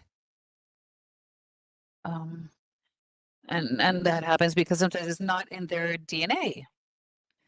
It's simply not in the DNA of the system. The organic structure does this. And you're constantly investing energy and convincing them that these priorities are in the 184th place of importance. And it is ideal for the president to be convinced, and that is what the list is about. So for me, it's highly recommendable and very inexpensive. It saves time, and you arrive at the results very quickly. We went through the 3 levels, and for example, the movies, you may have this in some areas. Movies are an industry, and you need to coordinate with the traffic and theater, culture, etc. And no one's prepared to have a street cut off. So we need to coordinate with lighting and with several others. And this is what happens in the movies. You need to coordinate well, and it's important for the province. It's good to understand and reduce the communication issues. And financing, in the case of the clusters,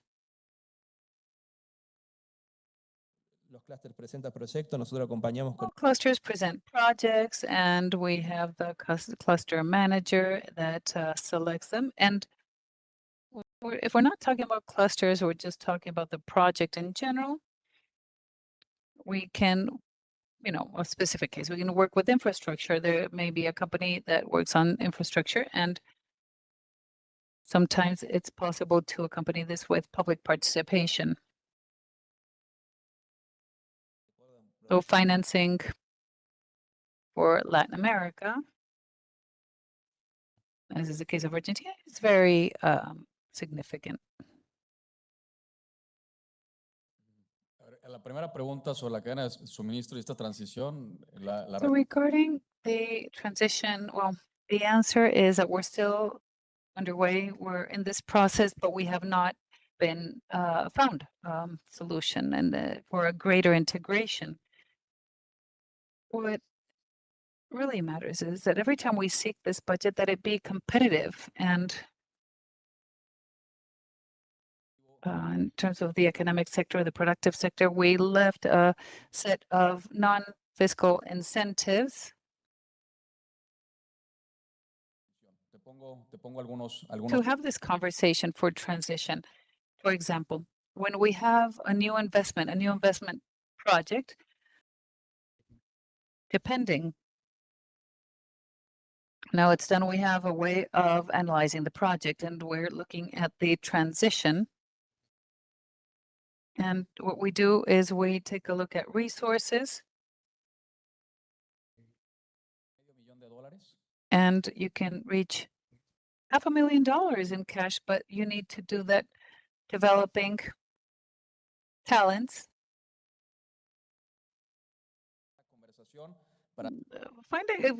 Doing it in order to attract talent, and that way the order of value is the assembly or basic manufacturing or medium to high of some productive process.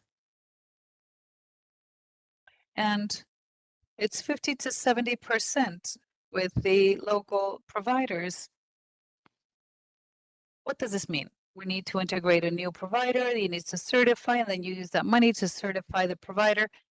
And if you have a local provider, then they need to maybe acquire a new machine, so you help them finance that new machine. And I can use 100% of the resource if what I'm going to do is bring engineering design tools. And there is a decision where by the operation we have in Chihuahua could make the decision to buy something from that productive center. So the decision is simply brings the design to the ecosystem. So that's just one example of what we're doing. On another hand, in terms of resources and to respond to what you asked, we try to find the scalability of the resource. Because the most important ecosystem is the public ecosystem, and we try to increase this.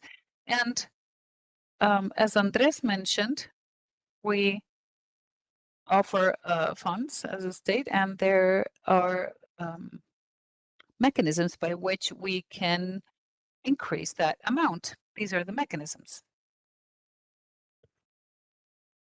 Let us imagine that I can support up to 50% of the project, and a part is in kind, but the other part must necessarily be in cash. Why? And this is something that we have learned. A lot of this has meant trial and error, and we have understood that if the beneficiary of the Science, Technology and Innovation program only takes this in contributions in kind, will only if they didn't have that resource, they wouldn't do that. So we want projects that we want to scale up and enhance them. But if there had been funds, that would have been done by the person or the entity requesting this support. We're also working with a credit system with SMEs, an automobile sector, which is increasingly complex, and normally the contributions of new parts from local suppliers, the cost of the mold is often outside of the quotation, or the company is running into problems. And we're viewing this in other sectors as well. And therefore, what we do is that we have credit systems in place whereby the company says, well, I am interested in developing a business with this company. And the local company here, the business's cash flow, they can access to a preferential credit rate of 6% per year. And therefore, what I do with that resource is that I am ensuring that if that is done, I am injecting 100 pesos. If the business becomes a reality, these 100 pesos will become 200 pesos.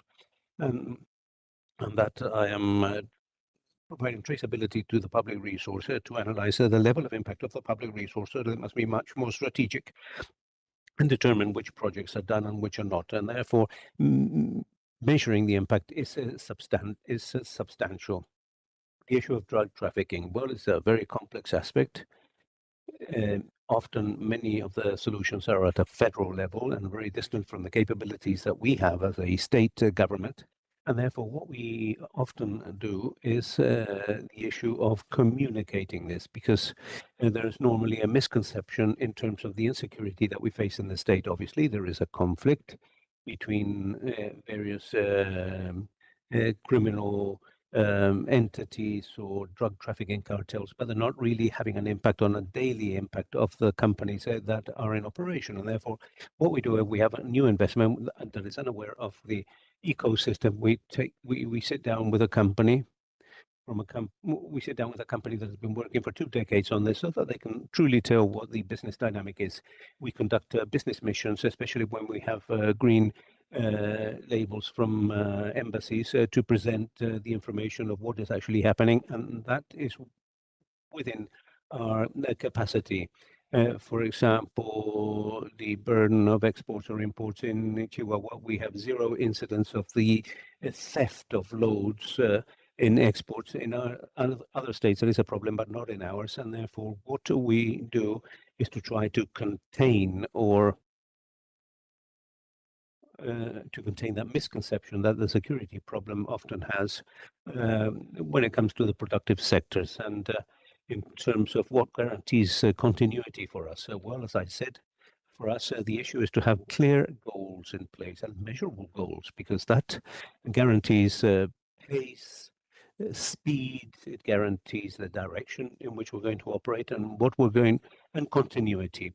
If those goals are clear and we benefit from the public-private spaces that are already in existence within the state, especially with actions, for example, the capital city of the state of Chihuahua City, in order to provide continuity. And there we have created instruments such as compacts for prosperity, where based on this logic that I have mentioned, whenever there's going to be an administrative change at a local or state level, we put all those that are candidates, regardless of their political preferences, and we sign a compact so that the new administration will adhere to that agreement, which includes these goals. And thus we ensure that beyond who takes office, we have a roadmap ahead which is clear, and we can monitor whether public policies or the actions from undertaken by whoever are supporting or contradicting these aspects that have been predefined. Thank you, Ulises. Very interesting what you mentioned about this compact or agreement to safeguard continuity. Maria Angelica, in a couple of minutes, lots of questions and a couple of things that were pending. We provide these resources for decision making, but under certain regulations, which are called for instruments or quarter for regulations, but they are provided with an objective, and that is that indeed it defines the 2 or 3 focuses defined by the region as focuses for territorial productive development, where we have the chains and the sectors. For example, with Magallanes, I form part of the Magallanes Council. There, the data showed, because that is part of the construction that we do at a national level, the data showed that Magallanes is a region that only obtains supply of food, and the rest is imported from the continent or from abroad, and therefore that is indeed one of the focuses. Another aspect related to sustainable productive development is Antarctica and the development which has to do with research in Antarctica, which has to do with research in Antarctica, and the other focus has to do with logistics and other areas. Now, I mentioned that example because I want to say that in each one of the regions, we create these focuses, these responses on the part of governance. I'm not going to say anything new, but this governance with recurrent practices, in other words, with regulations, with dates in which they meet with participation and empowerment, so that they can indeed evidence results, which is a very important aspect. To the extent that you come closer to the territory, people demand more results, less roadmaps, less projects, and more concrete results in terms of what was achieved, because we're closer to the territory. The territory is not only in companies, but it's among citizens, people who talk about the alternative cost of public policies. And so that is indeed what comes closer. That forms part of the work that we do every day. Now, obviously, we have lessons learned there. We learn things from there. Now, I would just like to refer to a couple of issues at a national level, because here we have to make all this talk to each other. And there is something that we have learned in practice, and this is something that we also heard from the minister during a discussion, and I'm sure it also happens here as well. And that is that in general, we talk about public policies, but municipalities or these locations are unclear about how far their power goes. And likewise, regions, and therefore the organization of this pyramid, which could become 4 with this document that we have all read. But anyway, that organization as such, people are unaware. Even decision makers or those that submit petitions do not know what is within or without their realm. And we have worked on something which is called integration. I can't remember the name, but an issue that we have established as a result of this is that we need to inform decision makers. It's not pure participation is not enough. It's not a question of simply asking, because that is an absurd pseudo democracy. We must provide information so that decision making is correct, because if we are going to ask questions just for the sake of it, we could reach any solution, and therefore that is vital. And in consequence, considering the lessons, we have also turned this governance into a space to learn, because that is what we have offered to governors. We have said we will establish a working group so that you can coordinate, even if you have not been given that faculty. we will coordinate national public services because many of those services are not being provided to governors, so that they'll be able to coordinate in order to establish a more efficient usage of public resources. And therefore, I can call perhaps INDAP, the national entity in charge of agricultural aspects, because as we don't have a national productive development strategy in place, so we can call the agricultural sector and any other sector and say, what is it that you're doing, so that they don't do the same thing, so that institutions don't do the same thing, because that's one of the problems that we find in these discussions that you refer to. Sometimes the same thing is done, and therefore the efficiency of public funds is complex. That is a lesson. Collective learning, to find spaces to discuss roles. And this has to do with trust, with what is mentioned here. Yes, but trust is not just a question of goodwill. Confidence is the result of a joint practice behind a common good, because if you have an objective and the person representing a different institution will gain my confidence to the extent that he or she works with the same objective. It's not a question of discourse, but of action. And that is what we must put at the very center, the practice that generates that type of lesson, linked also to concrete results. If we don't have results, well, the money will not be injected. And therefore, what we have learned is that we must be increasingly closer to being able to show impact.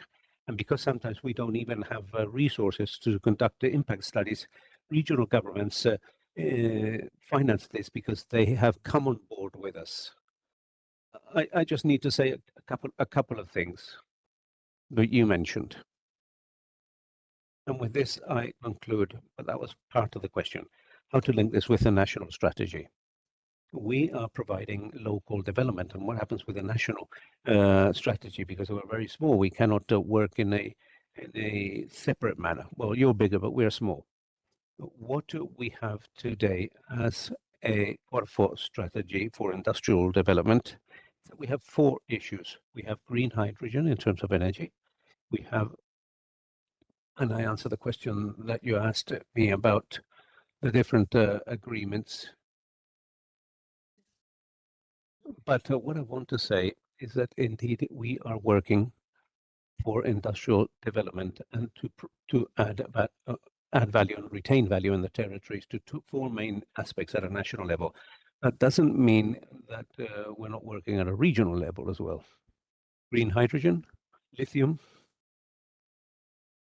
wood construction, and naval construction. And what do we find when it comes to wood construction? Well, we are promoting a project that is here to stay, and hopefully it will work out, because and hopefully it will stay. And we're promoting a project which involves the construction of social housing with wood, with modern construction methods, with industrial building, with less cost, and with all the regulations that we're supporting with the various clusters or productive chains. And and we already have 4 out of the 7 regions that were mentioned. 4 regions have come on board in terms of focusing on exactly the same. That is the relationship between the nation and the region. In terms of green hydrogen, we have 2 or 3 regions that have come on board. We have also attracted different regions which face a specific problem, which is drought, and therefore better and more efficient management of water. So that is what we're doing. This is the discussion that is underway. 3 challenges for us as lessons. When one wants to do things well, one must have operational excellence. In consequence, for us, the issue of an excellence in operation must be promoted from Corfo at a central level. We must help to achieve excellence in operation. And another challenge that we have for the future is indeed the management of knowledge. The institution must accumulate knowledge. It's not that when that one starts from scratch as soon as one comes here. And we have, for example, data management ways to support the region so that they can make more accurate decisions, because one of the weaknesses that we have is that regional strategies, in our case, in dealing with productive development are not very accurate, and we might need technical assistance in that sense. And the third aspect is the strengthening of our capacities, capacity building. The issue of decentralization and concentration in our case has not been easy. There was a government decision and a decision by our administration, but changes are not easy when it comes to people. And therefore, nobody can easily surrender power. Power is often lies in a signature and not in real power. And therefore, it's not easier. And therefore, this is a complex adaptation process, and we still have a long way to go. But we have both weaknesses and strengths, Marco, in this policy that are threats. There are tremendous opportunities, but I feel it would be very difficult for this measure to be turned back. Thank you, Maria Angelica, Ulises, Andres, and Alberto, if you're still there. Thank you very much, everyone. Thank you, Alberto. A summary would be useful, impossible to sum that up. Just a few key words that dwell in my brain. Everyone spoke of evolution. The policy is not done just once forever, but you do so thinking of the capacity for this to evolve based on institutional capacities and so on. Second, recurring dynamics and learning by the stakeholders. Third, building goals, as Ulises said, or focus, as Maria Angelica said, in order to generate this convergence that helps overcome silos and assists a convergence of action based on the agreed on agenda. A lot of questions undoubtedly that are left unanswered, but I'm sure we will continue to talk with you over the next 2 days. And now we have about a 15 to 20-minute coffee break. And then we will end with the last panel on innovation. And so I invite you to enjoy a cup of coffee and return here in about 15 minutes. Alberto, buona serata. And thank you for taking part. Thank you. Thank you. Ciao.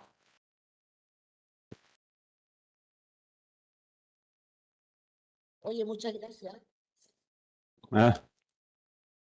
Ya te descargó todo. Ya había cargado.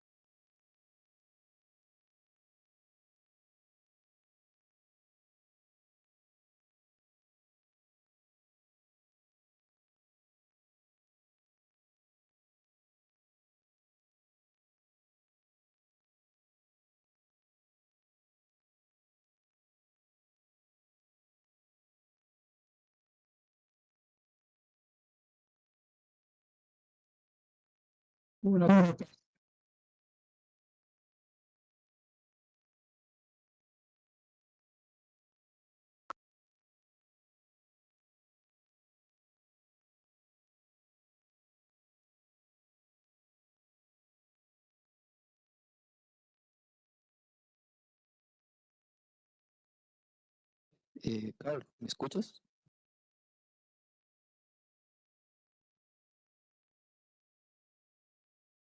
Sí, te escucho. Muy bien. ¿Tiene lista su presentación?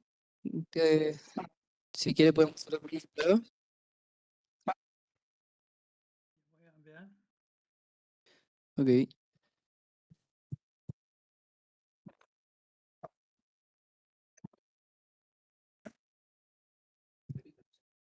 Aquí lo escuchamos perfecto, lo vemos bien. Solo faltaría probar el tema de la presentación. ¿Bien? ¿Vemos perfecto? Sí.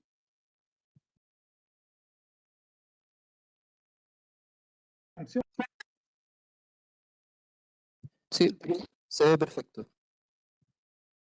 Muy bien. Estaríamos ok entonces. Muchas gracias, Don Carl. Nos vemos en un rato. Gracias. No se preocupe. Cuando guste.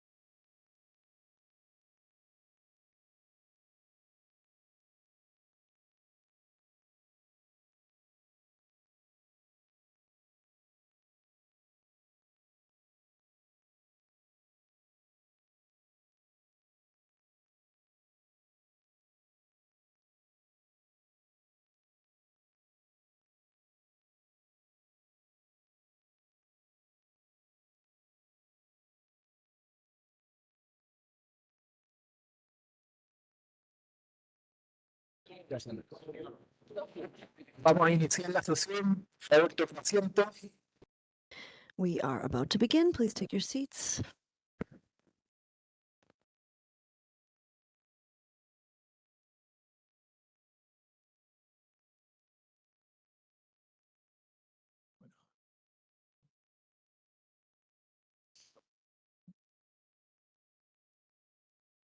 Muy buenas tardes. Good afternoon. Now we will begin the final thematic session of today, entitled Unleashing Innovation for Production Transformation, Policy Coordination in Action. Parte de las preguntas que nos guiarán en esta sesión We have a few questions that will guide us in this discussion, and they are related to the ties between STI initiatives and coherent policies. It's not about whether or not it's good to innovate, but rather how to align innovation policy objectives with economic transformation ones. The other question will be what institutional arrangements and governance mechanisms are most effective for aligning instruments with production development goals. And 3, how can countries move from fragmented STI initiatives to coherent policy portfolios that effectively support production transformation? So these are the 3 key questions, the guiding questions for the session. And we are joined by Jose Miguel Benavente, the Executive Vice President of Corfo in Chile, Angelica Matsuda, Advisor to the General Director of ProInnovate in Peru, Marina Hittner, the Director of the Department of Governance and Science and Technology Indicators of the Ministry of Science, Technology and Innovation in Brazil, and Carl Christian Gothner, joining us virtually. He's a senior consultant for the German National Institute of Metrology, the PTB. Similar to the previous session, this session involves a discussion, a dialogue. But I would like to begin with a few presentations to provide you with some context. Allow me to provide you with a brief presentation. Kindly project that on the screen.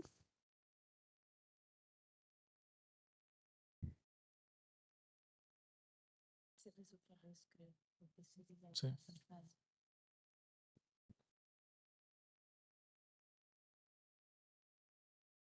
Bueno, All right.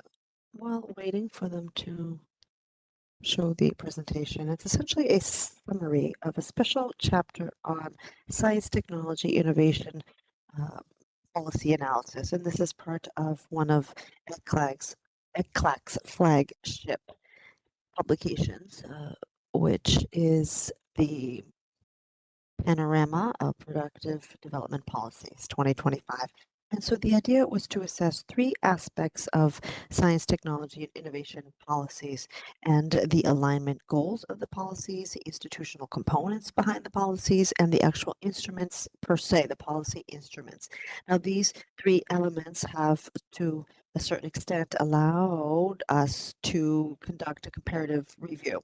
We conducted a review of 33 countries' STI policies using different mechanisms. And again, I'm just describing all this while waiting for them to project the presentation. So the 33 countries provided us with documentation. Well, there was public information publicly available on the websites of 33 countries in the LAC region. We also sent out surveys to the countries, specifically asking the different organizations in charge of the STI policies about budget aspects. So what we wanted to do was not just assess what the countries say they do, but we also wanted to know where their budget lied. So often you will see a PowerPoint presentation that is clearly defining the priorities, but then if you look behind the scenes and figure out where they have earmarked their funds, you will see the situation can be quite different.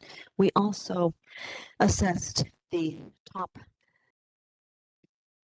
capacities, technical, operational, political, and perspective of the different institutions. And we worked with interviews as well to assess these capacities.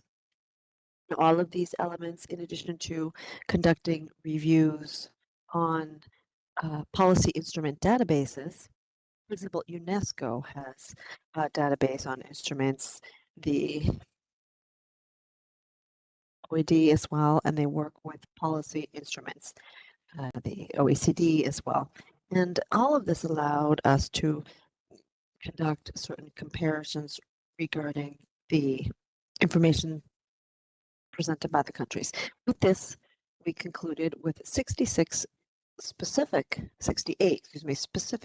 policy recommendations based on the policy maturity level. So we categorized the countries in terms of their policy maturity level so that the recommendations were broken down into different levels. So if you have a country that's just starting out, a country that doesn't have a policy, the paper policy document per se, with limited resources and low level of institutional arrangements. So the types of recommendations or actions that those countries would have that are entirely different from those countries that have a higher level of maturity, trained professionals, capacities, and history and experience. Okay, I really don't have much more to say unless they show the presentation.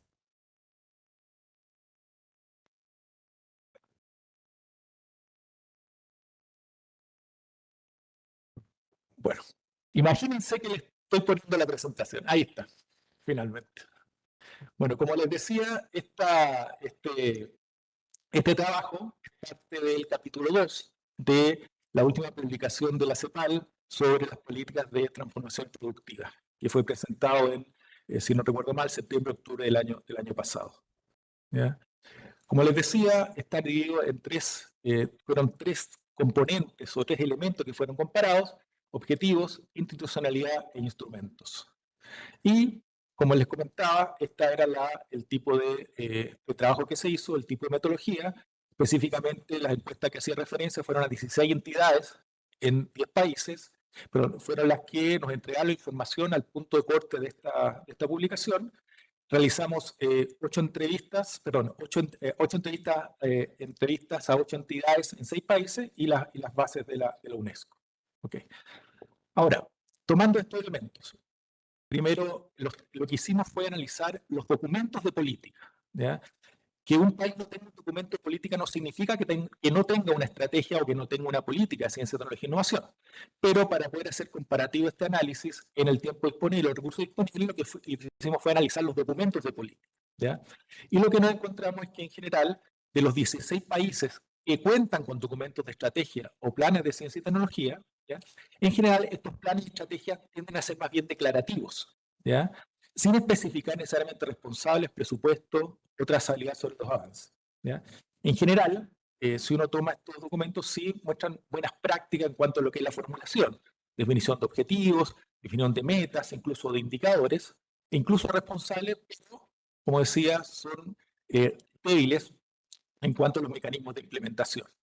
Y en particular, son muy orientados como si tuvieran eso, anteojeras, en el sentido de que hablan sobre ciencia y tecnología, pero no están articulados con otras políticas u otras agendas estratégicas. Esto es en general. ¿Ya? Y algunos de los elementos que uno puede ver en los gráficos que avalan lo que le estoy diciendo es que solamente el 60% indica cuáles son los responsables, ¿ya? Y solamente cerca del 90% no tiene una previsión presupuestaria.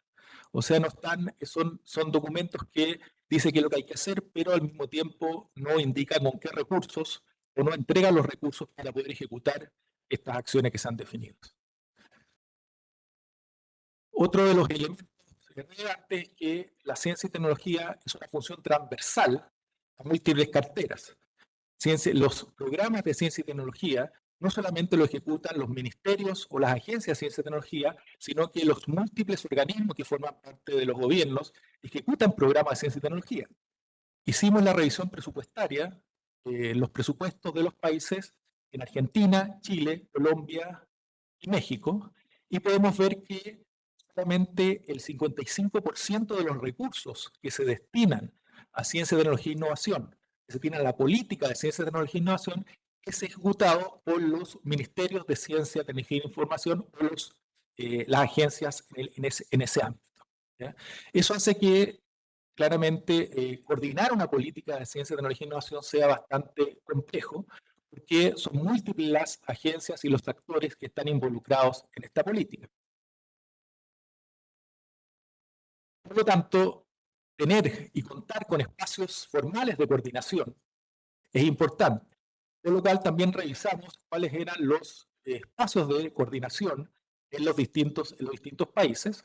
Encontramos que de los 33 países que analizamos, 20 cuentan con espacios de coordinación en ciencia, tecnología e información, ya sea como algunos mecanismos de tipo de asesores mixtos, es decir, público-privado, o también públicos.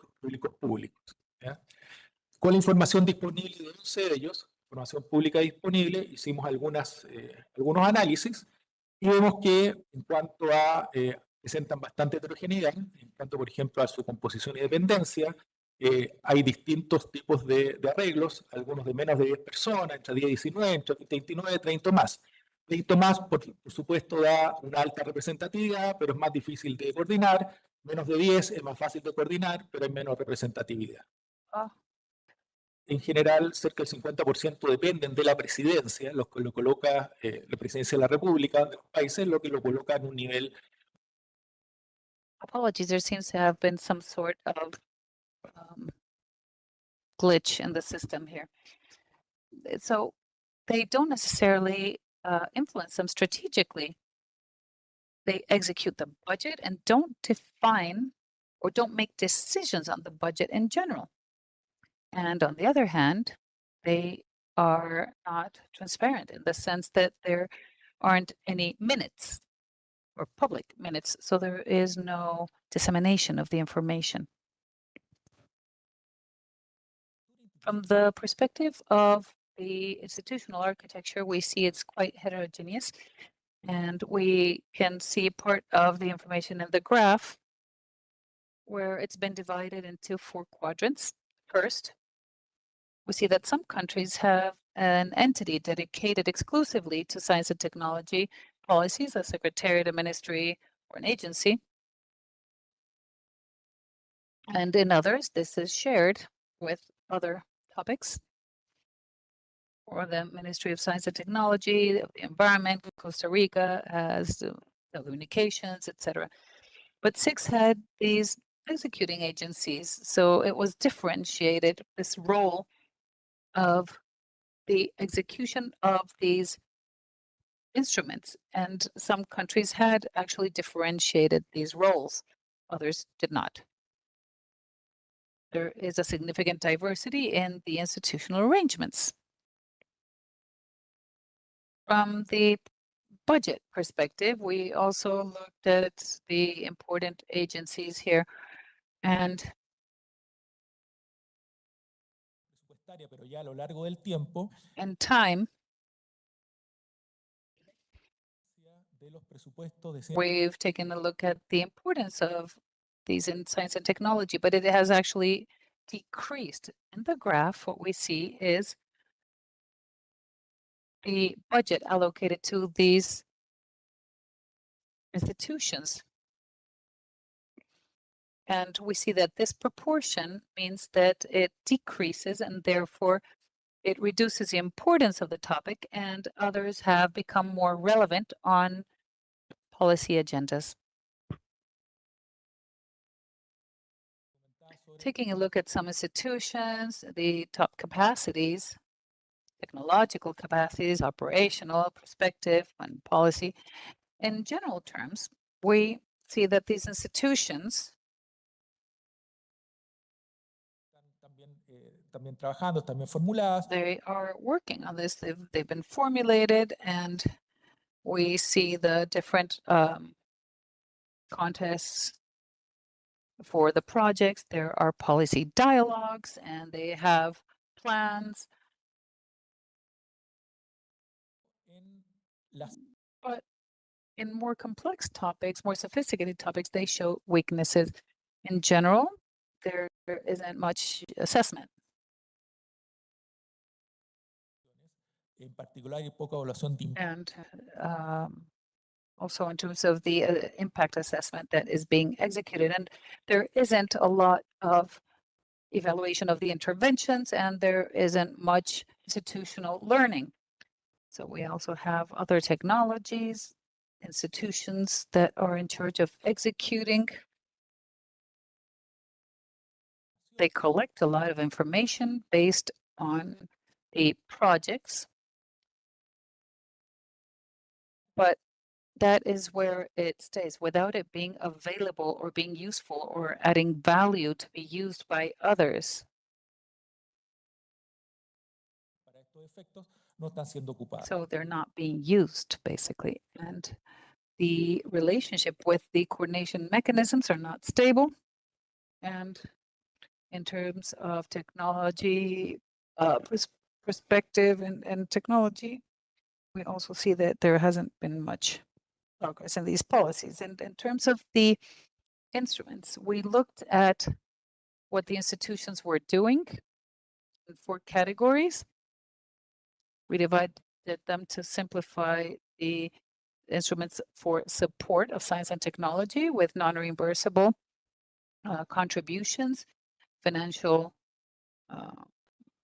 contributions, and capital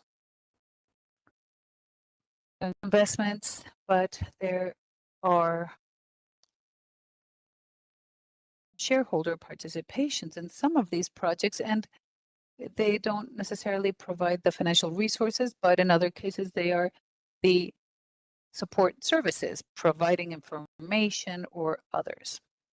And what we see in a very simplified manner in general is that the way in which these instruments function limits their impact.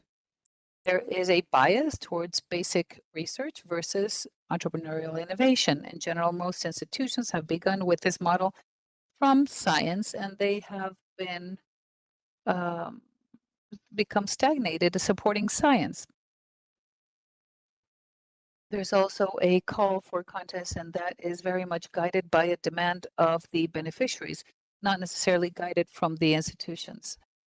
Evaluating projects by quality and based on what is presented it does not contribute, and sometimes these efforts are lost because they are not connected to the priorities of productive development. Agencies also tend to circumscribe themselves to assessing projects and to doing some sort of administrative follow-up. I was talking to a colleague here. When there is a good separation between the design of policies, the execution of policies, it's not really a problem, but then we have this policy design function, which is not separated or well developed. And it ends up being that institution that executes. And this execution is more guided by an operational side, not strategic. And on the other hand, we have multiple projects with low support and short-term initiatives. Many of the agencies or institutions that support these projects are restricted by budget aspects, and they are forced to execute their budgets within a year and a half, or 2 years.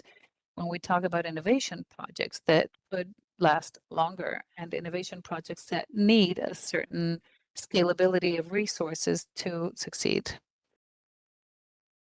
Evaluación, las capacidades top que les decía, hay alta heterogeneidad.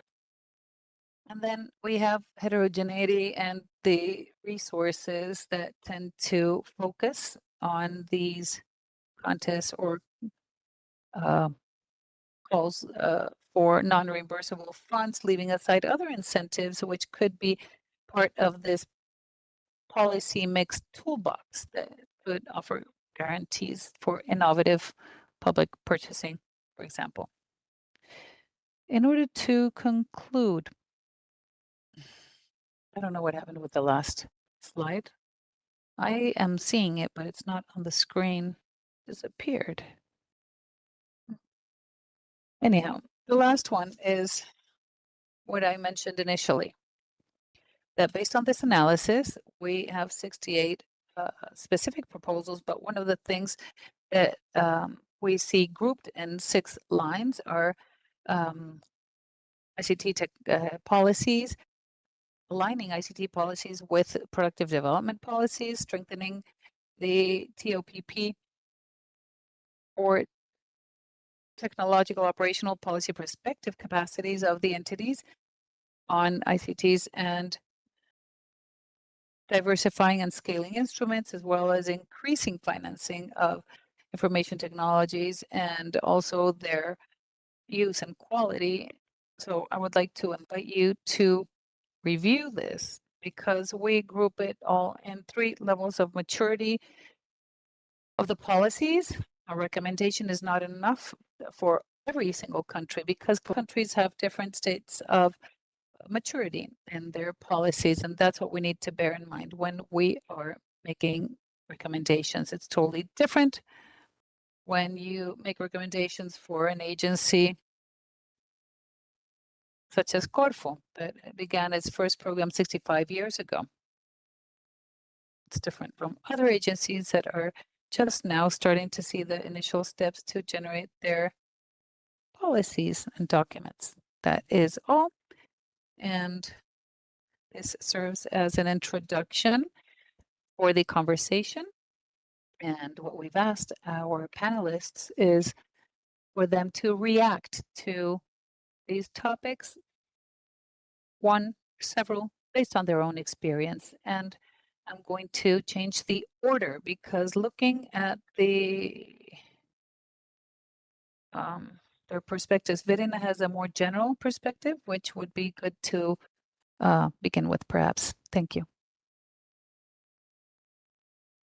Muchas gracias. Quisiera. Thank you very much. I would like to begin by thanking ECLAC and the OECD for the invitation. It's always excellent to be here where Latin American integration takes place, and I'm always very proud to be here. So thank you very much for the invitation. Now, trying to react. First of all, I'd like you to help me with my presentation. I was the one that filled in the survey as from Brazil, and thinking about this aspect and about the graph that Nico presented about the lower share of science, technology, and innovation within the budget. I started to think about what it means to conduct innovation policies within the framework of this productive transformation, because we talk a lot about the policies for productive transformation, but sometimes we leave behind the discussion that must be held about the meaning of the design of these policies, because I believe that unlike the past, when innovation policy sought to support declining sectors that we wanted, that we needed to organize our economy. Today, when we think about innovation, we have to think about opening up new technological frontiers. So I believe that to make progress, that's from that perspective, is very important, and that is where I start. And so please help me with the text, because those are just graphs.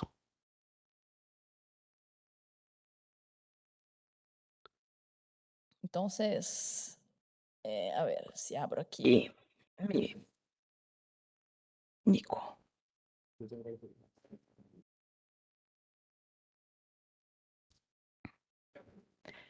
Bueno, solo porque nos retrasemos. Un poco la mirada que tenernos. The perspective that we must think is to think about what development means. I believe that the way in which he talks about development is very important. He says that economic development can be defined as a process of social change, whereby the increasing number of human needs pre-existing or created by change itself are satisfied by means of a differentiation in the productive system generated by the introduction of technological innovations. In other words, everything that we have mentioned today. Why is the state useful? What does development mean? Well, that was expressed by Celso Furtado a long time ago. But from the viewpoint of the design of innovation policies, we also did this in a very linear fashion. The Bush report at the end of the Second World War was created, and it mentions we must invest in R&D and on science. As taught to us by Nico, our own bias has always been basic research. We have believed in that linear road in the sense that basic science would take us towards innovation. But that was not the case. I have the Brazilian figures here. When we look, for example, at national expenditure in R&D per sector, so the Brazilian government or the government sector has made a tremendous investment in R&D. But if we look at the entrepreneurial sector, they have not responded in the fashion and at the pace we would have liked. And therefore, Brazil today is one of the countries with a low share in terms of R&D compared to its GDP. And so and that is, and therefore we must think about what the construction of that agenda actually means. And that is accompanied by a situation that is not only applicable to Brazil, but also that is also present in other countries of the world, which is a lower, a precocious deindustrialization, unlike countries in the north where deindustrialization was accompanied with an improvement in the quality of the people. The case of Brazil and of Latin America is that deindustrialization was accompanied with a worsening in the life conditions of people. And this is something that we must take into consideration because we're not talking of productive development policies from zero, but the situation that we find ourselves in. The poor countries, peripheral countries, we have no money, we don't have macroeconomic policies to uphold the action of incentives for industrialization. And what is important for us is the type of innovation, in what direction we are heading. And looking at the quality of innovation, if one asks in Brazil, well, it's not that we don't innovate, but we don't innovate with good quality.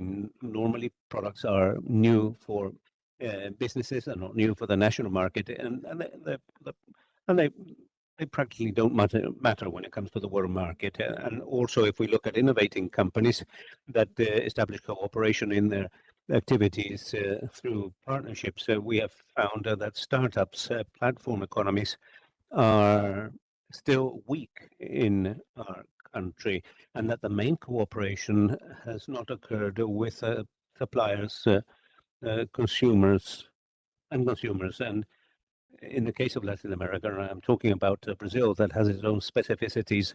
Knowledge and innovation is not the result of R&D department of that companies have, because they are located in other parts of the world, but that they arise or they are the result of university work. And therefore, when we think about innovation policies, we must also think about how these countries or businesses relate to universities and to the knowledge that is produced. If we look at this data, this is data that comes from one of the main fiscal incentive laws in Brazil. If we look at the projects per sector, we can see, for example, that other sectors that use fiscal incentives most, and not necessarily the financial sector. However, if we look at the professionals exclusively devoted to R&D within corporations, we find that we still have an insufficient number of professionals with master's degrees and PhDs. Most professionals only have no postgraduate qualifications, and that is important because of the quality of the research that is occurring. But does that mean that state actions have been unsuccessful? No, on the contrary. And I bring some data here. Someone this morning talked about the importance of the demand for a more skilled labor force by industry. And despite the fact that it is small, it doesn't represent 4.7% in terms of the share of MAA PhD holders in the economy as a whole. Most of them are in government, higher education, and in health. The transformation industry is the one that has grown most in terms of the number of PhDs. And this is significant data. This means that we are able to introduce changes in the system in order to think about, when we think about improving the quality of this data. However, when we look at the technological intensity of the industrial sector, we find that the low complex sector is the one that employs most PhDs and master's degree employees. And therefore, that is important when we think about innovation policies in our countries. And how do we view this issue as from a more geopolitical perspective? The truth of the matter is that Brazil, in general terms, in very general terms, exports high added value products to Latin America, medium added value products to the US, and low added value products to China. And what we can see in the trade between Brazil and Latin America is that we are reducing the intra-block trade. And if we think from a more regional perspective, we can see that Latin America is the region in the world where intra-regional trade is one of the lowest in the world. And therefore, these are all important aspects when we think about what is innovation useful for, the innovation that we are producing in our different countries, and how we disseminate the innovation policies in our countries. And this was the slide that Nico couldn't show us, but talking about this slide, beyond the expenditure that we have or how we spend on science and technology and innovation, what is important for us is how we design and execute science and technology and innovation policies in our own countries. I say that because unlike countries from the global north, where the national innovation system was created beforehand as a historical response to the process to construct these policies. In our case, national innovation systems were created ex post to somehow accommodate something that did not exist, but to try to force their creation. So as from my perspective, we need to rethink innovation policies, and that implies rethinking the way in which we build the development model of our societies. And that, since we have scarce money, and since we don't have other economic policies, we must think, well, what is innovation useful for? And therefore, economic policies for science, technology, and innovation, and industrial production must be associated to social demands.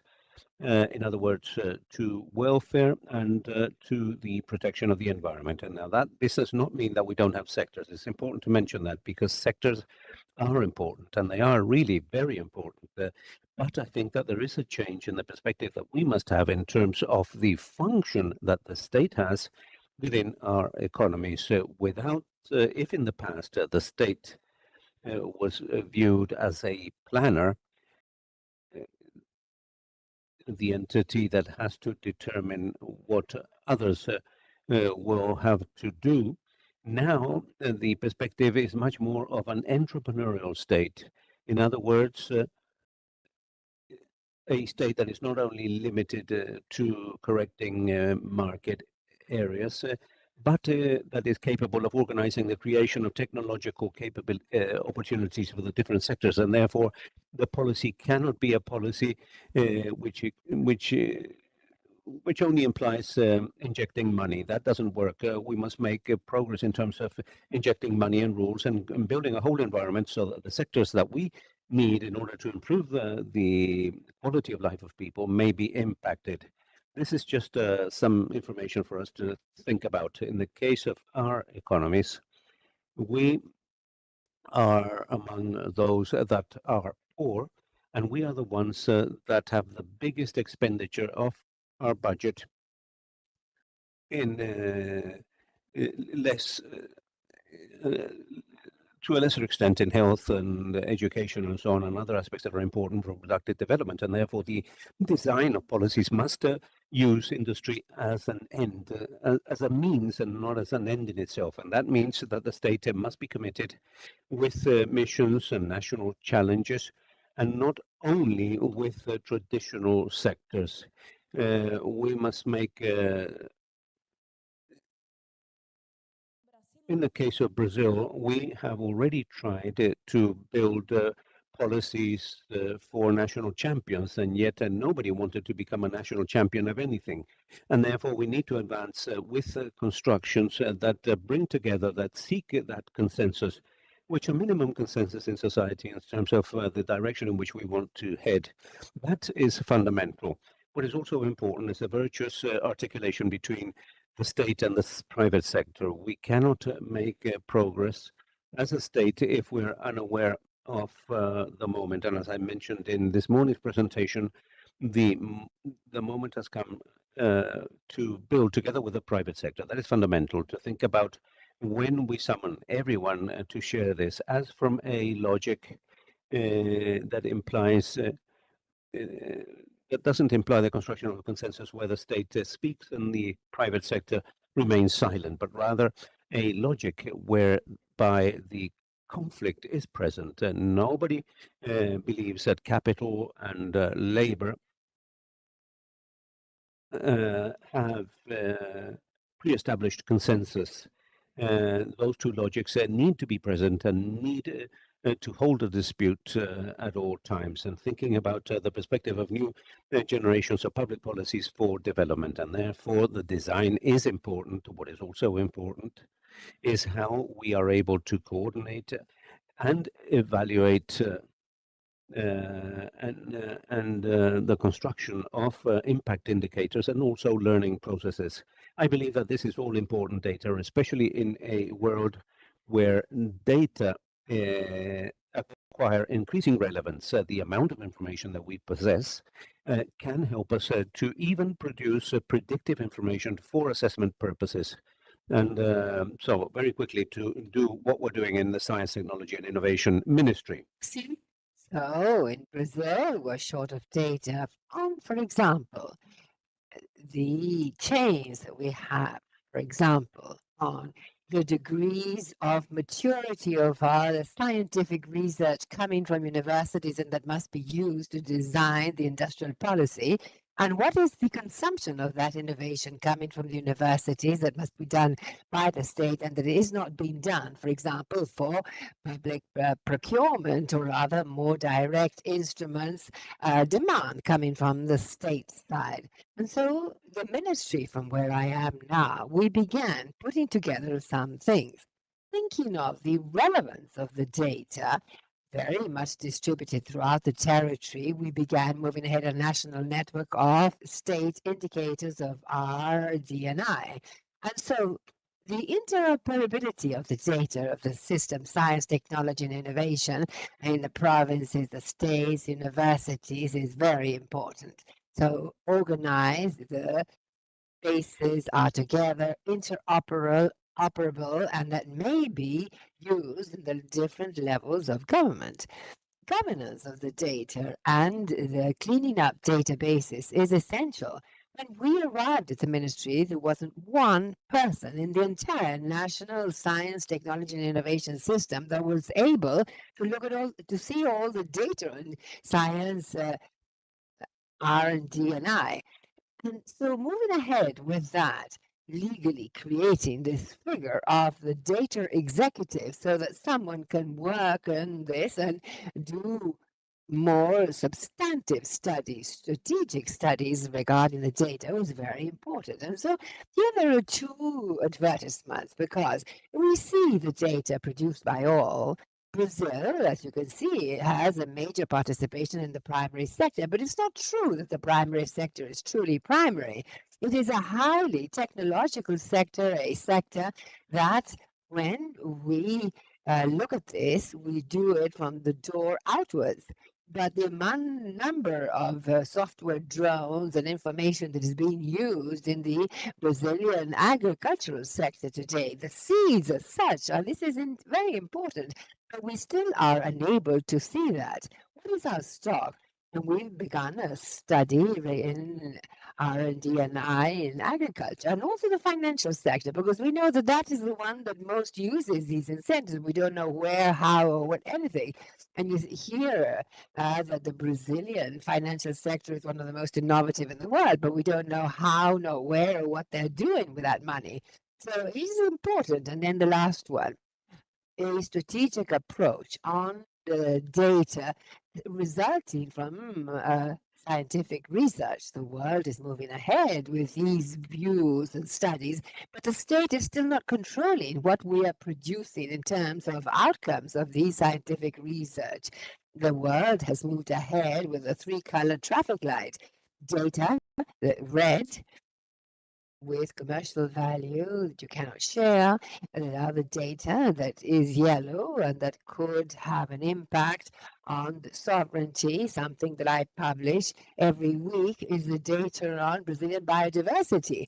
I upload it to the system, the databases, and so we must know how to work with that. And then the green data, which are the ones that we can share and that must be shared. They should be shared and generate data sets for AI training and moving ahead with more predictive studies to obtain the utmost from the data and closing information gaps. And so that is it. Thank you very much. And I apologize for speaking so much. Thank you.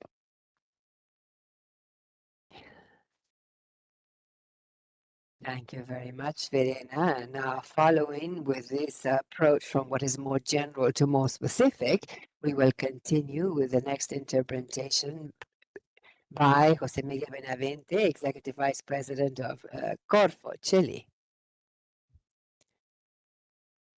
First of all, thank you very much for the invitation, not only ACLAC, but also OECD. This is a very important space for the discussion, not only of this topic that I personally have been for about 35 or 40 years in this, and there are many here that are known to me and with whom we have shared this approach. And I would say, almost despair at this point, why Latin America today, and particularly some countries represented here, have not taken this very important leap, although we're fully convinced that not only growth, but the development of these countries and income distribution and better well-being has to do with this. I have a very short presentation, only 3 images, but I would like to review some points that I believe are important. First, I went through the document and Nicola's presentation. I couldn't agree more. Well, of course, we've discussed this so many times, but I believe it highlights very well the situation. And not only is it honest, but also very rigorous and deep regarding certain dimensions that sometimes in previous presentations had not shown so clearly. But I believe that here they're given a very novel structure, particularly with this set of proposals in 6 main lines, and that I at least share them all. And I would like to dwell on some of them in particular. Another thing that I believe is important in this context is as follows. Why would I put the core for mission up here? Because the issue of institutional consistency and public policies, their relevance over time in this sort of sphere. I think that one of the big problems that we have in Latin America, and I include Chile in this, is that we've not been able to provide temporary consistency to the progress of this type of policies.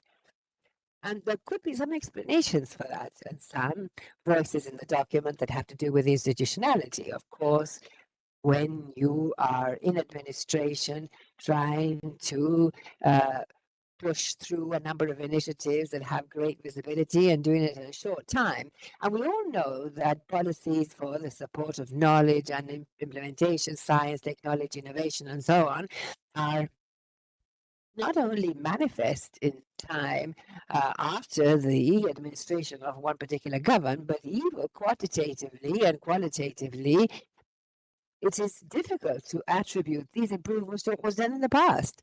And this is a challenge, not only theoretical, but also empirical and very complex. And that on the side, it means that these institutions, such as ministries of finance, for example, have this sort of bias in that public resources involved are not among the main, well, needs in the hierarchy of interests. It did not hold top places. Why am I putting this up? Because if you see the core mission of the previous administration, or 2 or 3 back, it's exactly the same text, but with a few new words. And this is important because ultimately, I think, particularly in the case of Corfo, that right now, that is where I am, I think the one feature that sets it aside is that new elements have been incorporated based on what has been done in the past. And this is very important, and the bias that each administration may have. And one of these has to do with how innovation is understood. I think that the approach, not only in this document presented by Nicola, but in the particular case of Brazil, understanding that innovation is functional to something that is much greater. Why do you do innovation? Even in the private sector companies, innovation has an aim that must be addressed, say an improvement in productive processes, an improvement in income. In the case of Chile, the innovation survey, and Andres, correct me if I'm wrong, otherwise we will change these surveys. Most efforts in innovation in Chile exceed the standards. It's not to capture more income or more efficient productive means, but meeting standards. And this is very important from the public policy viewpoint, and especially with regard to the environment and others. And so that is the first thing. The second thing is, in fact, and I fully agree with what Verena has said regarding the approach of public policy that is linear. And I have the document as well. At our institutions, they're structured, yes, and not only do we share same name, but they were created in the same year. And the approach is that should be the development of science and technology, and in doing this, applied investment will be made, taking that they are all related and they're the same thing. But evidence has shown time and time again that, in fact, that is not the case. Now, this does not mean that you should abandon efforts in scientific and technological innovation. No, not at all. But what it does mean is that we must take a look at the other part of this that has to do with something that Verena mentioned. This has to do with developing functional knowledge, addressing issues and challenges of society, which is something that has escaped us so far.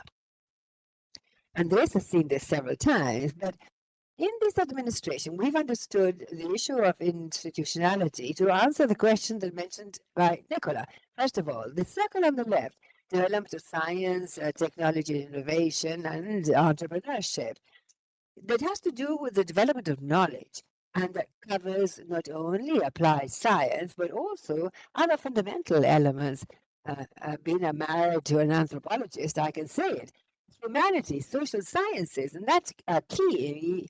Not only to understand the dynamics of society, which are so relevant to the economy, but also to understand development that is not only conveyed through products or processes and goods, but somehow it is necessary to understand this as society. Now, the one thing that is less tight is productive development. And this includes science, technology, innovation, and entrepreneurship, yes, but also others. For example, a vision that goes back many years, and that includes the circle on the right, and which I believe is also very important. And somehow we tend to overlook it. But that in the case of Chile is behind the Ministry of Economy, which is quite curious because as a rule, these, in most cases, these are ministries of production, not of economy. But our ministry has a far more regulatory role to play, what in Chile is known as permitology or permisología. But the rest is left aside. Now I would like to focus on the center, the intersection of these two circles. In the case of Chile, when we developed the model, what is on the left is what is behind the creation of a new ministry of C, T, I, and E, energy and mining and culture and so on. Now, in the context of Chile, the Ministry of Economy is that's what it is. One very interesting area, the one at the center, the where I would like to focus on. Let me show you this here, the double triangle. I think these are the Benavente triangles, but let me explain what this is all about. This idea that in this intersection of these worlds, this part here, there are sort of four activities in science, technology, innovation, and entrepreneurship. And you have a vertical line that separates the science and technology on the one hand, innovation and entrepreneurship on the other. And this is sort of institutionally organized. Ministries of science and technology are on the first half, and production and economy are on the other half.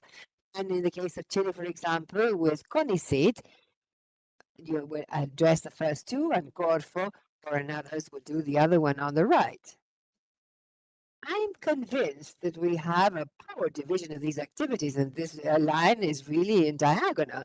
And this is what Helena was saying, but a little more operational. Now, we need to understand how much effort is being carried out on the supply side, the lower part of the triangle. We know that a lot of resources on the science side and basic sciences, innovation and entrepreneurship. This is again related to the linear model we have in public policy, and I think what's significantly missing is the top triangle aspects, because that is primarily related to entrepreneurial activities, innovation, technology, and science, but a different type of science. It's a mission-focused science based on literature, science that is there to answer questions and tackle challenges that can be addressed through entrepreneurship and innovation, but this is not necessarily the way the scientific technological world is addressing it today, so that's a major issue. They're not coming with the questions. As Marina said, public realm and private realm are coming up with these questions. In the public realm, there are two ways to do this, to come up with the questions through sectoral ministries, where most of the R&D is carried out in the US, in the Ministry of Defense, for example. They're often not concerned about conducting blue sky research, but they do strictly blue sky research, but we need to address issues by the Ministry of Defense, Health, or Science. And that's where most of the investments in R&D are carried out in the US. It's related to these questions. Now, we also need to make sure that we have sectoral ministries to address sectoral issues. How many PhDs are working in the Ministry of Mining? Zero. This is odd since such a huge percentage of Chile's GDP relies on that. And how many PhDs do we have working in the energy sector and agriculture sector in the respective ministries? Zero, most likely. There was a study conducted on how many PhDs work in mining, broken down by tons produced. And when you compare Australia to the US, the difference is 13-fold. So saying that the ability to resolve these within the sectoral ministries, understand that we have to make sure that the sectoral ministries are able to answer the questions being opposed. The policy is pulled to that. Chile, thanks in part to Andres this year, we were able to come up with an innovative purchasing public acquisition. Talk about the private world. With Chile, the private world is capable of addressing the challenges today. They're incapable of coming up with the here. This is interesting because the productive is crucial.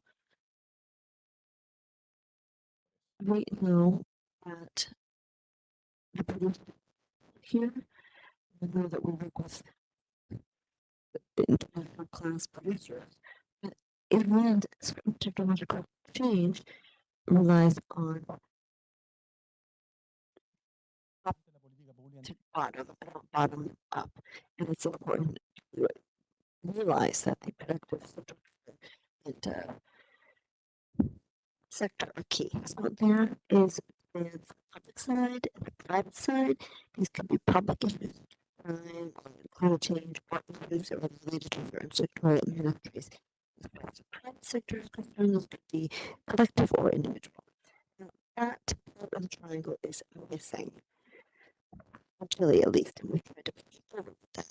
At least two key components that are crucial. With this, I would like to conclude, and I'm referring to these capacities. We've always understood human capital as addressed by the triangle on the bottom. So, when you're young, you apply to good university, and one needs to determine what one wants to study, and this is all based on the entrance requirements. But in Chile, we have never issued a class for PhDs in areas where we need. But we have this technological centers. Ofrecer ciertos servicios, ¿no es cierto? Pero precisamente donde la agenda dominada por el mundo científico. So we know that the scientific communities spend a great deal of time at the universities. We have another challenge, and that is to come up with this idea of demand side capacities. Nicolas referred to that. That is, how can our institutional arrangements, and we've seen that by way of the circle on the left, bring about demand regarding human capital and scientific technological capacity. In fact, we just funded a center in Chile, and I'm not wrong, $138 million in funds. That's the figure, I'm not mistaken. $138 million in clean technology. And this was very difficult. And the idea was to come up with an investment for a center to research in specific production-related sectors, mining specifically, and it has been very difficult. On the one hand, to work with the scientific and technological sector for greater revenue and to make sure that you have the production sector with the right structure. It was very difficult. We have made progress, and we have a series of additional scientific technological centers that are a complement to the public side. And finally, to answer the question regarding institutional arrangements, this does call for coordination. In the scientific technological world, I would have to say that this is essentially resolved with the Ministry of Science-led committee, where Corfo and the Ministry of the Economy contribute as well. We have just passed a law, in fact, 2 months ago regarding that component. And then the other side, which is led by the Ministry of the Economy and Corfo and the Ministry of Science and Finance contribute. And that is financed primarily by lithium-related resources. And the coordination takes place at the ministerial level, and it's led by the Ministry of the Economy. And this is where we strike a balance. I think this is an extremely interesting story because what we have tried to do, and I think we have succeeded, is to do it with this vertical approach. And this is not easy because it's very difficult for the scientific world to understand that you can be in the lower triangle area, which is the attritional side, while also being in the upper triangle area. But on the top, you lose a certain amount of wiggle room because you are not defining the agenda. It's important to develop solutions to address the issues brought about by third parties. That's what we have tried to do to push forward with. We have made some progress.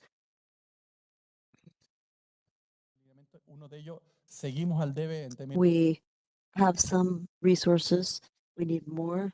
And the metrics that Verena showed prove that we need to focus on the upper triangle to realize how much we are doing in coming up with ways to tackle these challenges.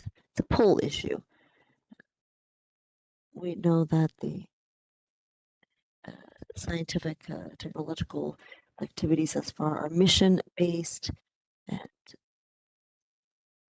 I hope I did not take up too much time. That is the presentation we have for you based on the experience in Chile in recent years. Thank you. Muchas gracias, José Miguel. Thank you, Jose Miguel. Everyone has gone over their allotted time, but I did not want to interrupt anyone. I thought that was the best action. Allow me to give the floor to Angelica Matsuda, advisor to the General Director of Pro Innovate in Peru.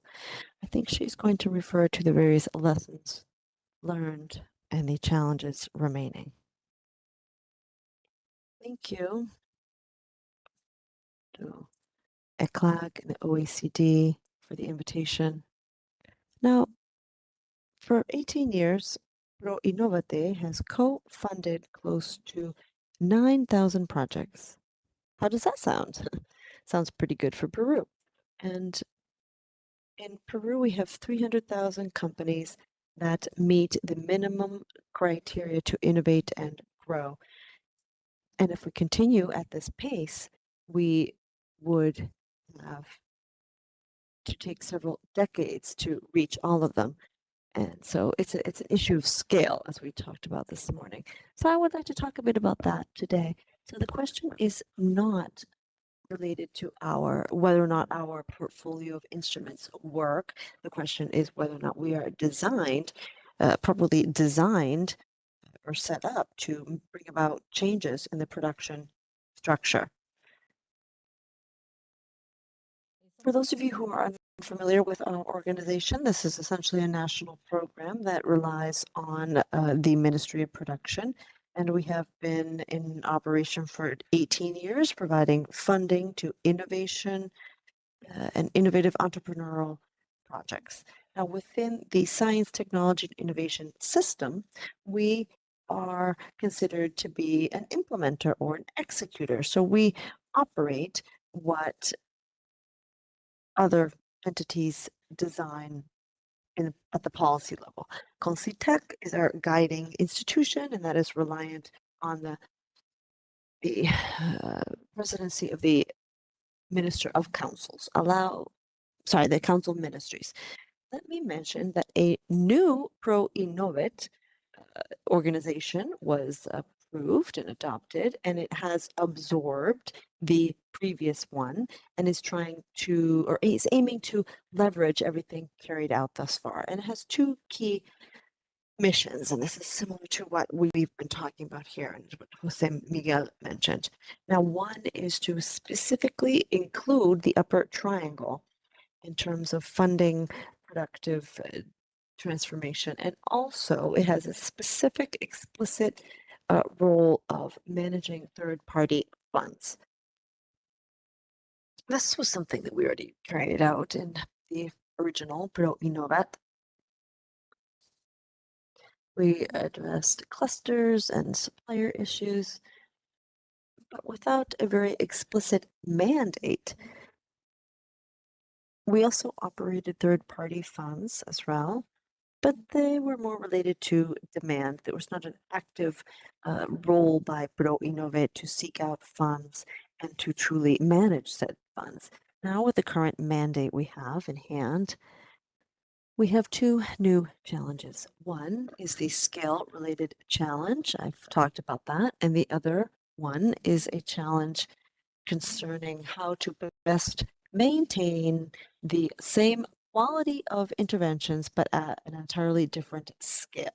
When we talk about scale, we have 9,000 projects in 18 years, but we have to reach 300,000 companies. And the outcomes that we have seen thus far are quite relevant. 5 out of 10 product innovations funded are already in the market. 6 out of 10 companies continued to invest in innovation or increased their sales volume after going through a Pro Innovate funding run. And other companies were able to expand their customer portfolio. So these impacts are quite significant. These are entrepreneurial activities that were successful thanks to Pro Innovate funding. When compared to those who did not receive the funding, these grew by 110% in terms of their sales, 64% increase in employment, and 60-odd% increase in salaries. Now, figures show that we have had a real impact. But again, we have only carried out 9,000 projects, but we need to reach 300,000 companies that need support. So the intervention scale needs to be multiplied. The design, therefore, is not only about having more, but this needs to be done with quality. And here's the second challenge, quality.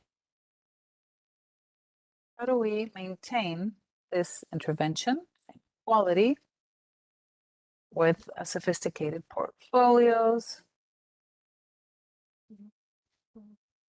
the productive aspect, but also with a multiplied reach?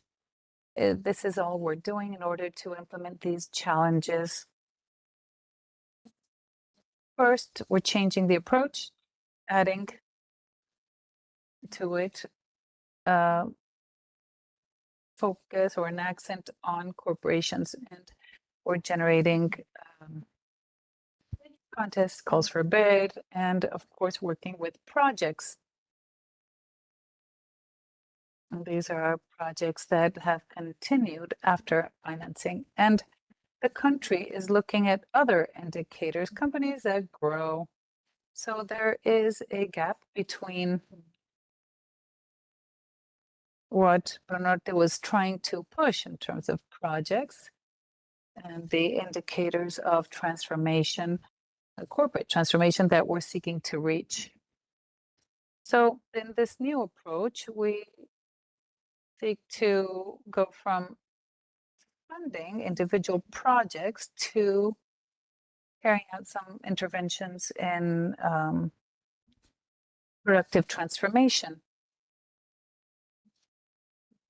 So we look at instruments and services.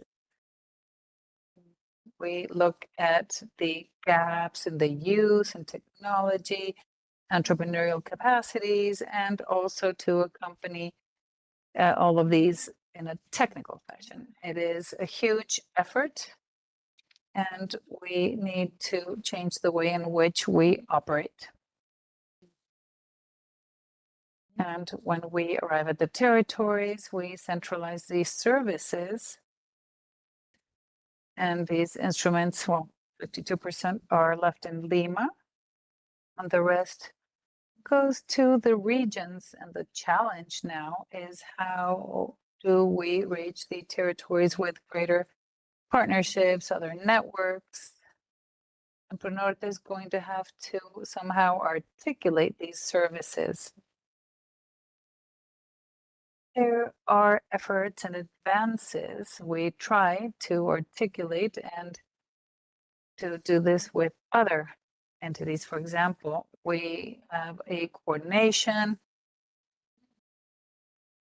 There are different committees, technical committees, intersectorial with different entities, and they are informative committees in the end. They will tell us what it is they do in the territory, but in practice, there is no serious follow-up on these interventions. We're looking here at Norte to have a clear roadmap depending on the maturity somehow to be articulators of services related to productive development. And for this, we have built some maps, service maps for everyone that is involved in productive development in order to carry out this role. We're also trying to strengthen internal capacities. We cannot take on a role such as this if we don't get organized from within. And we have an institutionality and structure. We need to learn faster. And this is what Jose Miguel was talking about. We need to start evaluating and better using the information that we have to learn fast and to carry out continuous improvements in an accelerated fashion. It has to do with this competence that somehow has to do with these, with perspective. And there is no one at Novatec that has this exclusive function. It's done when it's necessary, but it is not an area that would have this function. So we have this experience, but we wish to capitalize on it, and we need to build this capacity and organize ourselves for this. And so we're working on the organization of the unit for evaluation. We also need to develop more sophisticated portfolios. Today, we basically have one unit that is the development of instruments. It basically is related to the development of contests.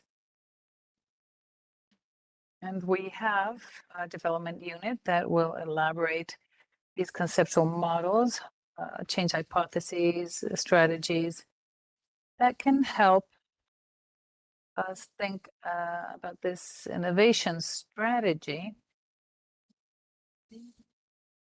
as means, not as an objective. So this is the approach that I mentioned. We need a diagnosis, we accompany them technically, and it is a unit that will be called diagnosis and technical follow-up. And of course, without the budget, this is not done. It's a significant percentage of our resources. We would like to diversify these sources of financing and complying with this mandate of managing third-party funds. And we are implementing regional trust funds and many other funds in the territory that are available but dispersed, and we could be capitalizing on. So what's coming in the future? The truth is that the change has been a step taken as part of innovation, or well, as part of a productive innovation, as Jose Miguel mentioned, where productive development requires an institution with a mandate that is more cross-cutting and at a greater scale. We haven't made a lot of progress, but it's at a scale where it is no longer possible to continue. And we wish to do this together with the territories. And we've been operating as part of a structure, organizational structure that is part of, it's like wearing a small shirt and we need a larger size. And it is a program within a ministry. Within a ministry, we should have an agency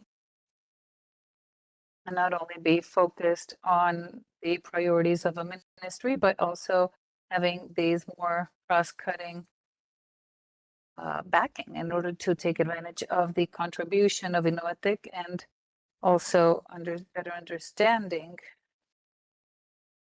the productive aspect. If there's something we've learned in this transition, it is that innovation does not transform economies by means of the accumulation of strategies, but by being very strategic, aligning innovation policies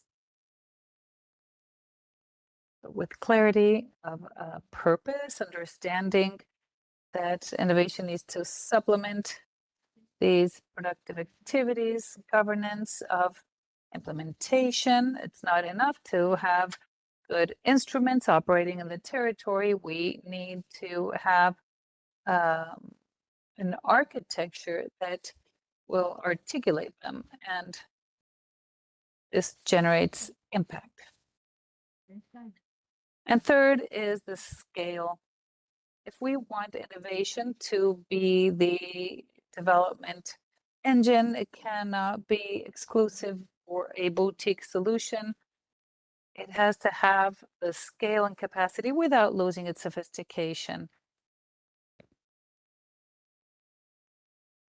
Muchas gracias, Angélica, por compartir. Thank you, Angélica, for sharing with us.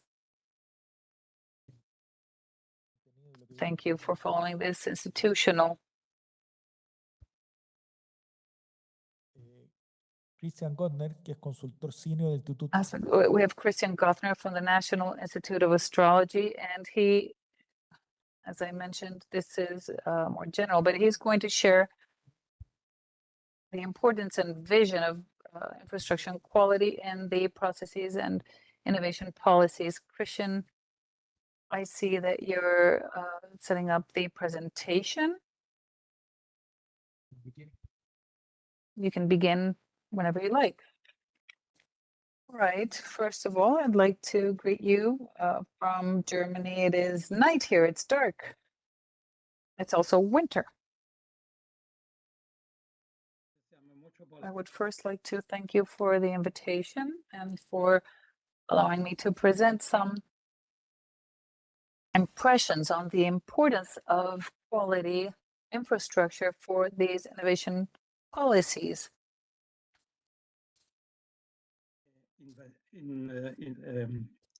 Innovación en base de experiencias. Based on our experiences.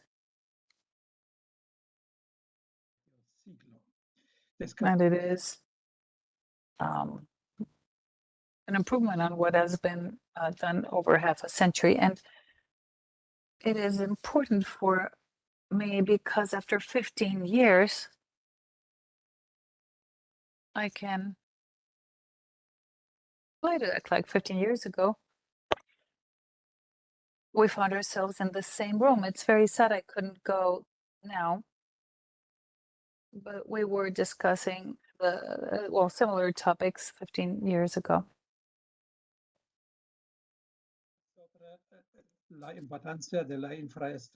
I'd like to talk about the importance of infrastructure and quality, which is, what is this quality infrastructure?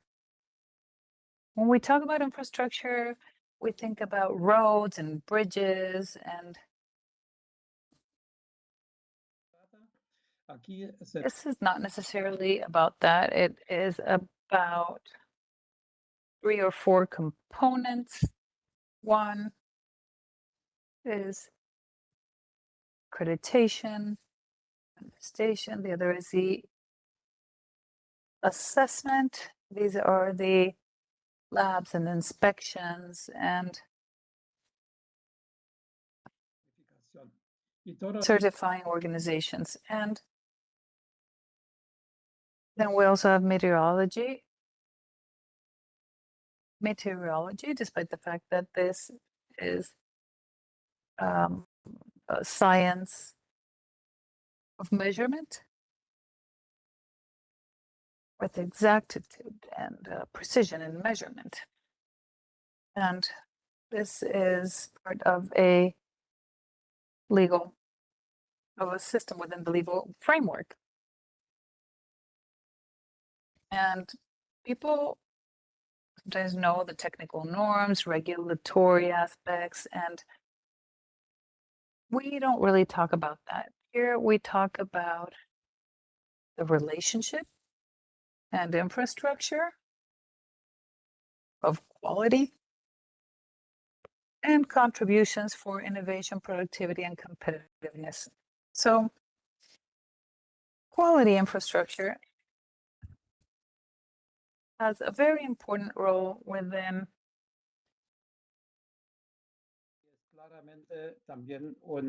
it is clearly a cross-cutting area and a significant aspect of agriculture and livestock all the way through to artificial intelligence. It seems very clear following these measurements and assessments. Sometimes innovation is not possible. In reality, the processes are sometimes more industrial and become more effective. Now, talking about the essential parts of this when it comes to innovation, here we can mention two aspects. One is that these trials contribute to innovation, and this involves also the ecosystem of quality infrastructure, and that is tremendously important. But at the same time, services also innovate, and we innovate in terms of methods and instruments for measurements and trials.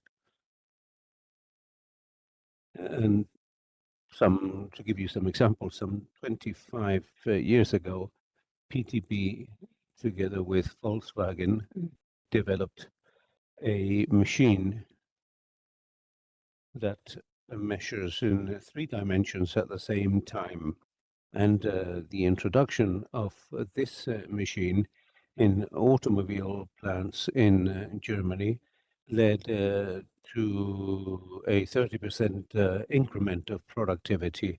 This is an example of private-public cooperation, which is very important, and it significantly helped to improve this innovation in German automobiles. Another example is a dairy plant in the south of Chile, in the company Colun, and they have introduced the infrared inline measurement. And that implies that there is no need to take samples within production and then submit it to an analysis in laboratories. And if there is a problem, production has to be stopped and processes have to be changed. And that implies a lot of losses in terms of time and waste. And that implies stopping production. And now that can be done without stopping production, and that implies savings in terms of time and money. Those are two examples of how quality infrastructure have an impact upon innovation processes. When we talk about the present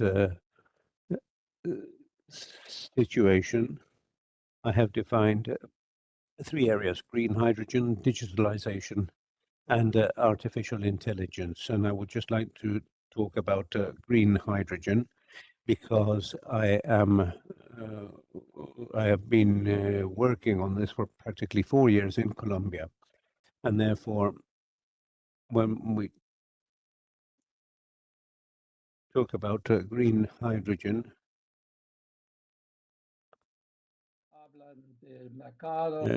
they talk about the market, the potential in the country, but they forget about the quality and security, which is fundamental when it comes to green hydrogen. And therefore, we face some challenges. So when, in terms of quality, we must consider purity.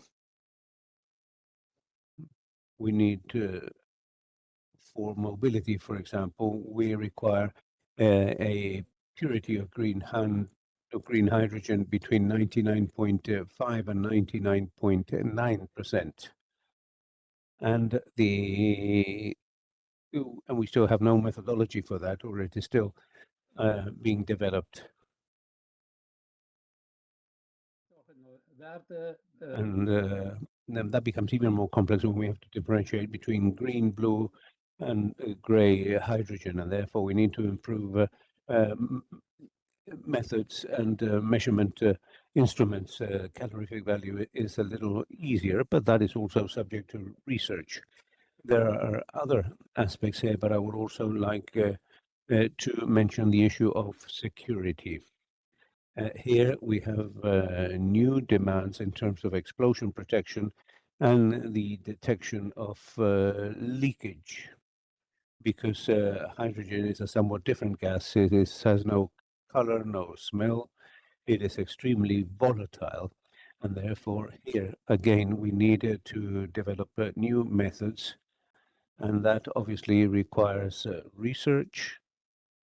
And fortunately, there are a whole series of PTD projects in South Korea, also in Japan, and also together with some national metrology institutes that are working on that. And when we talk about technical regulations, today in Germany, we have developed a set of ethical regulations involving the participation of the IDB companies, some scientific centers, and also PTB. And this is now a guideline for not only in terms of regulation, but also in terms of technology, and also involving measurement systems. Some results. When we talk about technological innovation, this innovation demands the participation of the quality infrastructure.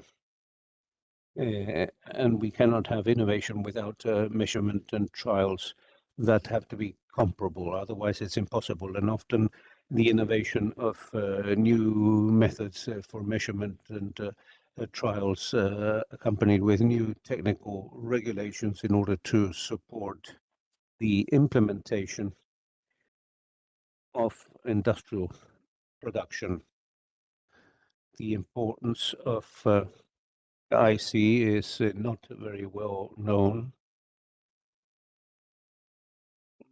especially among government officials and micro and small SMEs. And that means that this is often a bottleneck in many countries. There are improvements. I mentioned that was the case in Colombia, Argentina, Uruguay, Mexico, Brazil. In those countries, the situation is somewhat better, but in many countries that has not improved.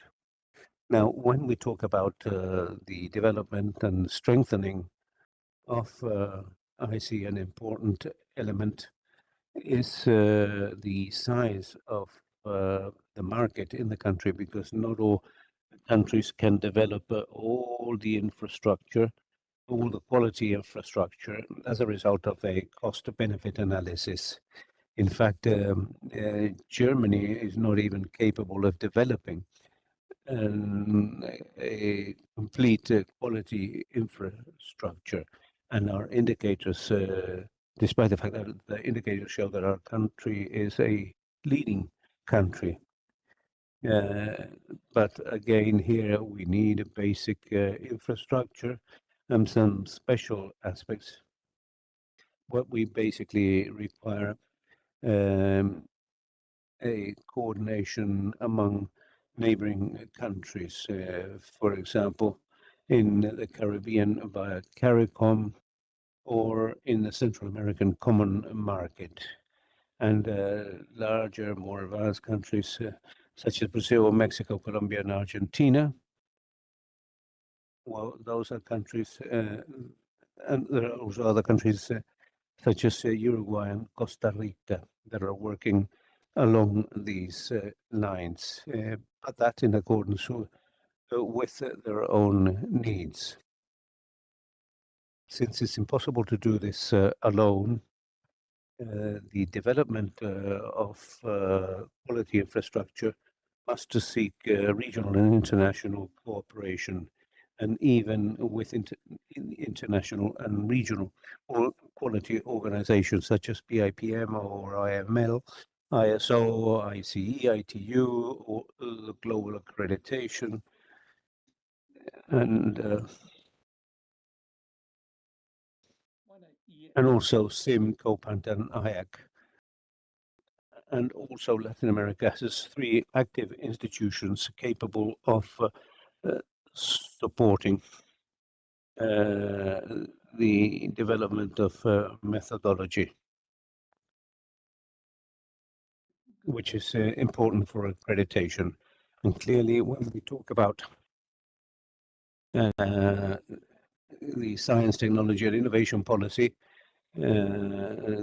well, this can give rise to policy priorities, but it also requires coordination and articulation with other countries, including quality infrastructure within the science, technology, and innovation research. That is very important. And I was very pleased to see that this was coming across in Colombia in the deindustrialization policy. I know that apart from Brazil, there's other countries such as Colombia, Costa Rica, and Uruguay that are also working along these lines. But this is important because obviously this implies financing for problems, equipment problems, training issues, and this is a problem that was already mentioned. I want to mention that when I worked in Colombia,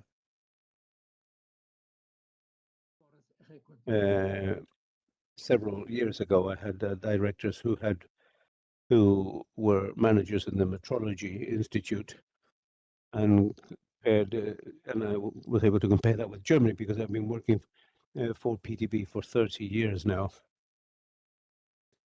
And that enables me to see that there is a lot more continuity here.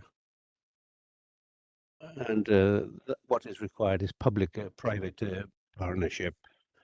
As has been said as a reference point, when we're talking about innovation processes in Germany, and also within the EU, with all projects and programs to adequately develop metrology. And in the past, this issue was inherent to our policy for many years now. With this, I would like to conclude. de Verena, porque, bueno, son temas que me parecen también. Bueno, en fin, no soy metrólogo, entonces yo tengo también una cierta ligación. I'm sorry, but somebody has opened the microphone in the room and it's very difficult to hear what the speaker is saying. De la para el desarrollo económico y social. Muchas gracias. Thank you very much. Thank you, Christian. We're running somewhat late. However, it would be a pity to waste our presenters, so we'll accept a couple of questions if anyone wishes to ask a question. Hi, good afternoon, Isabel Arao. I represent the innovation network of the consortium of state-owned universities in Chile, comprised of 18 universities throughout our country. And first of all, I would like to thank all the panelists. Some have already already held discussions outside this room and together with Porfo. And I would like to ask you a question related to the strengthening of what you said, of what you mentioned as articulations and collaboration capacities between the private world and universities. As from state-owned universities, clearly we have a vision and a mission in terms of its role as public institutions and innovations with a social impact at a territorial level. So in that sense, how, based on the experiences that you have led in different spaces and the experiences that you are aware of, how could you, what could you say about the positive aspect of that aspect? And I would also like to thank gender parity of the panel, because nowadays it's very important to listen to the voices of both men and women presenters. So thank you very much. Muchas gracias. Thank you. I'm going to take only that question. I think that the answer could be long drawn out. So first of all, we will hand over to the speaker, and if there is sufficient time, we will take further questions.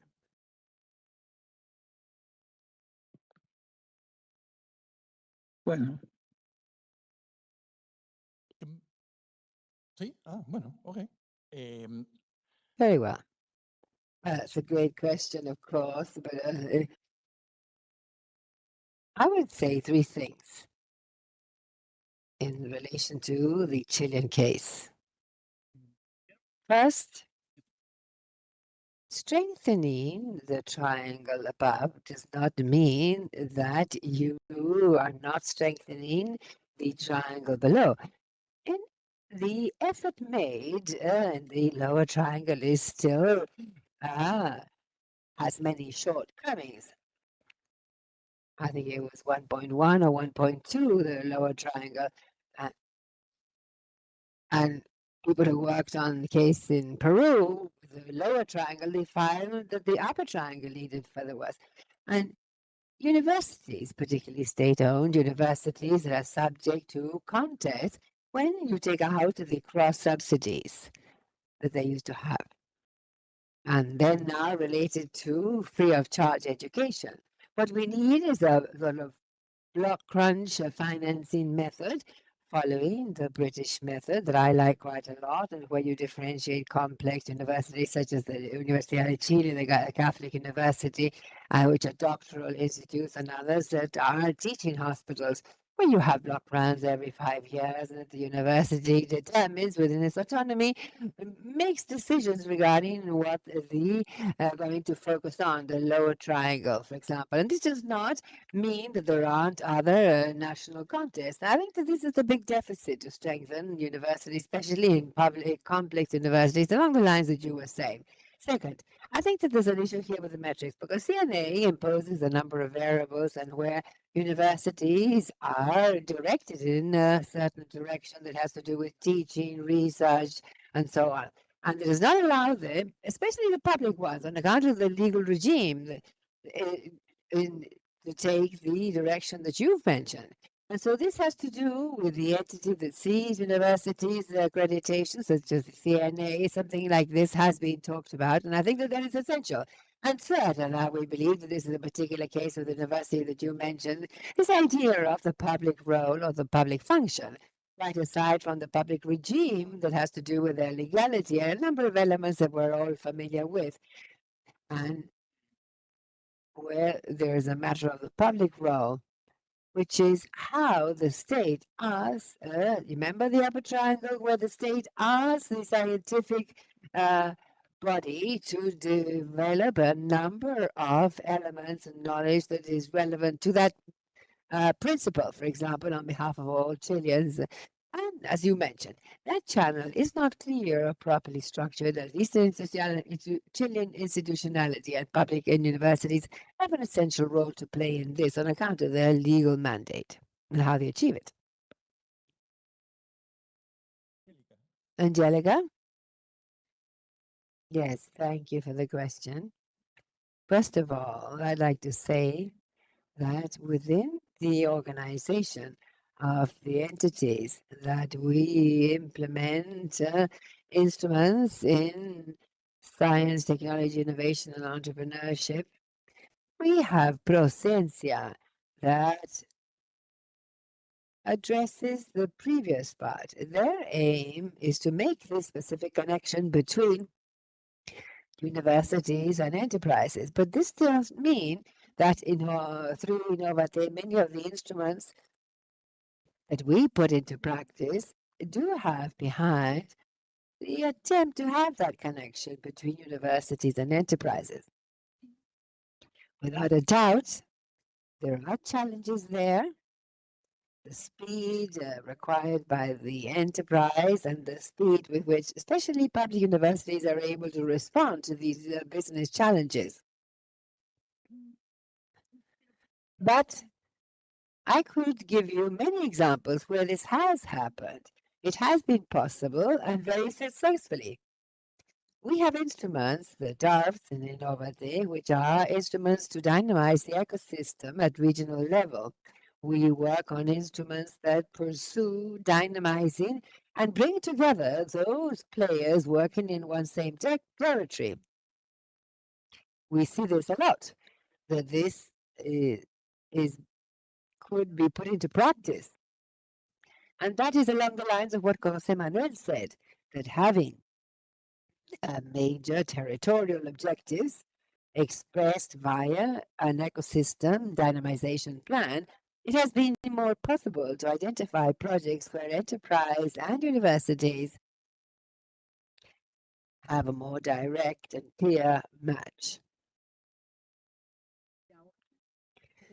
This occurs today, but these instruments on the side of Innovate have been very useful to take a look at the connection and what sort of triggers could help the relationship between universities and enterprise may occur more quickly. And we come up with these plans with more territorial plans or transformation objectives, and they are a great help to get these liaisons and startups to occur much faster than if there were no intervention by the public sector. Benina? Well, I believe that university in our countries play or should play two functions. The first, the training of critical citizens. This is very important. And the other is the contribution to development. So I believe that these are the two pathways that we need to travel. I'm saying on contribution to development because based on what all of us here say, it is easy to infer that diversity serves to train professionals. But I believe that that is not what the university is there for. But also, I believe that we still need to make further headway. I think that in the recent past, we've advanced a lot in discussing university autonomy, which is very important, of course. But that cannot work without a connection to the relevance of the knowledge produced. The issue of basic research and research or information unlinked to development needs is a real issue. I think that we have an institutional, political sort of dungeon that is a barrier, as my colleague here said, in relation to the connection between knowledge and entrepreneurship. Financing, that is a serious one. In Brazil, Nicole presented the data, but the CMTQ, the budget was 1.9 billion reais. Divide this by 5 and you get the amount in dollars.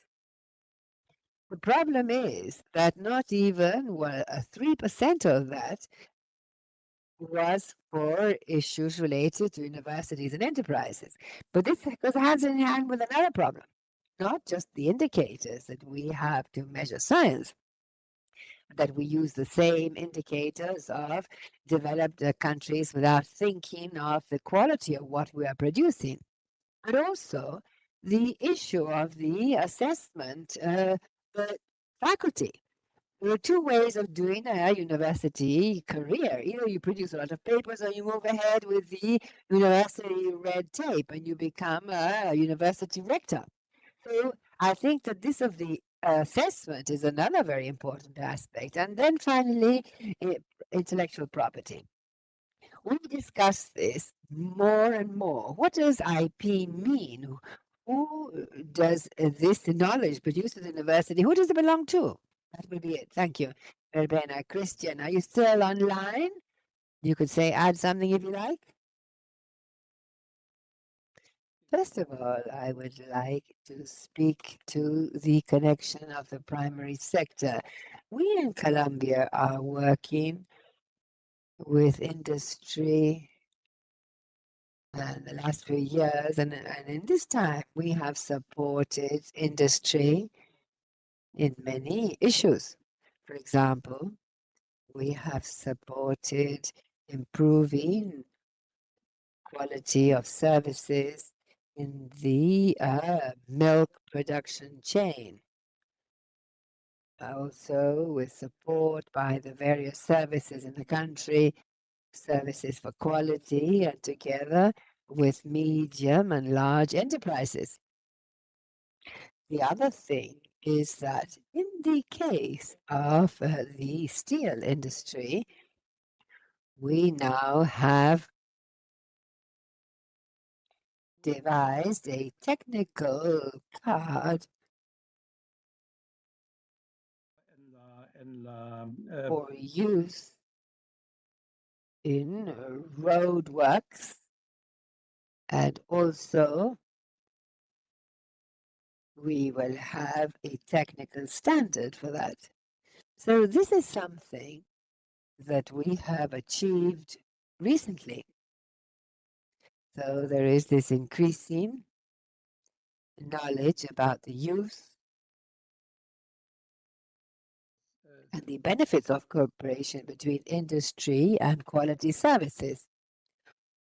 Although the situation continues, this is a task that we have, and we're supporting awareness building or the evangelization of the industry in this sense, in terms of the quality infrastructure. Just to give you one example. Recently, Andy was holding an event for the agricultural industry, and of the 200 participants, only 2 knew that this was a national quality system in the country.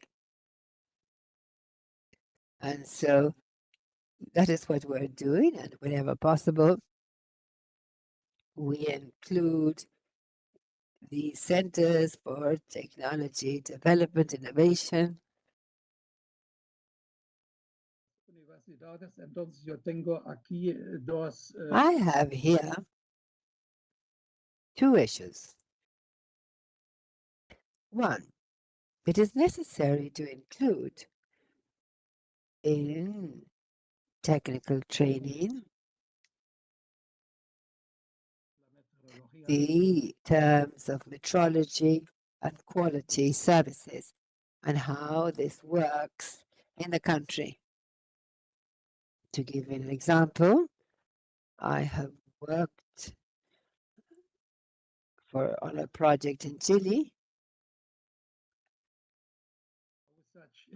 with USACH students, and they were learning with me on how the system works, because they were not taught this at the university. But that was 10 or 15 years back, and I'm sure that the situation today is better. And then there is another thing. This must be included in the training of economists and business administration, because business administrators are only thinking of investments and do not understand that quality also has a lot to do with it. For example, I had a good example in Georgia. A former director of the metrologists, and they used to work with University of the Americas, and they were assessed because they understood how the system worked in the country and the relevance of quality in all this for competitiveness.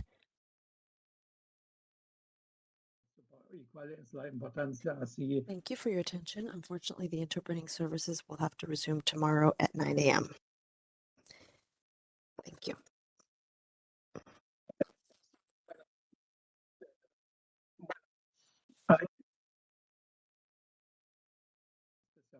En Colombia, bueno, y estamos tratando también mejorar la situación con nuestra ayuda con la universidad, pero yo sé que nuestras contrapartes del Instituto de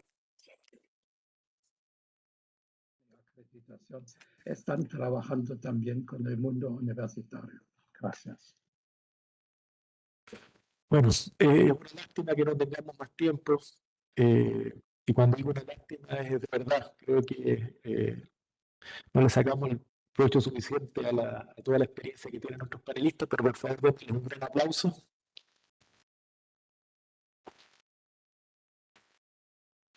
Y para cerrar, le paso la palabra para que nos entreguen las conclusiones del día a Analisa Primi y Marco Llenas. Gracias a Nicolo, gracias a todos. Ha sido un día extremadamente intenso y maravilloso estar aquí, poder hablar y muy intenso. Tendremos 2 días más. Mañana empezamos la reunión plenaria que no está abierta en línea a todos, pero casi todos ustedes estarán y tendremos oportunidad. Yo simplemente le doy la palabra a Marco. Digo 3 temas, se dijo todo y acá estamos convencidos que esto es fundamental. Yo creo que lo que deberíamos sacar afuera de esta discusión es, primero, acá estamos hablando de algo muy importante, porque si por si acaso llegamos a hacerlo muy bien, y que yo estoy de acuerdo, estaría pendiente, lo discutimos en la mañana, pero ahí lo que conseguiríamos no es solo mejor competitividad, más innovación, más empresas innovadoras, un cambio estructural, sino que lo que haríamos es menor desigualdad en la región, mayor calidad en producción, en comercio, en inversión, mayor resiliencia y mayor posicionamiento de esta región en una economía mundial, y entonces entregaríamos una oportunidad para una economía mundial mejor. Hoy nos hemos enfocado a cuánto esto es importante para los países de América Latina, pero si esto se hiciera bien, se entregaría también una economía global más resiliente. Y esto me lleva a decir, es una enorme responsabilidad para el sector público, pero también para el sector privado, para que se sienta esta responsabilidad de la urgencia. Lo hablábamos antes con Fernando Prieto, hay una urgencia de hacer esto. Porque sí es una tarea pendiente, pero no es que no pasa nada si ahora no lo hacemos, porque los riesgos de la no acción hoy, con los cambios tecnológicos, la inteligencia artificial, las dinámicas mundiales, los riesgos de no hacerlo aumentan y los costos para no hacerlo o no hacerlo bien o no hacerlo a tiempo serán más altos, ¿no? Yo creo que lo que es maravilloso es la pasión y el compromiso. Eso se ve y está, y habría que intentar transformar esto en agendas ambiciosas con presupuestos e inversiones a la altura de esta ambición. Y con esto, Marcos, te doy la palabra y una vez más, gracias por tenernos aquí y permitirnos debatir.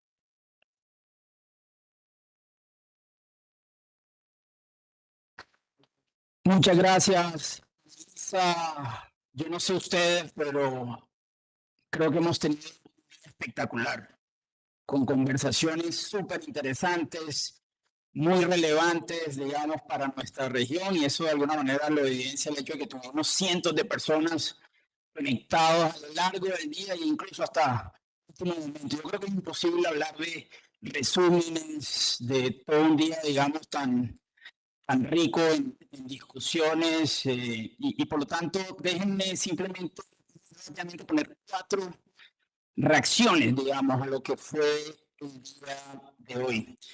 En primer lugar, yo creo que en general, digamos, y particularmente remitiéndome a la mañana, las dificultades que los países compartieron, digamos, que tienen el momento de implementar estas políticas de desarrollo productivo están relacionados a eso que desde CEPAL llamamos los cómo detrás de estas políticas. Hace un poco más de 4 años, realmente me animó a escribir un libro sobre iniciativas clúster, inspirado un poco en el hecho de que veía la conversación pública, una conversación muy básica, particularmente una cantidad de gente que simplemente planteaba, si fueran propuestas de política, una cantidad de aspiraciones de política, como yo la llamé. Hay que mejorar la productividad o hay que sofisticar la canasta exportadora, y la gente creía que de pronto estaba haciendo grandes planteamientos y realmente ahí no había, digamos, mayores propuestas de política. Eso lo traigo a colación a ver porque precisamente hoy estuvimos andando muchos de los qués que hay que hacer en concreto y de los cómo detrás de estas políticas, particularmente de CEPAL. Resumimos, digamos, esa idea de los cómo detrás de estas políticas, detrás de 4 palabras. En primer lugar, gobernanza para el desarrollo productivo, y particularmente venimos insistiendo en que entendemos esa gobernanza como los mecanismos, llámese instancias, pero también dinámicas, incentivos que permiten la alineación de múltiples actores, recursos y esfuerzos en torno a agendas estratégicas de desarrollo productivo. Segunda palabra, las capacidades top que se han mencionado a lo largo del día, la importancia de fortalecer esas capacidades técnicas, operativas, políticas y de perspectiva de nuestros funcionarios y de nuestras instituciones. Es la palabra economía política detrás de estas políticas de desarrollo productivo. Y cuarto, la palabra diálogo social, que un poco estaba relacionado precisamente con esa conversación de la mañana sobre la construcción de consensos detrás de estas políticas. Segundo mensaje, y este más corto, quiero hacerle ese mensaje que se envió en el panel de esta tarde sobre desarrollo productivo territorial, sobre la importancia de las personas detrás de estas agendas, la importancia del liderazgo de las personas y el liderazgo también colectivo para lograr realmente mover, digamos, estas agendas de desarrollo productivo en nuestros países y sus territorios. Y ahí simplemente quiero dejar el mensaje de que ahí tenemos un gran reto de cómo efectivamente se fortalecen las capacidades del liderazgo para el desarrollo productivo en nuestra región. Yo creo que es un tema que incluso podríamos pensar en crear de pronto cursos de formación en ese tema utilizando nuestro INPES. Tercer mensaje. Aquí en CEPAL somos convencidos de que buena parte de la acción en materia de desarrollo productivo debe ocurrir territorial, y por eso tuvimos, digamos, eso como uno de los temas de la tarde de hoy. Simplemente quiero, digamos, poner sobre la mesa, porque de pronto no se mencionó, por lo menos con todas las letras, que ese convencimiento ha llevado a que precisamente estemos trabajando en dos plataformas que precisamente ponen el tema territorial en el centro.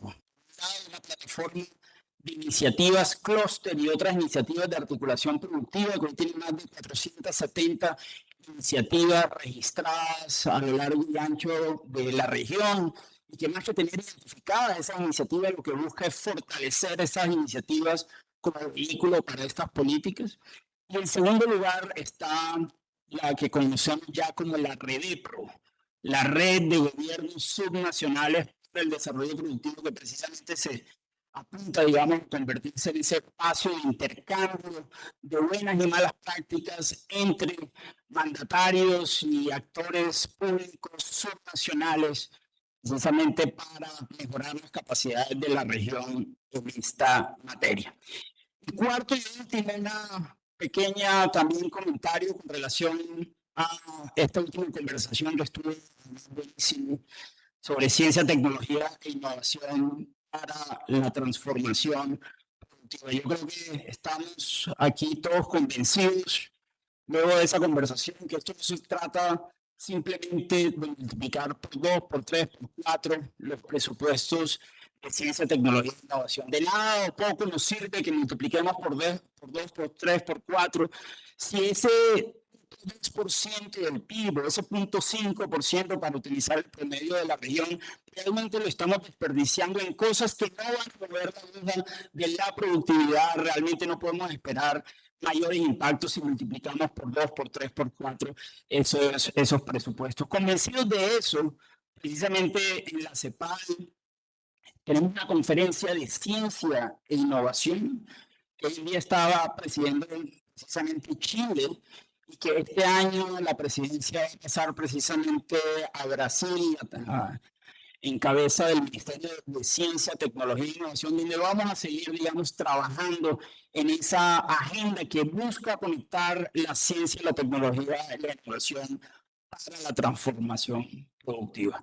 Simplemente quería, digamos, mencionar, digamos, esas 4 últimas reacciones, esas 4 últimas reflexiones, no sin antes agradecer a todos los panelistas por esas grandes intervenciones, a los traductores que desafortunadamente ya se fueron, dijeron no más, pero qué bueno que nos acompañaron a lo largo de todo el día, y a toda la audiencia, tanto presencial como la audiencia que tuvimos de manera virtual, que nos acompañó y que de nuevo señala el interés que hay en la región por estos temas. Así que muchísimas gracias. Seguiremos, digamos, conversando aquí en CEPAL y con todos los aliados de estos temas para finalmente lograr mover la aguja de la productividad en nuestra región y, como dije en la mañana, al final del día lograr mayores niveles de bienestar, que es de lo que se trata esta conversación.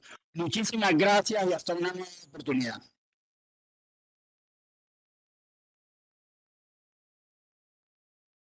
Mañana a las 9. No se terminó esto, por favor. Nos vemos mañana.